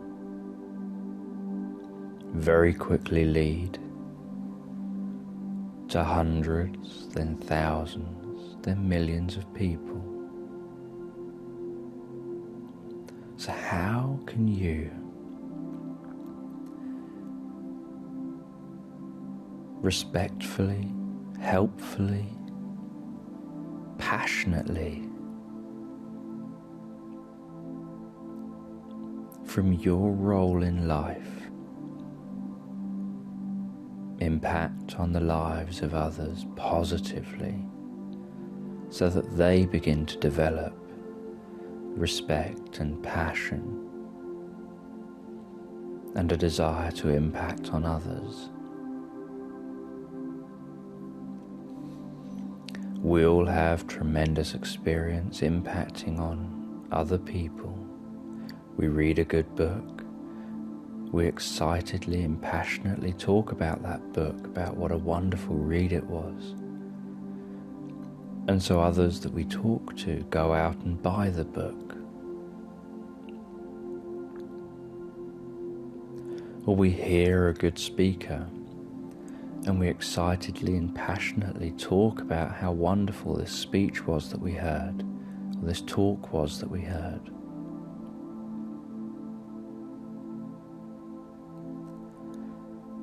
And so others look that person up, find them, and go and listen to them as well.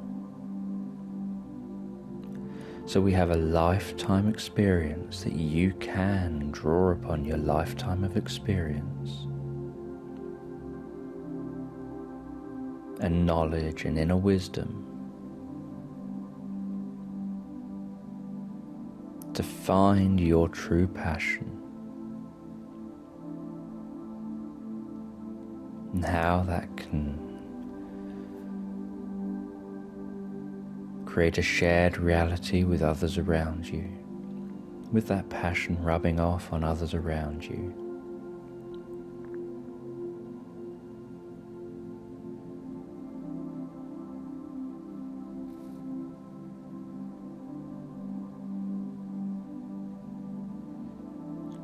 Because you know you have skills, you have abilities.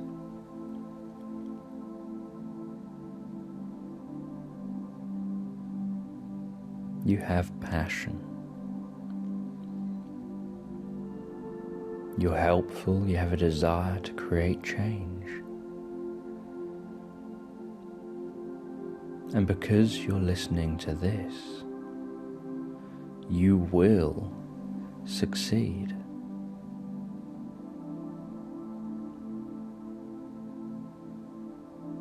And because of your continued listening to this, you will succeed.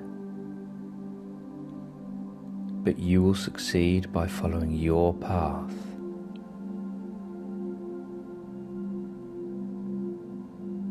And your success will be shared with others. And will help to generate success within others.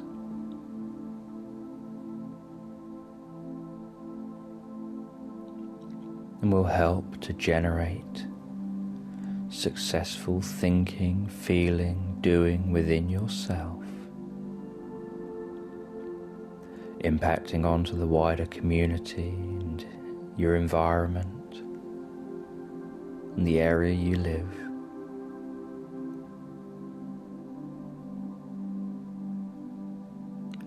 Which can impact onto others' thinking, feeling, doing, and their environments, their beliefs, their values.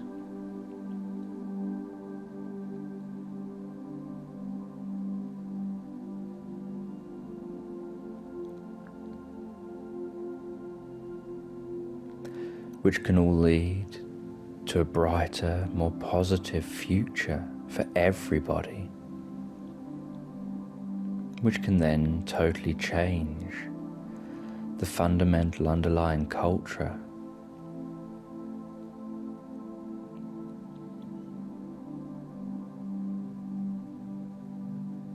back to something that's deep-rooted within our society.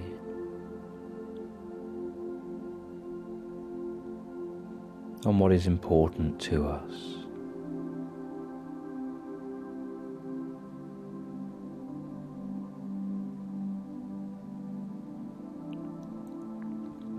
And so you can take the next couple of minutes to take as long as you need to integrate, absorb,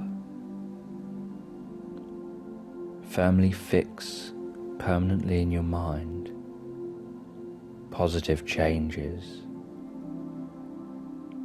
almost as if you wake up to a new reality. A new way of thinking,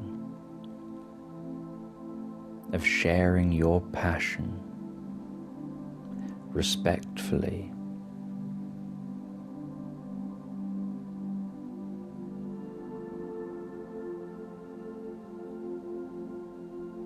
Almost like your passion just draws people in and makes people want to come to you to learn more.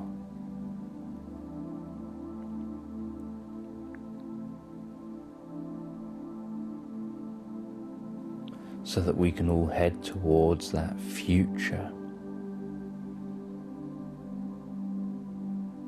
that we will share.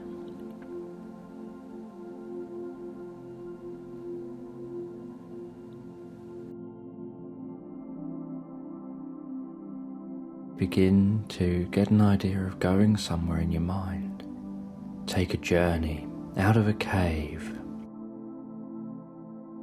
And in that cave it was dark and peaceful and relaxing and surprisingly pleasant.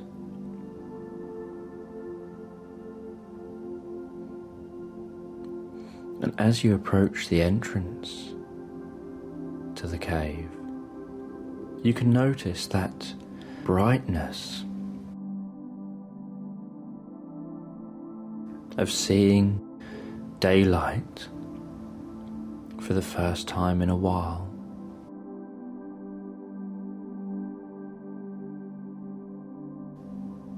And when you see that daylight, as your eyes begin to adjust to the change in light,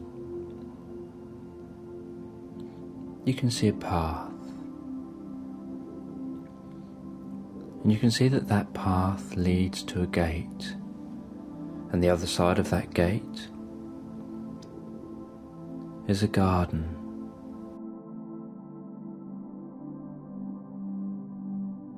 And in a moment I'm just going to count from 10 down to 1.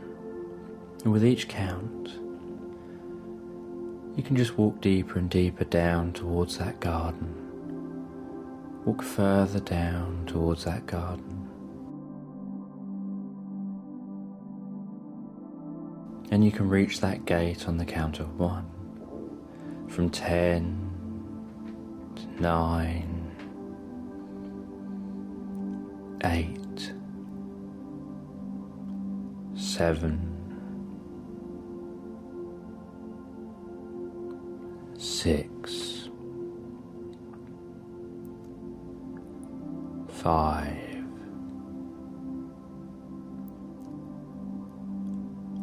4,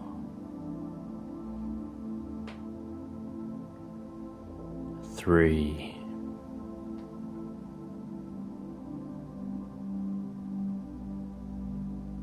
2,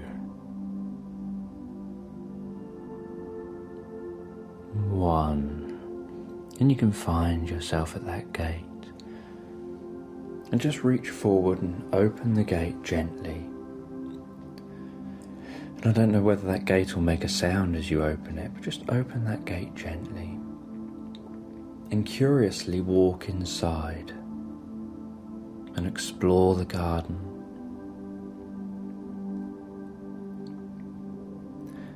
And I'd like you to notice a grand oak tree in this garden. And just head over to that grand oak tree. And you can find your way over to that grand oak tree. And when you've found that oak tree, and when you've walked over to it, I'd like you just to touch the tree. Move your hand very slowly towards the tree.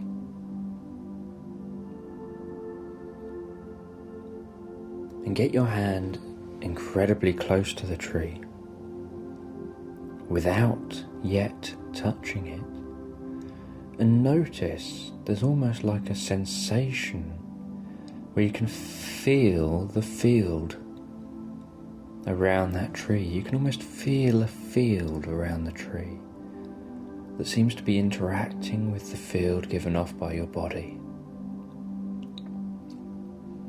Just so gentle and comfortable, and you can reach with 2 hands or just 1. And notice how you can increase your sensitivity to your environment and to the world around you, to be able to pick up on things like the field around objects. And notice the field around this tree. It's a big and strong tree, been standing for hundreds of years.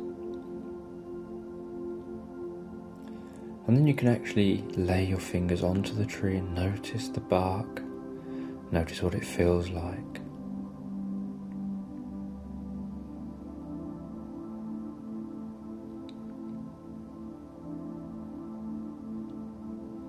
Then as you run your hand around the tree, I'd like you to find an entrance into that tree. And it can be a bit curious, finding an entrance into a tree, but just find that entrance into that tree.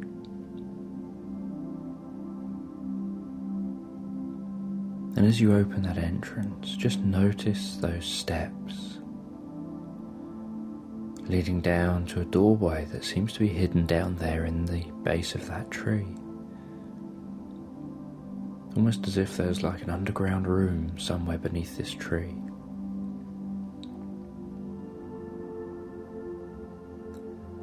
And that underground room is the heart of the garden. It's right in the center of the garden. It's right at the heart of the garden. It's like the control center of this garden.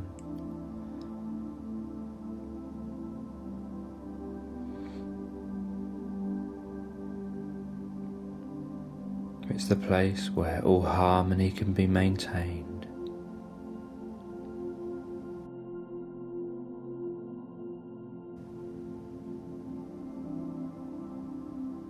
It's a place that's in the middle of nowhere. And you can head down into that heart of the tree. And as you do, I'll count from 10 down to 1. And with each count, you can walk closer and closer down those steps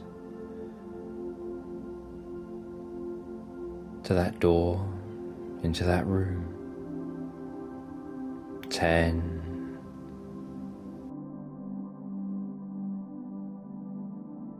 9.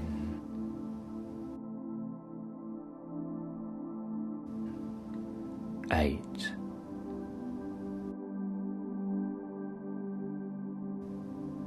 7.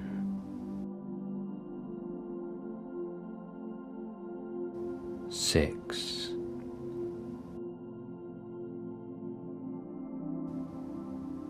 5.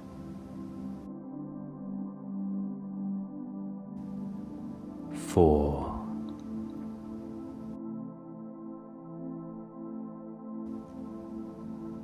3.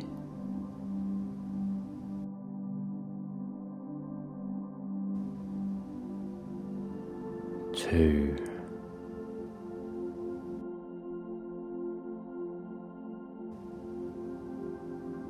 1.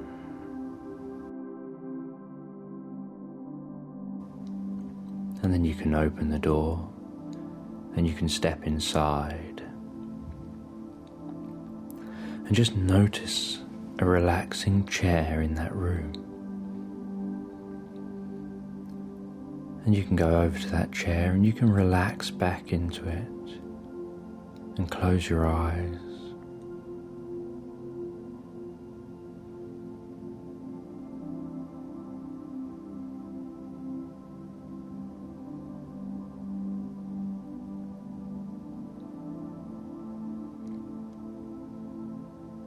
And then you can find yourself opening your eyes on a beach. And it can be a curious experience to open your eyes and find yourself on a beach.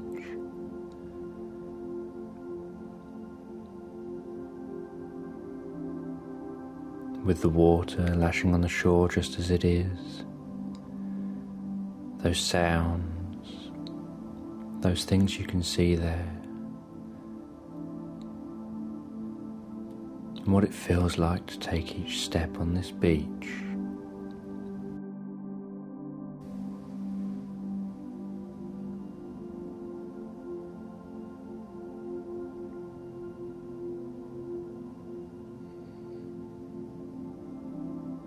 And you can find somewhere on this beach to sit down just for a moment and enjoy this beach. You know, the weather's just that way you like it. And this beach is just the way you like a beach. And you can notice that it is, almost as if it's your favourite beach. And you may not have even realised it was going to be your favourite beach until right now.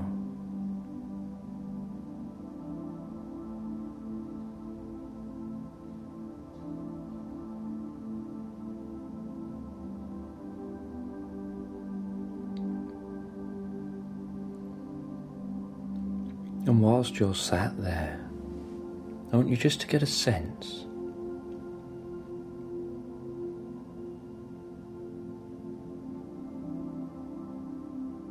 of somebody or something coming over, incredibly wise, incredibly knowledgeable, with all the answers of the universe, that isn't bound by time or space,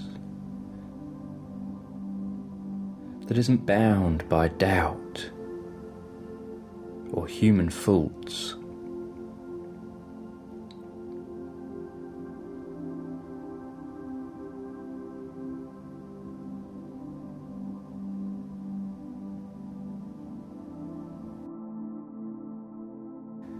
And just notice how they reach over in a moment and they shake your hand in a very special way. And as they reach out and shake your hand, it's almost as if their eyes defocus a little bit and the handshake feels very slightly odd.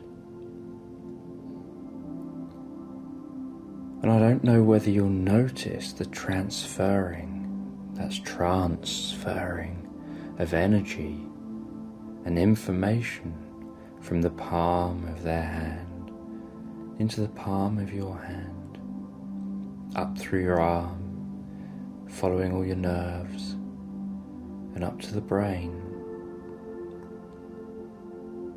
and then stimulating neural networks in the brain, implanting knowledge, wisdom, wonder, curiosity, excitement,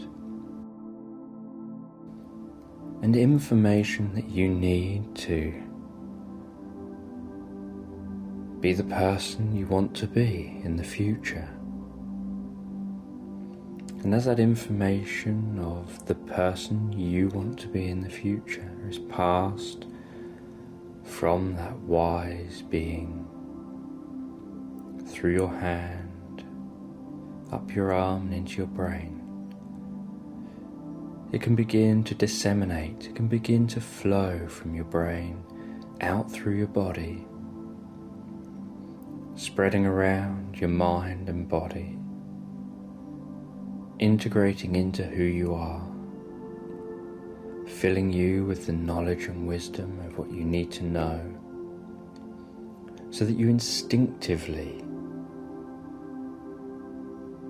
take all the right steps.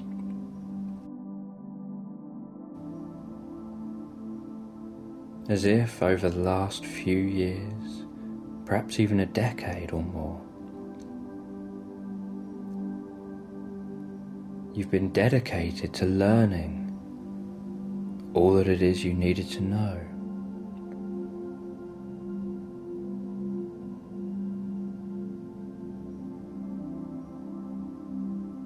It could be that you become more motivated.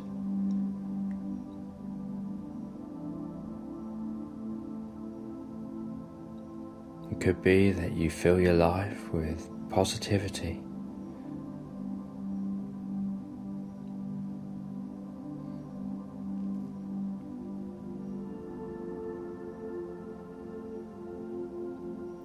It could be that you learn how to balance on every level.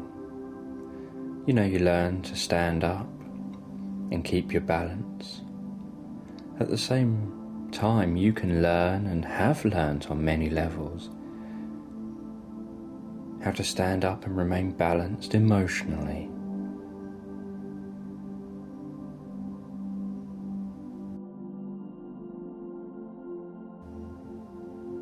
And the instinctive part of your mind and body will put into place everything you need to lead a happy, healthy lifestyle.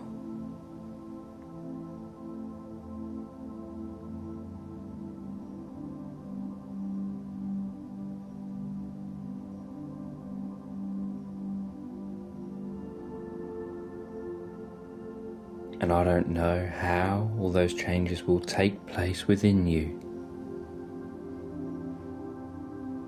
All I know is that all those changes will take place within you.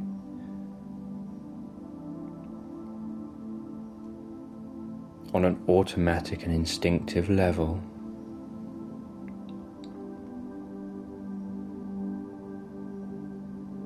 And I don't know whether you'll just wake up one day and realize that for some time you've been leading life in a more wonderful way than you had been previously. Or whether you'll listen to something like this and then realize you're leading life in a whole new way.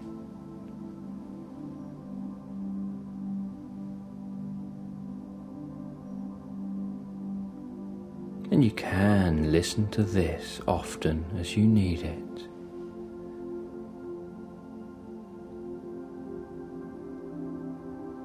And make the life changes you want to have happen. And all of this happens just on that instinctive level. When a fly flies towards your face, you raise your hand and swat it away without even thinking. When you're sat in a position, before you even know consciously that you're uncomfortable, you shift in position.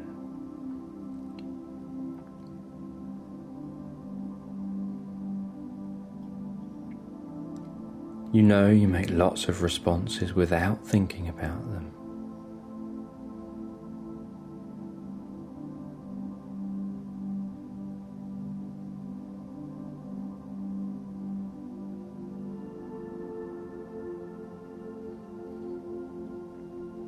And things that make people angry are things that are a genuine threat,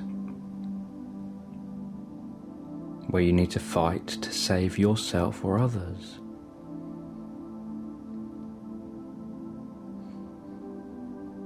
Things that make people anxious are where there's a genuine threat you need to run away from. Things that create excitement are where there's a genuine experience to be enjoyed and lived in that moment. And you can live in each moment with everything that you do. You can do it with full absorption and excitement and wonder and pleasure. And you can learn all this just by shaking hands with that being. And I don't know whether you'll become more absorbed in the experience with my words or the spaces between my words.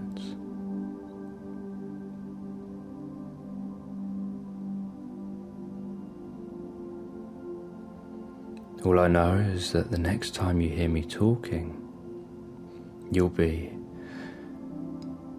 in a position where, on an unconscious level, so on that instinctive level, all of the changes that you want to make will be set in place.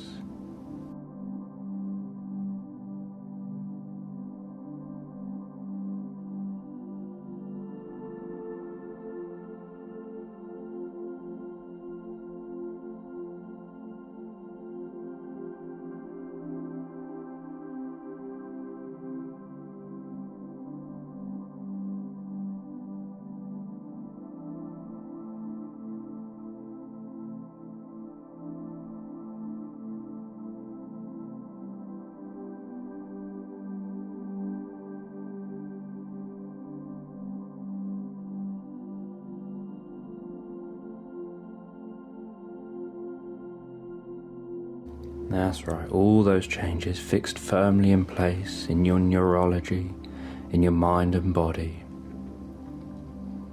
within the instinctive part of you.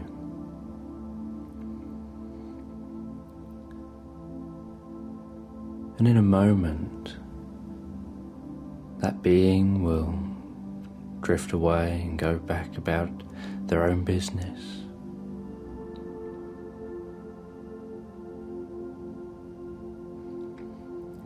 And you'll find a picture next to you, and you can look at that picture. You can hold it in your hands perhaps, rest it on your knees. And the picture is a painting, and the painting's wet. And you'll just feel compelled to begin to move the paint around with your hand. And the more you move that paint around, the more compelling you find it. And the more compelling you find it, the more you move that paint around. And you'll keep moving that paint around, getting faster and faster, more and more absorbed, and more obsessed with moving that paint around. Until eventually, it'll just feel right, what you can see in front of you. And you'll stop, and a great change will happen within you.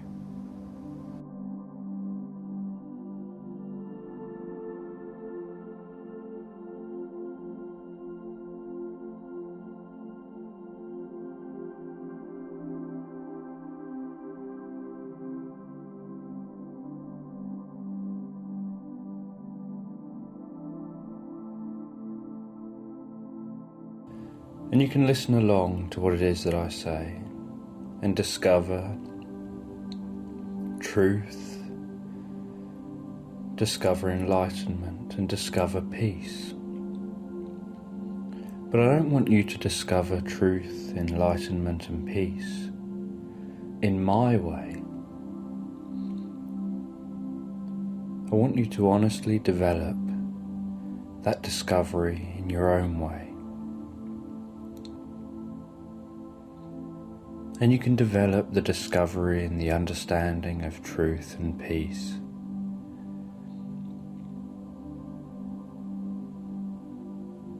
by focusing on freedom, focusing on love,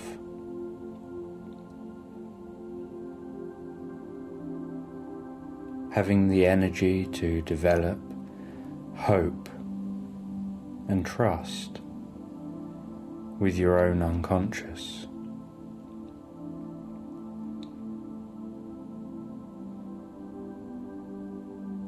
And you can explore peace and discover creativity from within.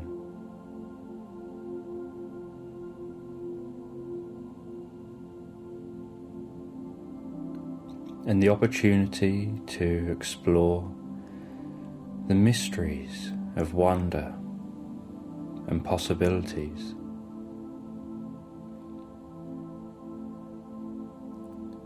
To evolve in your own unique way through an explanation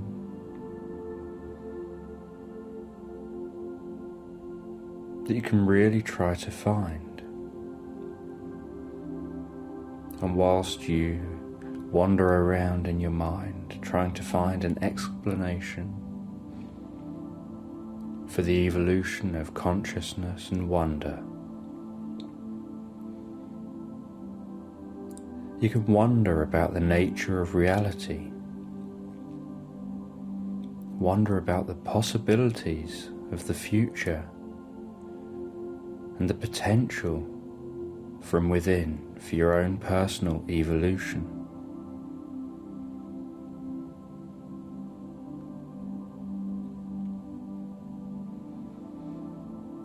And as you explore your internal world through a sense of love and hope, you can trust in that exploration that you'll discover a sense of self,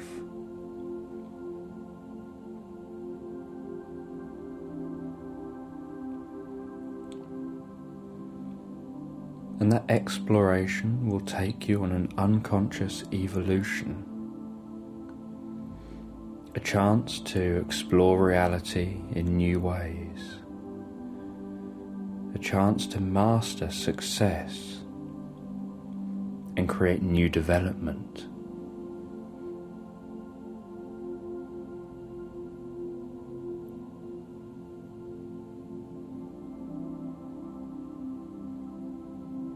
And that new development can lead to a new understanding of energy, of the way that energy flows around your body, and of the connection between energy and the way it flows around your body and in all its different forms, and information, and the way that the honest expression of energy is that it's just information in many different forms.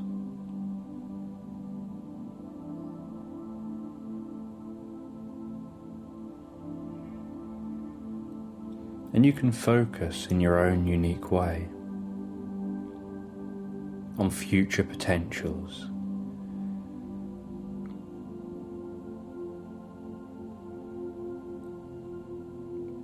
on movement from within, on a movement that can connect you with everyone else and with the world around you. Almost like a universal movement, a movement of kindness and love that can enhance your wisdom and increase your perception and your ability to change. And as you explore self-expression and wonder, you can connect in many ways to nature and to the world around you. And through this deep and meaningful connection with nature and the world around you, you can achieve meaning. You can transcend achievement. You can transcend motivation.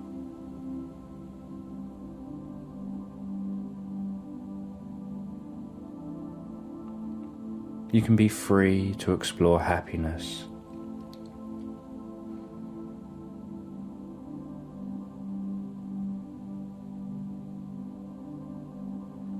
And to really take a journey of self-discovery into your true potential.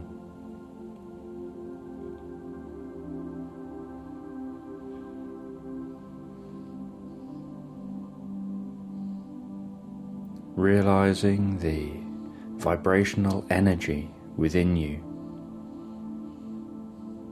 and the harmony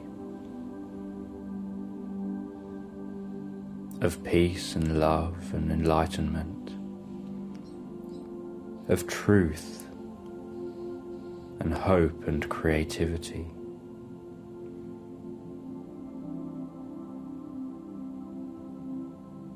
And all that resonates with you can begin to resonate with those around you.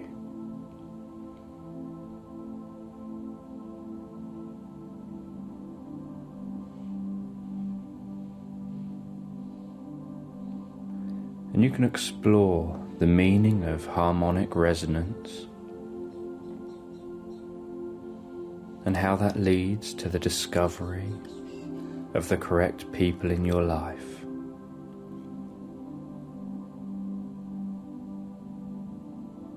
Of people that share the same sort of values as you, people that share the same sort of beliefs, people you can trust on your journey of love and discovery.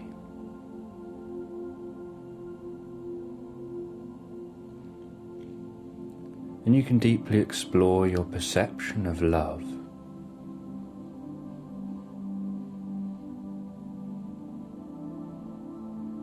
And explore how a sense of control can come from freedom.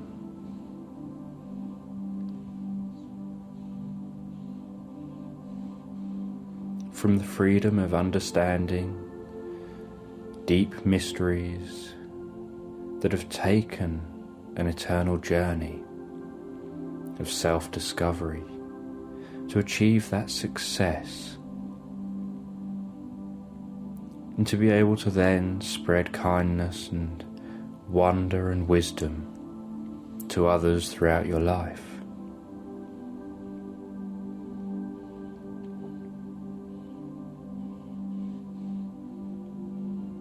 And through that ability to express yourself with passion,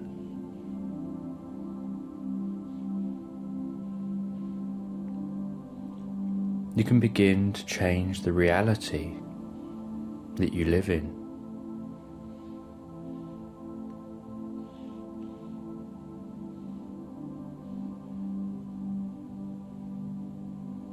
By changing that perception, you begin to change that reality.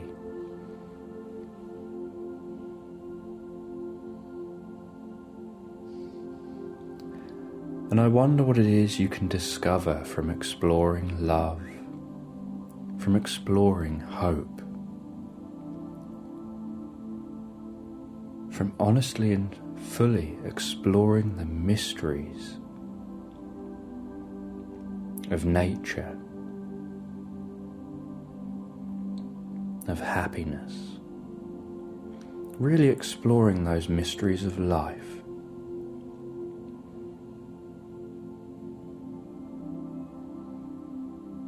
And I'm sure you can imagine a world with a universal perception where everyone sees the world through a sense of kindness, with a focus on the mysteries of life.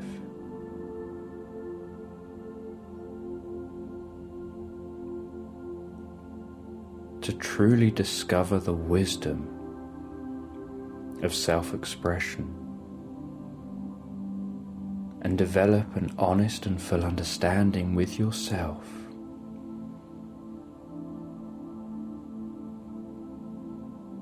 of how you personally can achieve happiness and love.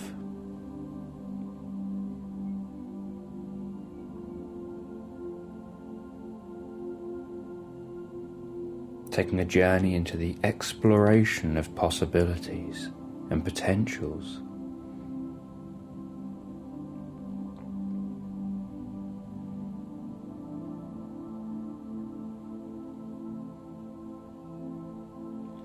Following a path to enlightenment and wonder. As you develop peace from within and focus on the development of your own internal love for yourself, for life, for nature and for those around you. And you know, love has many different meanings.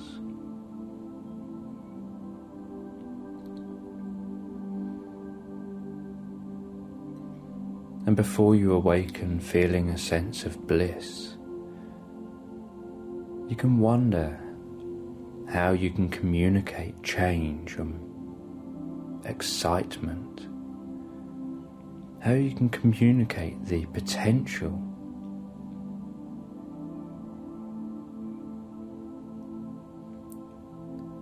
for wisdom and universal understanding.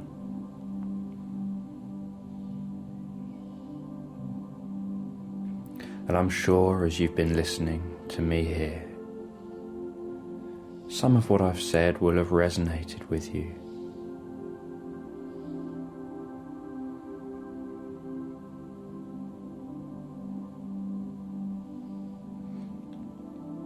And I'm sure that you understand, trust in your own self-exploration, because your own true enlightenment will come from a sense of peace, a sense of freedom and love, and a sense of hope for humanity and the world around us, and a deep harmonic resonance with those like-minded people.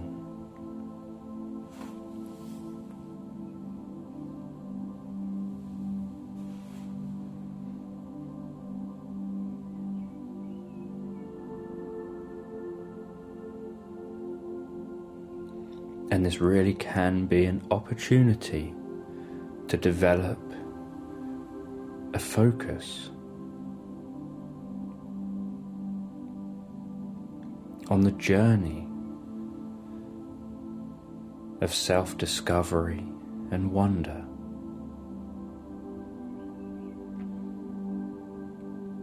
And that journey can take you to a place of kindness, a place of deep wisdom and change.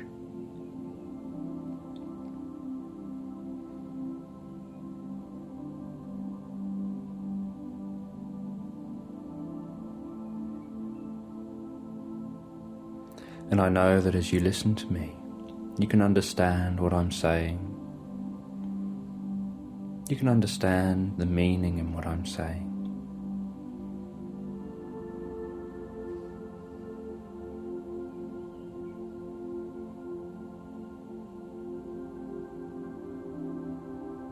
And you, like me, can really understand how the perception of the movement of the world around us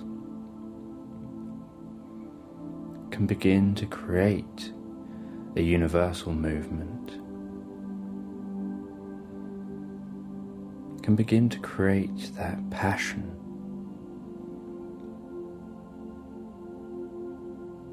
that discovery of deep and meaningful love and wisdom and wonder.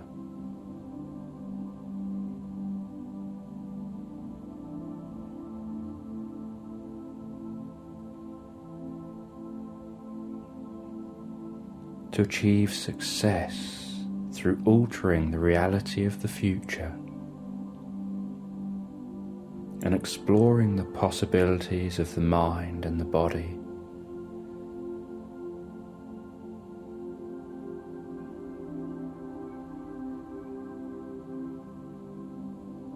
And developing an enlightened approach to internal understanding,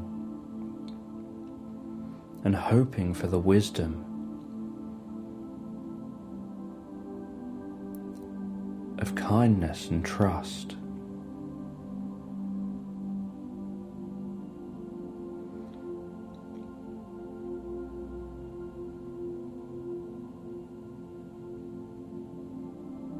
And I know you listening to this, like me, can discover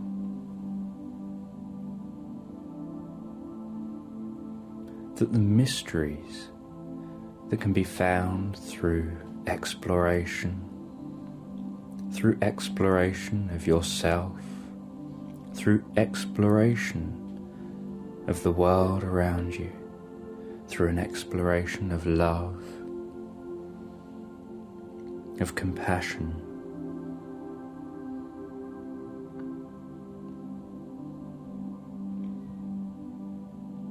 can begin to find a way of living in harmony. And you know, one of the most important things is finding a way of living in harmony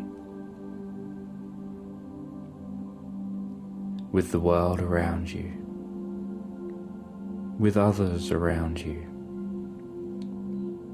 showing a deep and meaningful understanding and respect for their perceptions, for their views.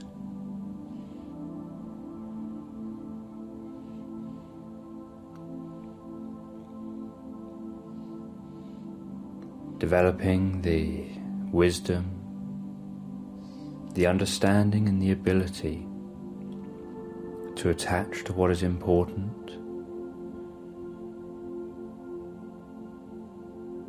and just let other things go.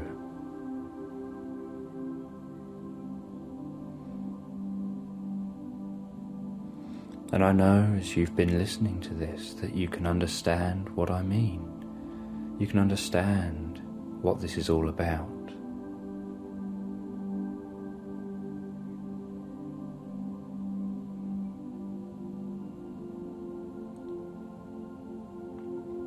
And this is all about meeting your needs in a way that's comfortable for you.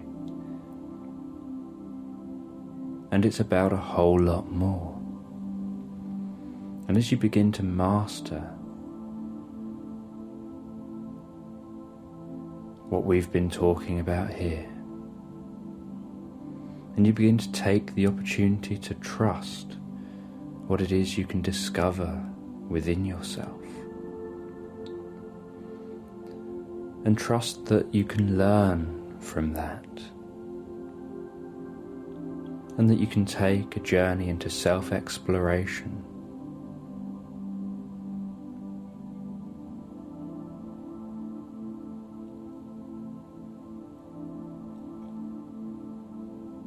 to begin to create wonderful feelings from within. Some people feel that happiness is something that you get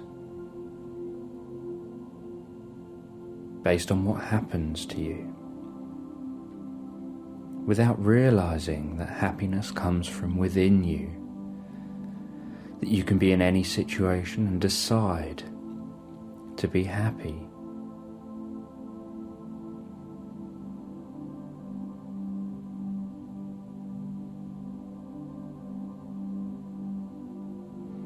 And so a part of you can explore the idea of taking a journey into self-discovery.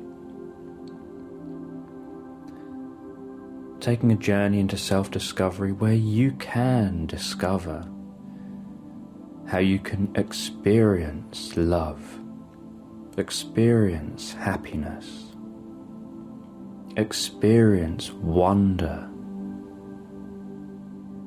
And you can experience all that from within.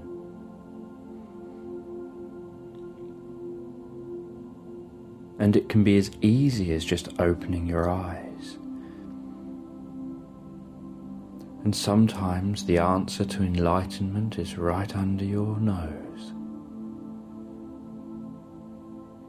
Sometimes the answer to peace, to truth, and to mysteries can be contained within the heart.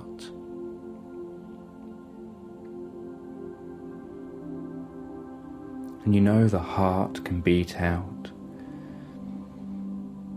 lovingly throughout your body, generating happiness and wonder, and filling you with the energy to create movement and wisdom in your mind.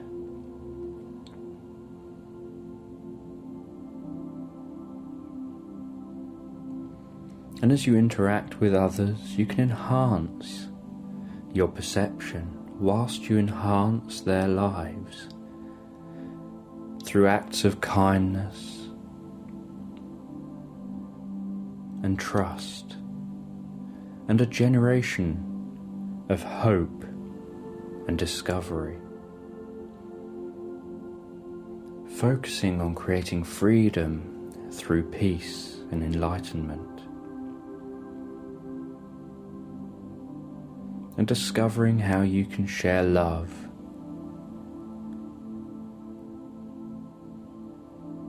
and master the perception of change.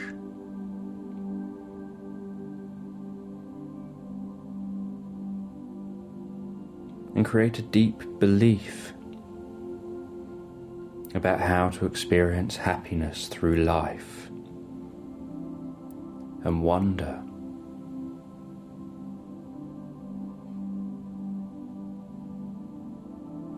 and how to change your future reality.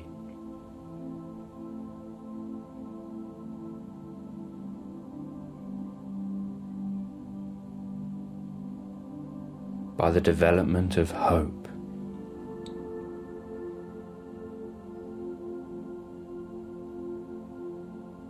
and self-discovery. And before you finish exploring the possibilities of nature, the possibilities of life, the possibilities of evolution and the mysteries around you, you can wonder how many more times you're going to listen to this.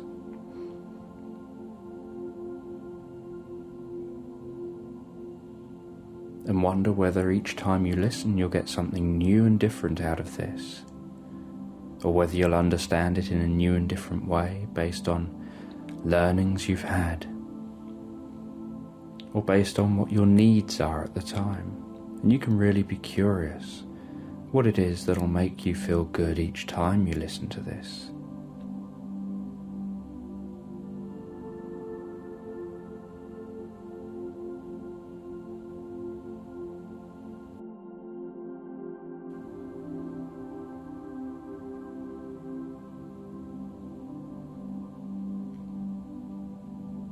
And so you can discover the truth behind how to create that enlightened state of peace, and develop the energy for a sense of freedom and focus. And with that development can become the discovery of love and hope.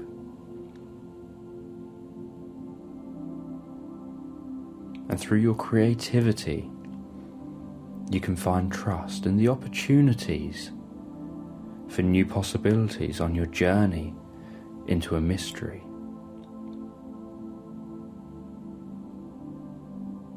And as you take that mysterious journey into an exploration of yourself, you can evolve into a future with the potential for greater evolution than your old version of reality had. And as you experience this success and begin to master the wonder of kindness, you can enhance your wisdom. And through the enhancement of your wisdom, you can feel a motivation, a movement, a new meaning to your perception, a new meaning to all the changes that are taking place throughout your life, a new meaning to those achievements and the communication you have,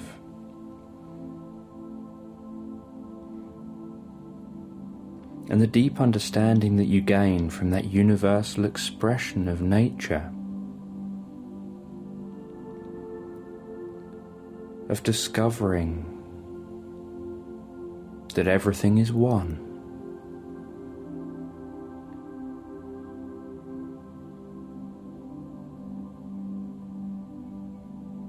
And this can give you a tremendous sense of control over various aspects of your life, and a certain kind of passion for new choices, where you can feel free to experience happiness through your ability to have harmony that can really resonate with what it is that you discover. Just imagine closing your eyes And just imagine what it would be like for that imagined you to be imagining closing their eyes.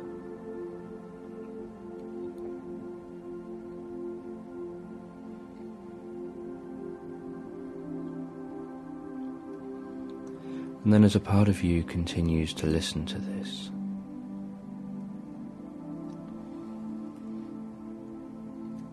and listen to the words that I say, and the way that I say those words, another part of you can begin to respond to the words that I say, and respond to the way that I say those words.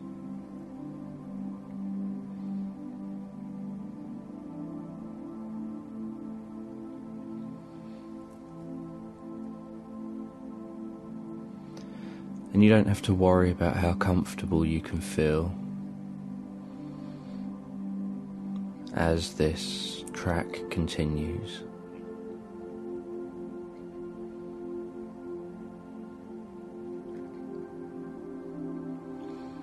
You don't have to worry about whether there's anything you're going to need to do consciously. You don't have to worry about whether you're going to remember everything that I say, or whether you're going to forget everything that I say. Because consciously, none of that is important.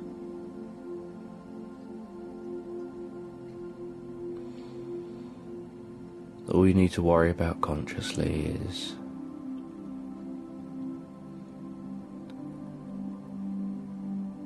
whether you're going to listen along or just let your mind wander. And it's up to you, it's your choice, whether you listen along or just let your mind wander.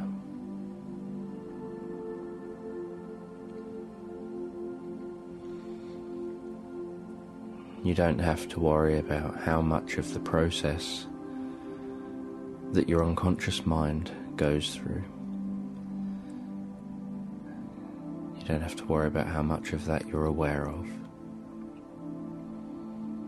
All you have to do is just have this playing in the background of your mind.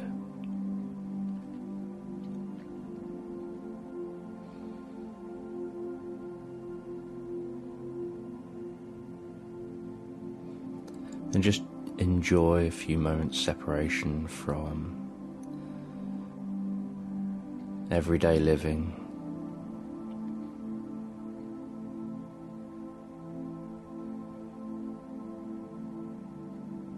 From everyday stresses and strains and problems.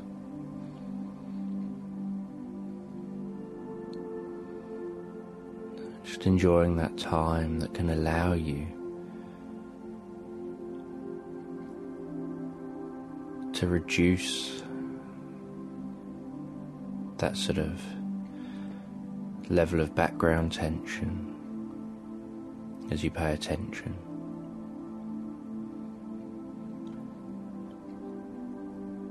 So that you can deal better with everyday stresses and strains when you've listened to this. You know, if someone rated on a scale of 0 to 10 that 0 was they're incredibly calm and relaxed, and 10 was they're incredibly stressed and anxious, if they rated that on an average day they were an 8 or a 9, by taking time to listen to a track like this, taking time just to separate from reality just for a little while, allows that stress level to become less. Allows them to go back down to maybe a 2 or a 3, So that whereas before the background stress level was an 8, meaning that the smallest little thing would knock them up to a 9 or a 10, now the background stress level would be a 2, meaning that the smallest little thing would knock them up to a 3. And they would just deal with things so much better and more effectively. Now I don't know whether you're going to listen to this every day or every other day, or maybe every third day, or maybe you'll only need to listen to this once a week or once a month, or perhaps you'll only need to listen to this every now and then just as a top up.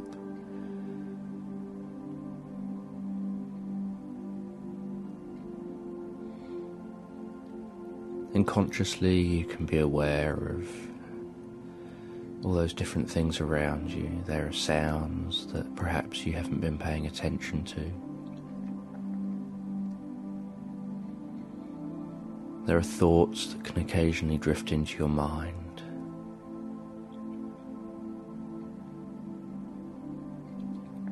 There are feelings that you can be aware of every now and then. And every now and then you'll just want to shift position or move just a little bit, partly to get a little bit more comfortable, and partly just to check that reality is still out there.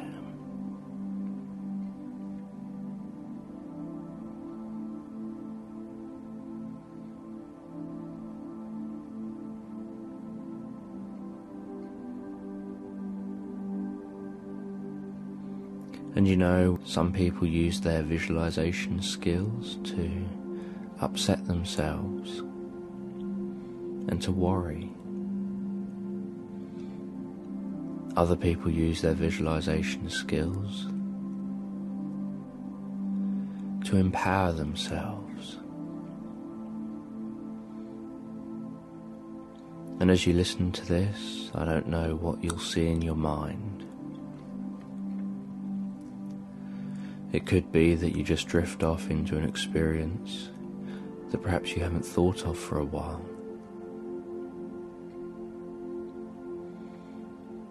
Or it could be that every now and then you just see different colours or shades or shapes, or different types of light or darkness.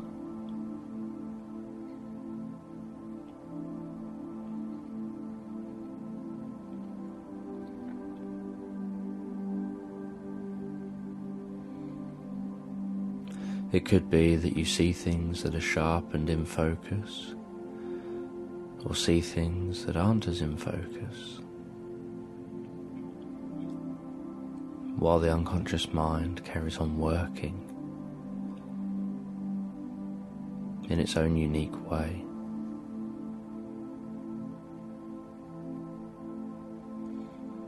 Now, as you listen to this, I'm just going to take you through a more structured approach. Just going to take you through a structured experience that can allow you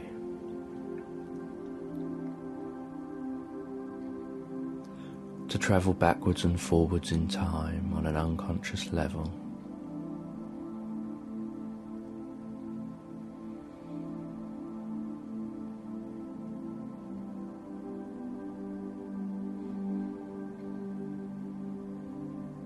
And can allow that unconscious part of you to have the opportunity now to make those changes.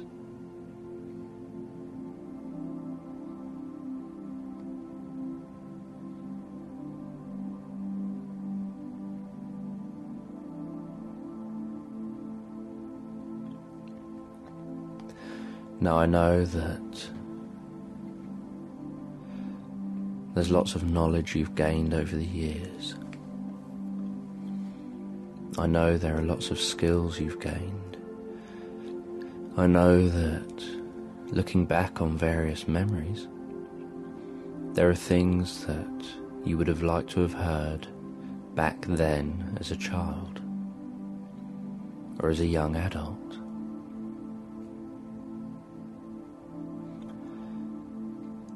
I know that if you could go back and give yourself advice,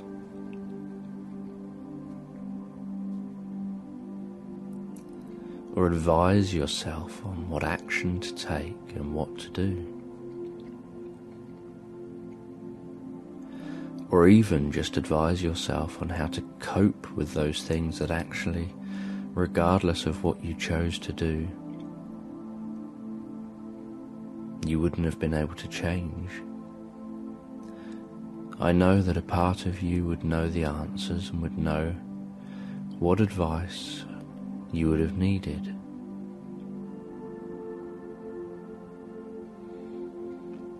And part of you would know what you needed to have heard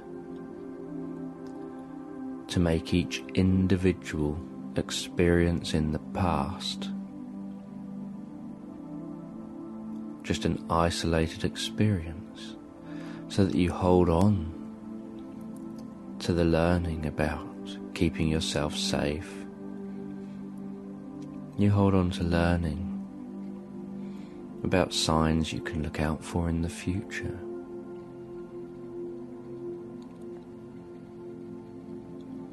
Yet as well as holding on to those signs, holding on to keeping yourself safe, you don't let those past events rule your future.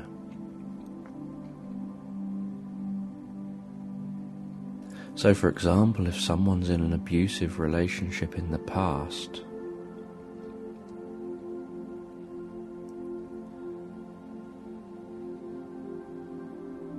they can learn about the signs to look out for, so that if any of those signs happen in the future, they know what decision you need to make.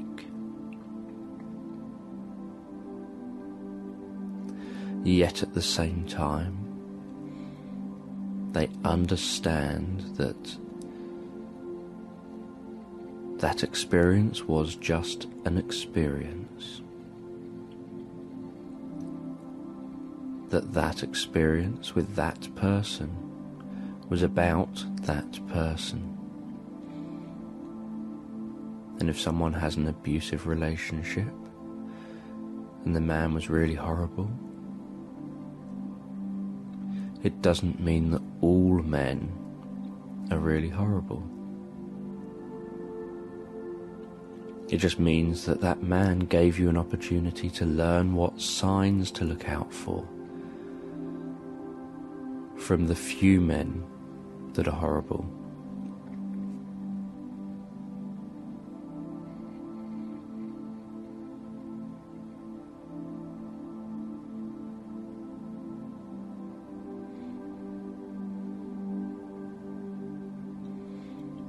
And it's that learning that's the important part. That understanding that you can learn something from an experience without tarring everyone else with the same brush.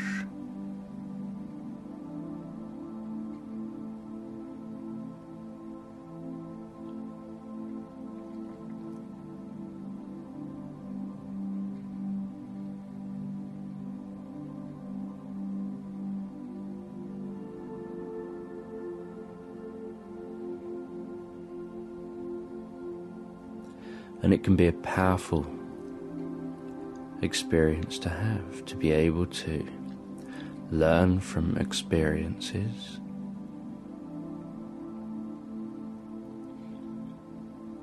without tarring everyone in the future with the same brush as those people in the past.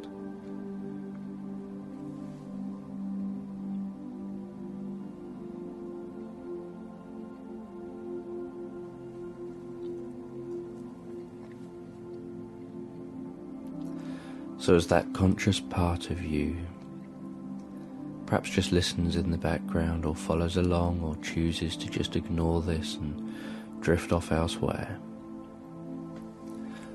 I'll just begin to talk to that unconscious part of you.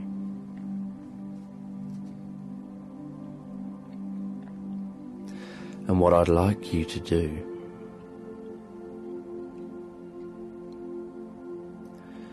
is to just begin to get a sense that you're floating up in the air above your whole lifetime's events. Almost like all the events of your entire life are mapped out on the floor. And you can see down there in the distance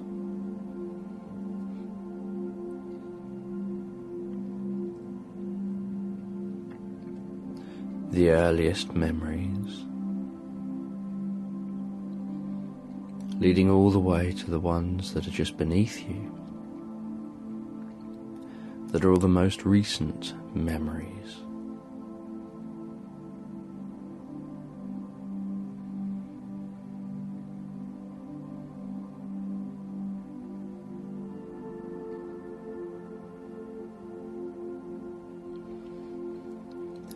And you can drift all the way back into the past.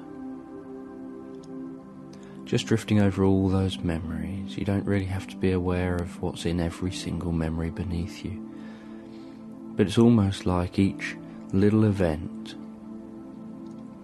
is encapsulated in its own little box, and that you're drifting back, looking down into the roofs of all those boxes,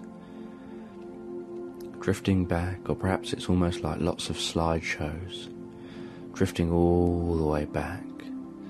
Perhaps it's something else, the way it's laid out for you specifically. But you can tell from looking down on them that each one is just a different memory, a different moment in time.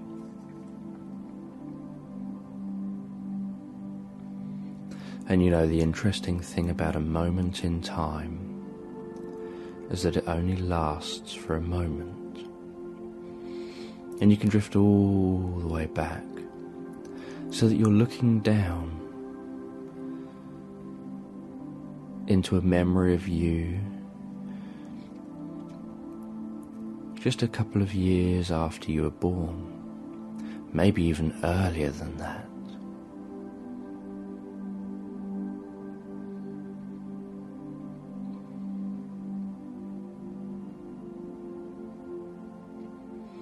And you can look down at that you and just see that you.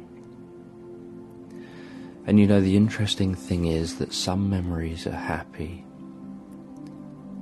and bring us pleasure to think about. Other memories bring us pain when we think about them, depending on how we think about them. And some memories you just feel indifferent to.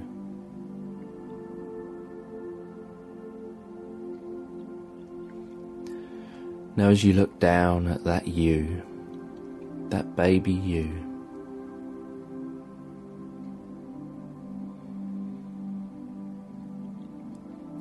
out of the sort of peripheral vision, just on an unconscious level, you can have an awareness as if all the memories are colour-coded, so that you've got all of the positive, happy memories that have led to the positive aspects of who you are, that have led to all of your strengths.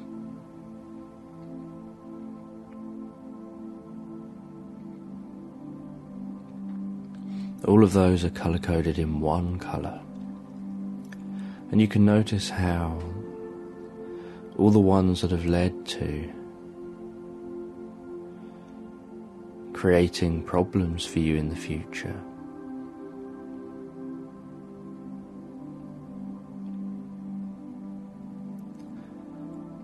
are colour-coded in another colour.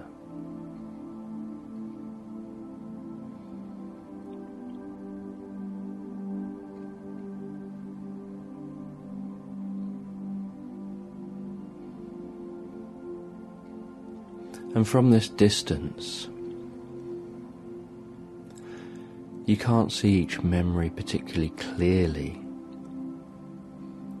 can just have an awareness that it's down there.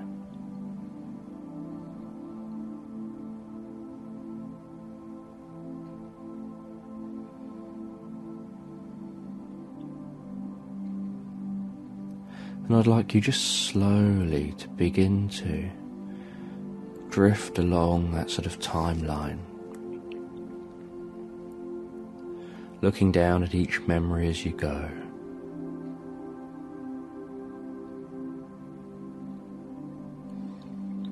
And all irrelevant memories, memories that haven't led to any significant change in who you've become, you can just imagine taking those out of this timeline for now.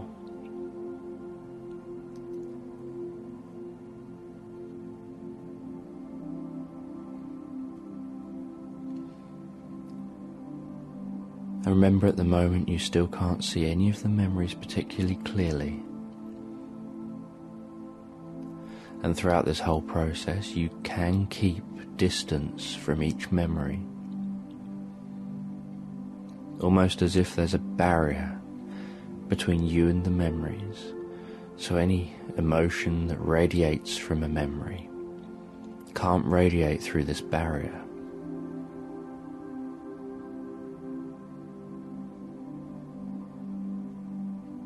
In the same way that a film can be on in the background while you're doing something else.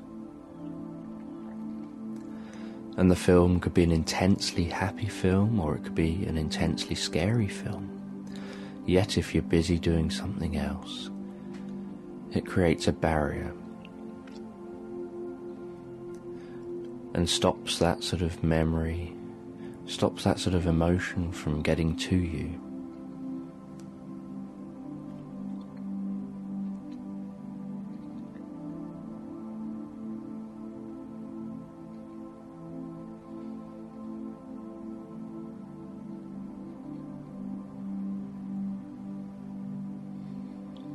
And what you can do is now also get rid of all the memories just from during this experience that have led to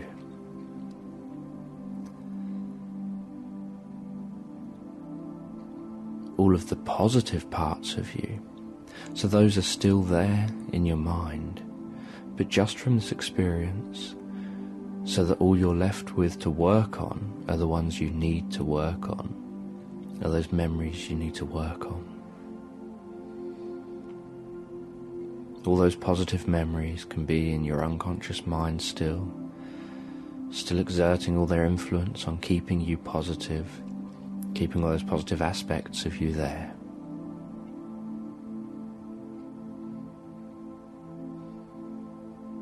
And all the neutral memories can still be in your mind, having any influence they have on who you've become.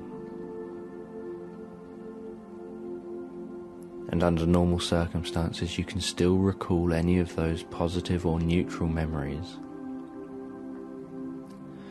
None of those will be changed at all. What we're working on here is what's left, which is just that line of memories that have led to the development of problems in the future.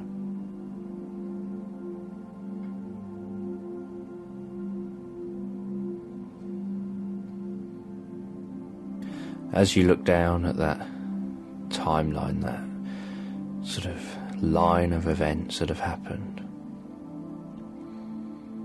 with only the negative events down there and the colour that those negative events are,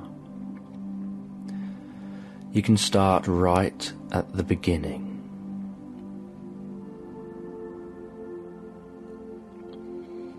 At the very, very first negative event, looking down at that event. And while you look down at that event,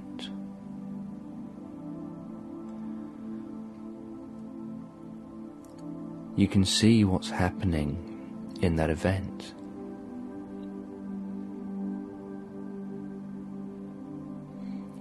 And you know, from up here looking down on that event, you have the power to project, almost like a holographic projection, to project a version of yourself down into that event. And you can look down and you can see that projected version of yourself down there, helping that you in that situation, doing what you would have wanted that you to have done to help in that situation. It could be just something that you says to that you in that situation. It could be something that you does for that you in that situation.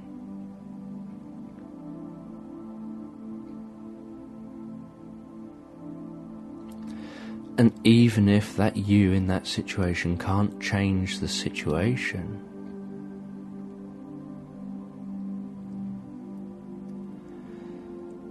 they can help that young you in that situation to be able to move out of that situation, leaving the events of that situation back there in the past in that specific situation,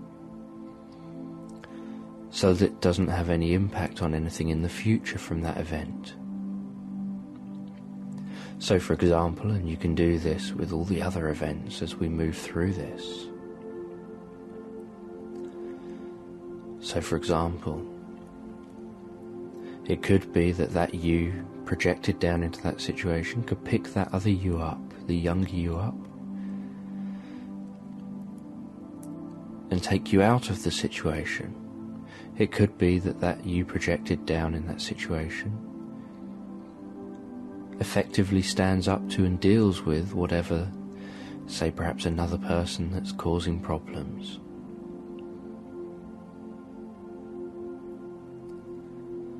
It could be that you in that situation that's projected down there just hugs you and holds you and tells you it's okay, everything's going to be alright.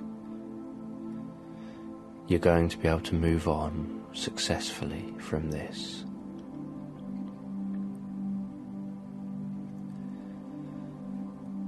There's almost an infinite number of different things that you projected into that situation and all these other situations can do to help to resolve it and leave it in the past.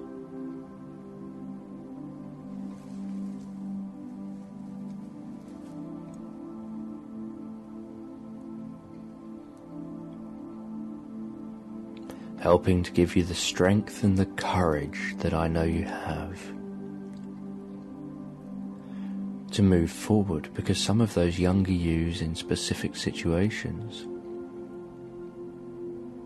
weren't able to use that internal strength and courage that over the years you've developed and used in different areas of your life. Sometimes with your knowledge, other times just without your knowledge.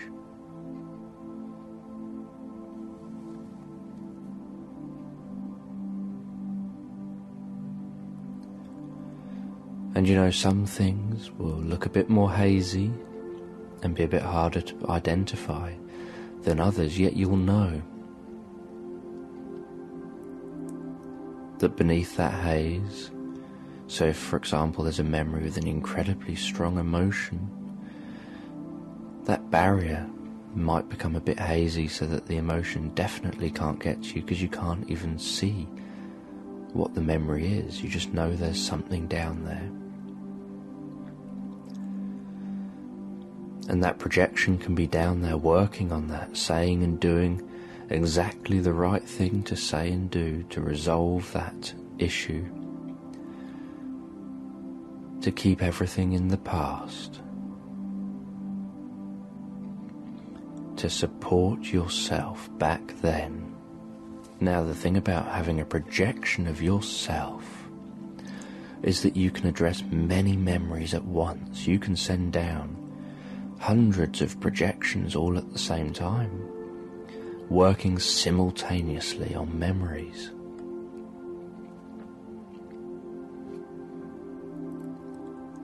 And you don't have to be aware of all of them at the same time. They can just be aware of themselves, doing that work on an unconscious level.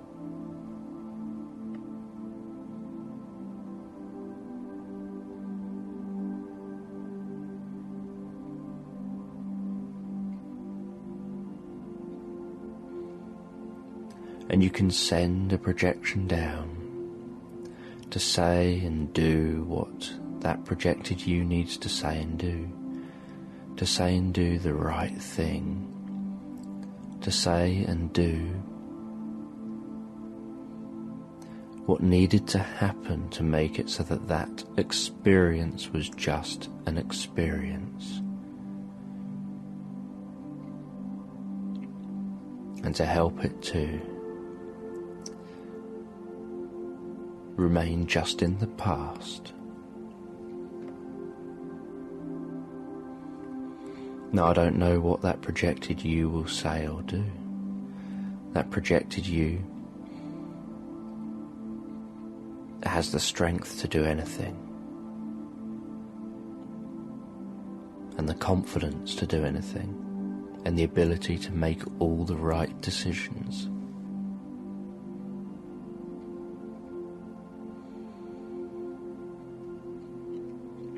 And the interesting thing is that with all of these memories that are being worked on, they can play through once how they originally played through, and then they can rewind and play through again with the projected you there making the changes. And then they can rewind and play through a couple of times, and you don't have to have any conscious awareness of that happening. Rewinding and fast forwarding just backwards and forwards, so that you keep getting a chance to unconsciously view that memory. And doing this with all the memories, just rewinding and fast forwarding a number of times. Because obviously if you were to go at normal speed through every memory, you'd spend a lifetime going through all the memories. So the quickest way to do this is to make each memory almost like it's just a flash of light. Rewinding and fast forwarding so fast that if you had a conscious awareness of it, it would be just like a flash of light. But unconsciously that would be long enough for you to see how it can be handled differently, and how that makes a difference, and how this whole process prevents the memory from having an impact on the future.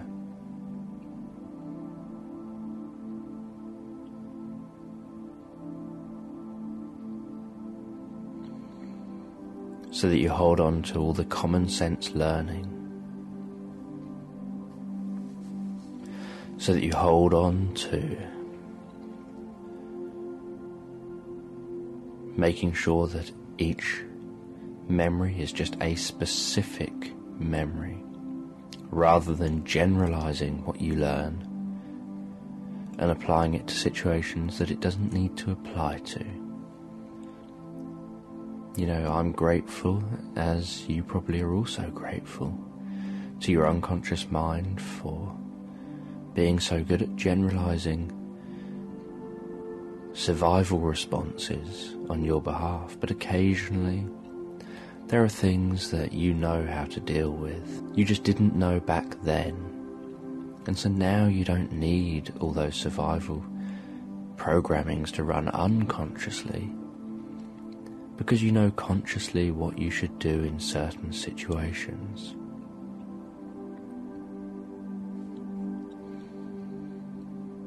And as well as dealing with other experiences that I don't know, and that even the conscious part of you hasn't thought about for years, and dealing with experiences that you do know consciously, yet you've never really mentioned them perhaps. As a part of you zips backwards and forwards through all those memories, with that projected you helping out in each one, saying the right words, almost like that projected you is incredibly busy helping out that you in each memory. Always saying and doing the right thing that gets the result that you need. And remember, it's just a memory. It's not real life. It's been and gone. It's just a memory.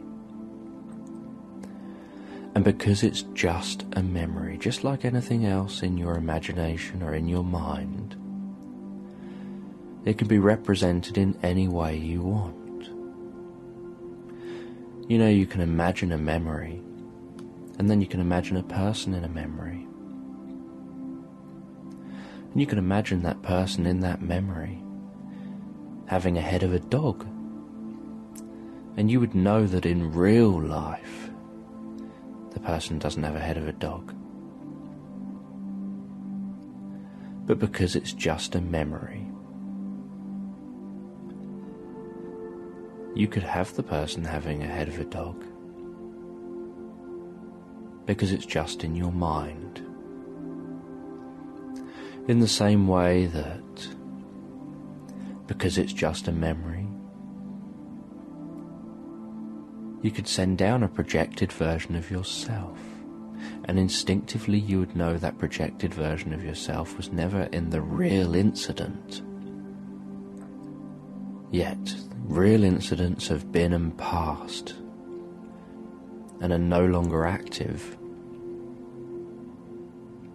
It's the memories that are active, and when it's just a memory, you can adjust a memory.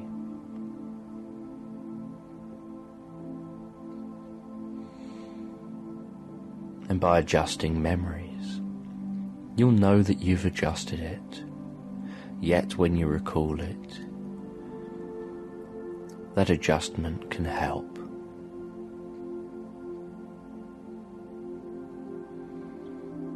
In the same way that if you recalled something that was a bit scary, say a person that came across as being a bit scary, you could make them look silly. You know, give them sort of wobbly eyes, or give them a big nose, weird hair, change the colour of their hair or the shape of their face or body. You can make them look really silly. And you could then put really silly music to that memory. And then you could have them dance around to that really silly music. And you would know that it's not real, that it's just a memory. But because the real event has passed and is no longer active, and the memory is what was causing the problems, you can adjust the memory so that it makes a different emotion if you think about it.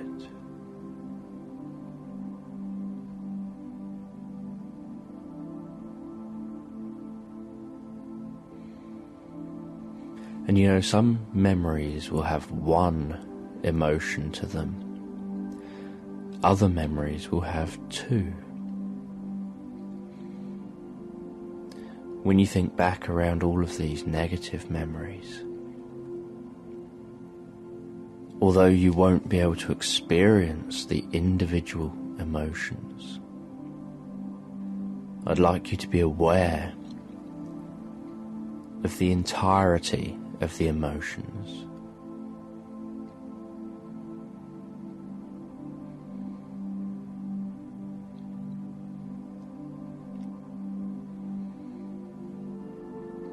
You know, some things can create anxiety, some things can create panic.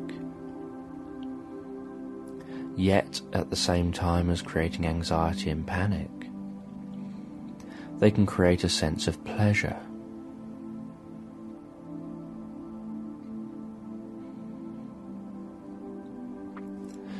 And when the memory gets stored as a survival memory, because you need to be aware of the anxiety and the panic to survive, you can lose the awareness of the pleasure, even though the pleasure was there as well. And sometimes people then seek out those same experiences and they repeat patterns.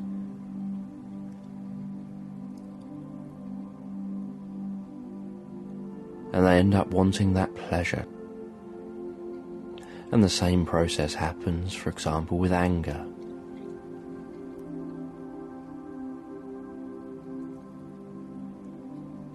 That sometimes you can think back on a memory and be aware that back then in that memory you felt really anxious and really scared.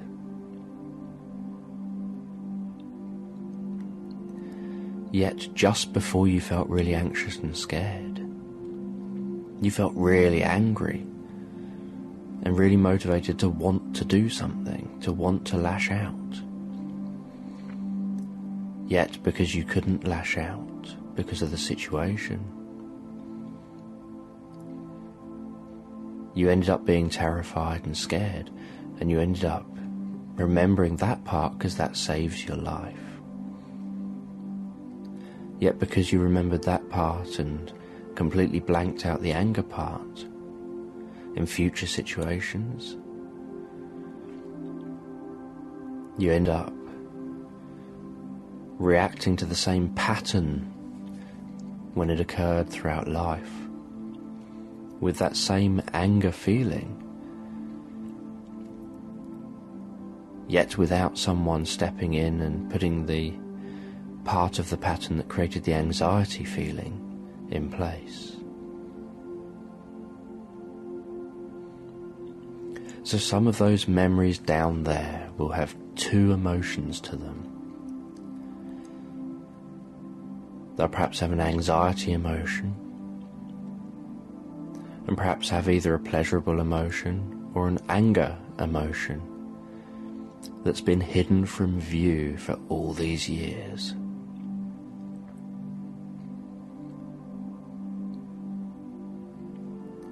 And you know, one of the things that projected you will be doing down there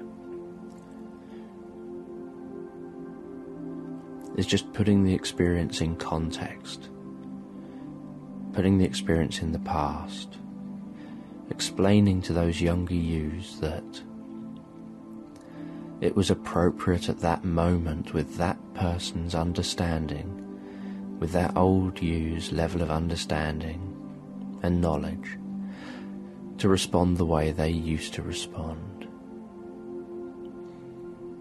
Whereas the projected you has more wisdom, more knowledge,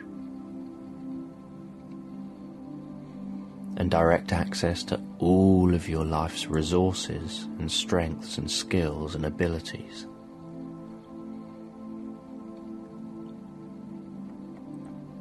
And you know, there are many gifts to that projected you. And one of the gifts that projected you has is the ability just to touch a younger version of yourself and just create anesthesia. So for example, if there are any experiences that crop up where a younger version of yourself was injured in any way or experienced any kind of pain,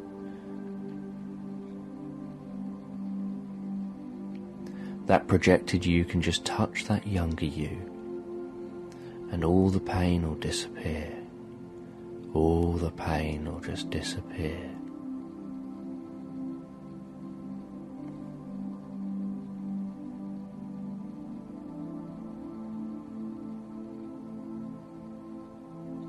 And you know, that projected you is assertive. They're very assertive in a positive way. They're not authoritarian, they're not bossy, they're not aggressive. They're just calm and assertive.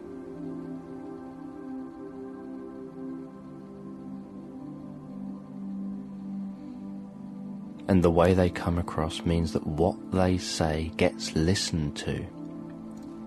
So if that projected you tells an adult, I'm sorry, but actually this is the way things are going to be,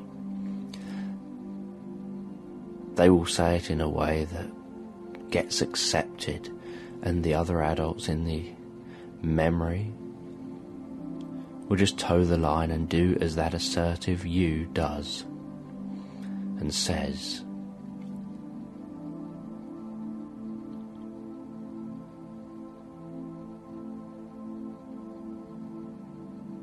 And you know, the one gift that every single human being has, the one thing every single one of us has in common,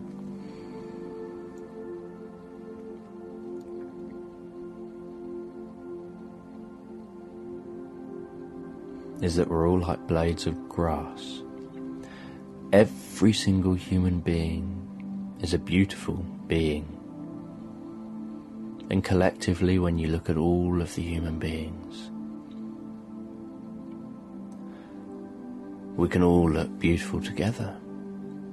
Yet every single human being has one thing in common, and that is that every single living human being is different. We all have different hobbies, different habits, different personalities, different interests, different levels of skill in different areas of our lives. There are no two human beings anywhere on the planet that are the same.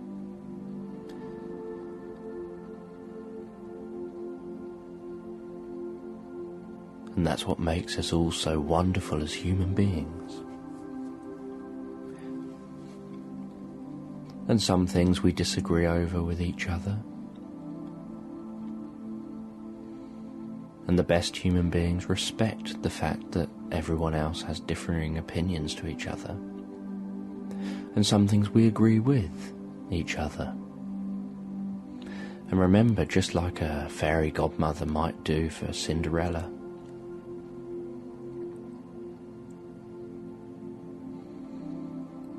what that projected you says and does can become reality in those memories. And that projected you can say the right thing to that young you.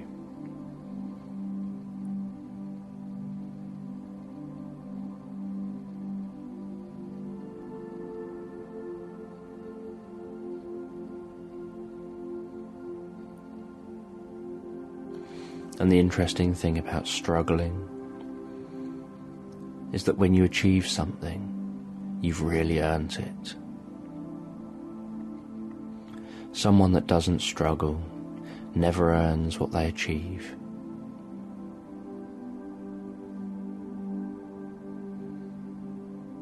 And that projected you in all of those memories can whiz backwards and forwards, running those memories backwards and forwards over and over again,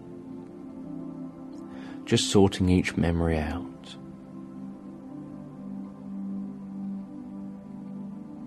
Saying and doing what it was that was needed back then in the past in those memories.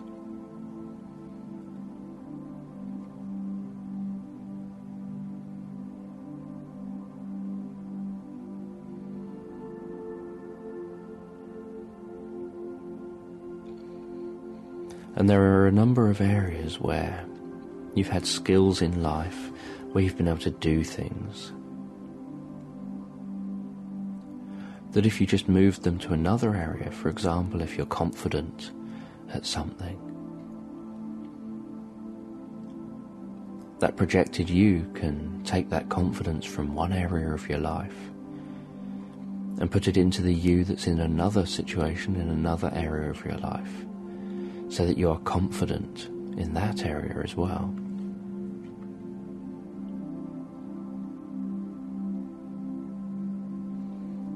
And you know, some events are worth failing. The greatest reward for some events are when you fail, And your unconscious mind knows what events are good to fail at, and what events you can always fail at for your own benefit and for your own survival and for your future.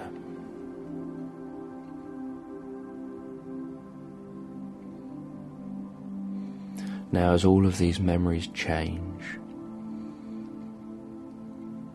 as hundreds of different projected yous go down and work on many memories, some worse than others, some just a little bit bad and not too bad really. Every single change will have a knock-on effect with the future from this point on.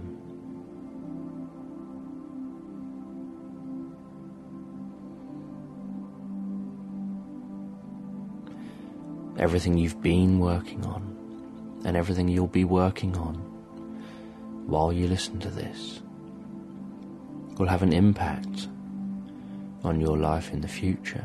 And I don't know whether you'll literally wake up in the morning a changed person, or whether it'll take a day or two. And I don't know at what point you'll be listening to this when you don't really need to. You're just doing it almost like for security, just to make sure your unconscious mind really has dealt with everything fully and honestly.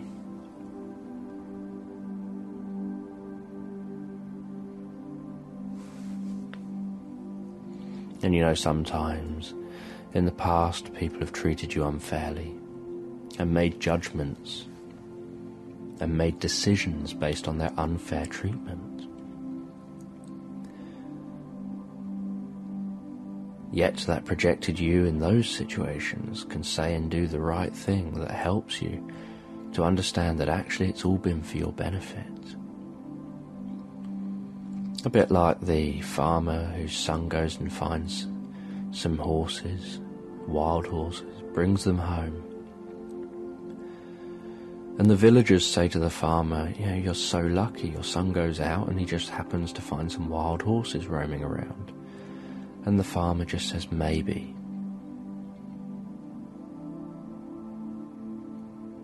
And then the son is trying to break in one of those horses and gets thrown off and breaks his leg.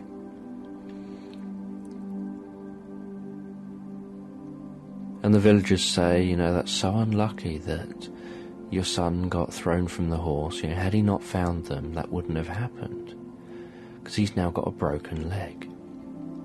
And the farmer just says, maybe. And then the army come to conscript young people and take them out to war. And the farmer's son can't go because he's got a broken leg. And the villagers say, you know, it's so lucky that your son's got a broken leg. Had he not been thrown off the horse that he found, he would have been taken out to war and potentially could have got killed.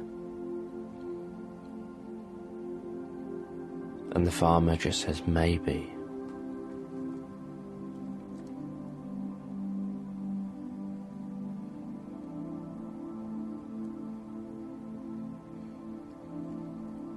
And you know that there's a story about a toad who's hopping along this path.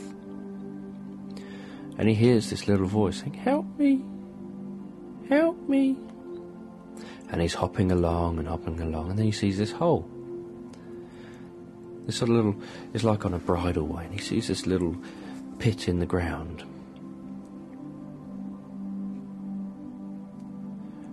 And he tries to reach down to help this other little frog out.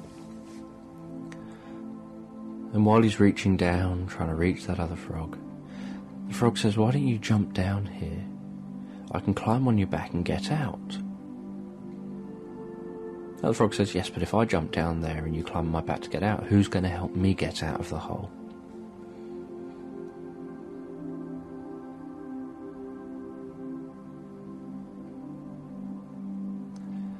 And the frog says, yes, but there's no other way out. And he says, well, you know, you could always try harder to get out. And that little frog down the hole says, yes, but I don't think I can. I'll just stay here and I'll just let myself get killed. You just go on again. So this other frog thinks, well, if you're not going to accept my help, then I'm going to have to just go and leave you. And this frog is bouncing down the road, and then next minute the other frog overtakes him.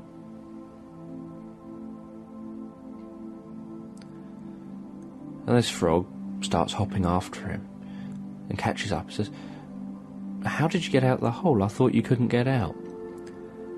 And why are you going so fast? And suddenly seeming so motivated. And the other frog says, well, when you came to help me, there wasn't a truck coming down the path. Now there is. It's best not to be in the hole anymore.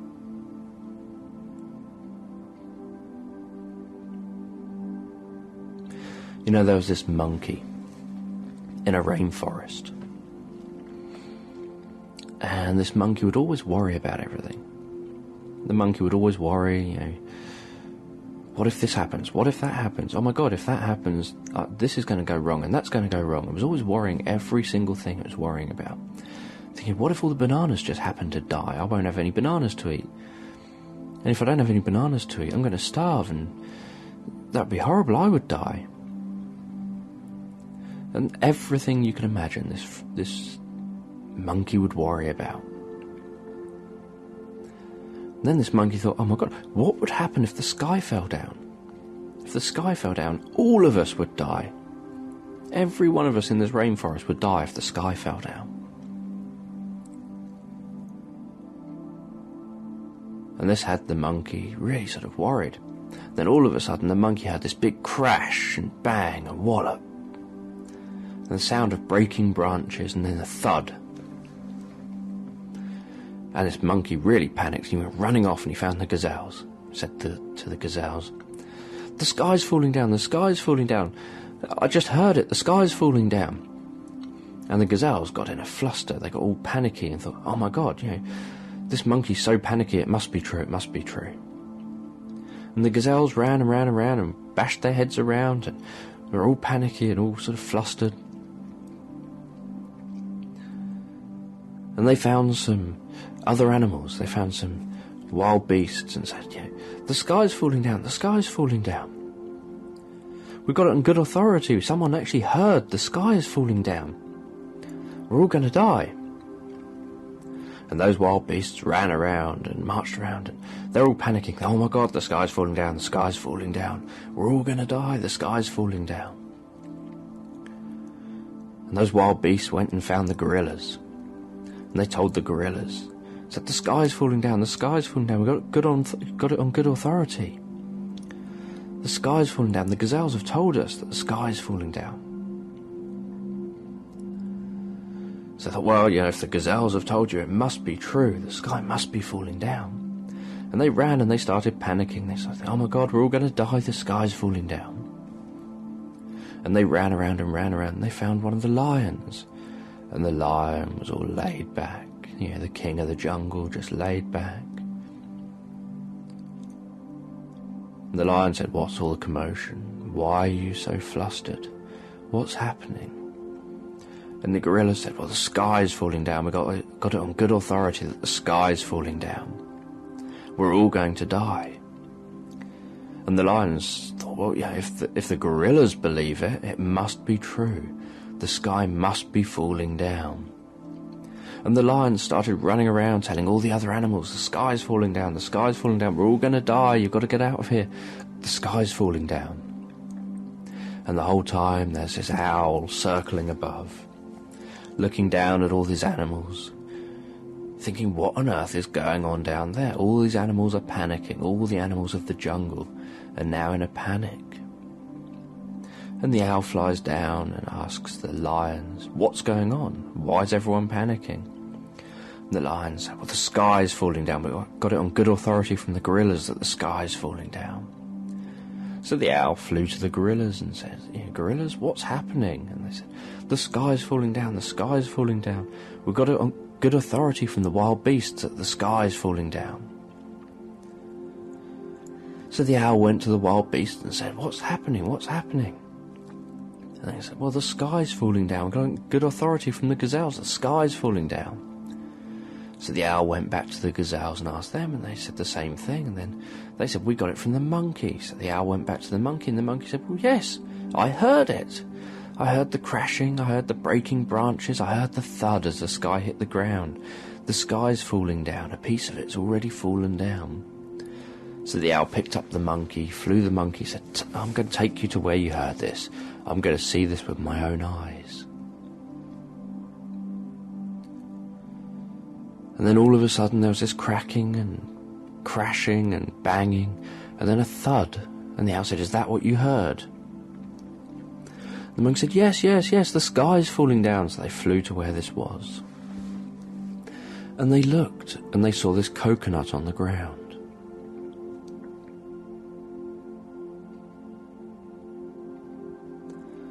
And the monkey felt stupid and thought, how did I not notice it was a coconut? I never looked, I just heard it. I didn't look to see what it was, I just heard it and thought the sky was falling. And the monkey thought, oh my God, what have I done? All the animals of the forest are panicking. And the monkey knew what he had to do at that point. And he asked the owl to carry him to the top of a mountain. And the owl carried him to the top of the mountain. And the monkey shouted so loud every animal in the forest could hear from the top of the mountain. And he told all the animals, it's okay, it was a mistake. He checked, he had a look to see what was really going on. And when he checked, he found that it wasn't the sky falling after all, that they're all safe, that everything's okay. That he just made a mistake. The sky wasn't falling, and all the animals were relaxed and were really grateful and relieved.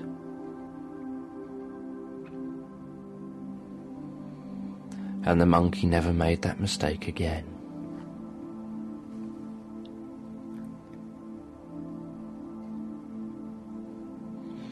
And you know that projected you can continue to make those memories whiz backwards and forwards, saying and doing what it needs to say and do, to correct each one.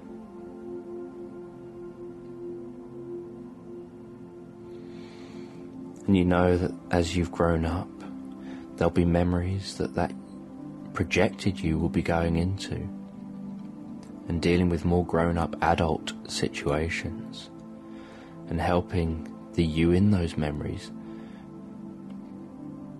to deal with those adult situations and to move on so that the adult situations stay where they are as just memories, whizzing them backwards and forwards, making all the necessary changes.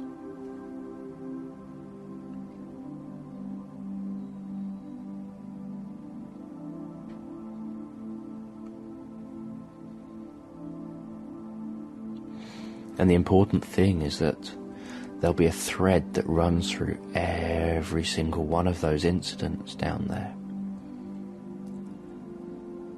A thread that you can just grab onto any time you need to use any of the memories positively to help someone in the future.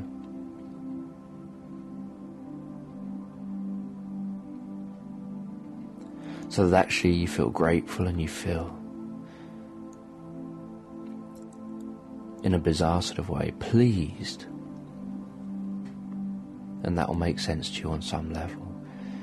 You feel pleased that you went through those situations and overcame them so that you can then help others. You know, it's surprising what you can achieve when you think about things a little differently. And when you look at something from outside of the box, you have a different perspective than when you're inside the box.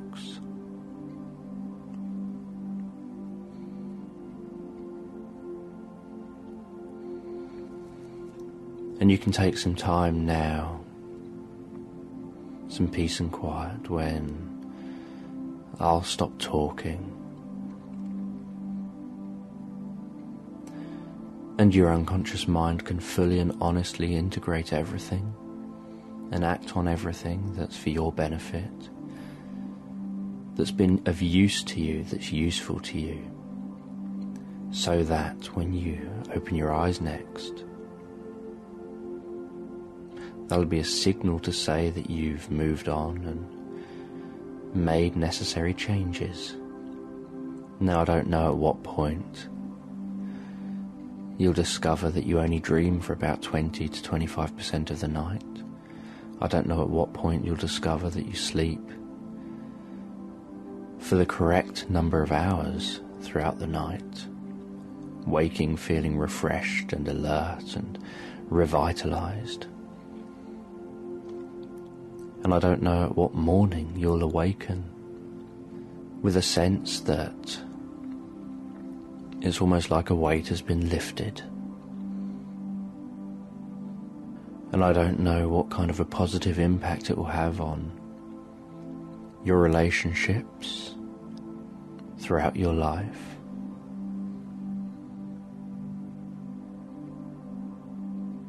And what new discoveries you'll find and changes you'll discover.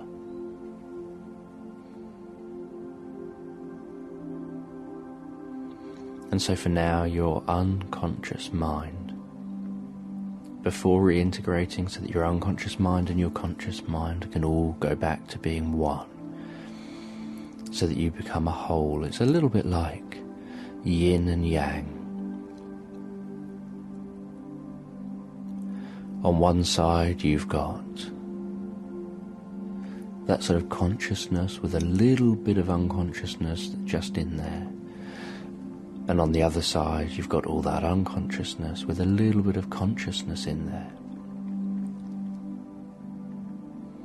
You know, with every bit of pleasure in a life, there's a little bit of pain.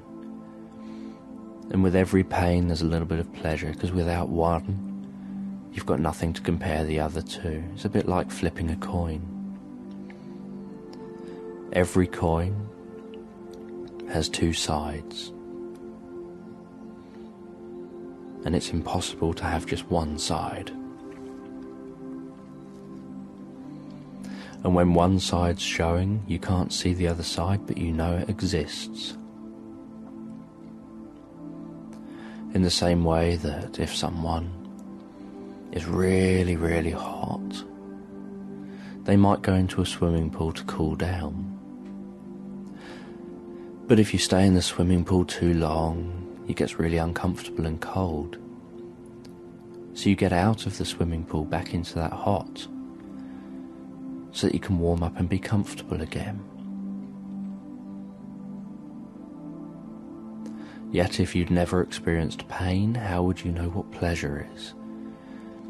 If you've never experienced sadness, how would you know what happiness is?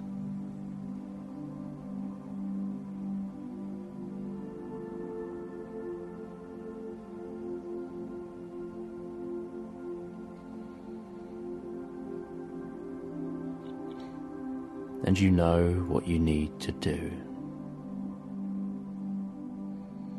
And you know you'll do it well.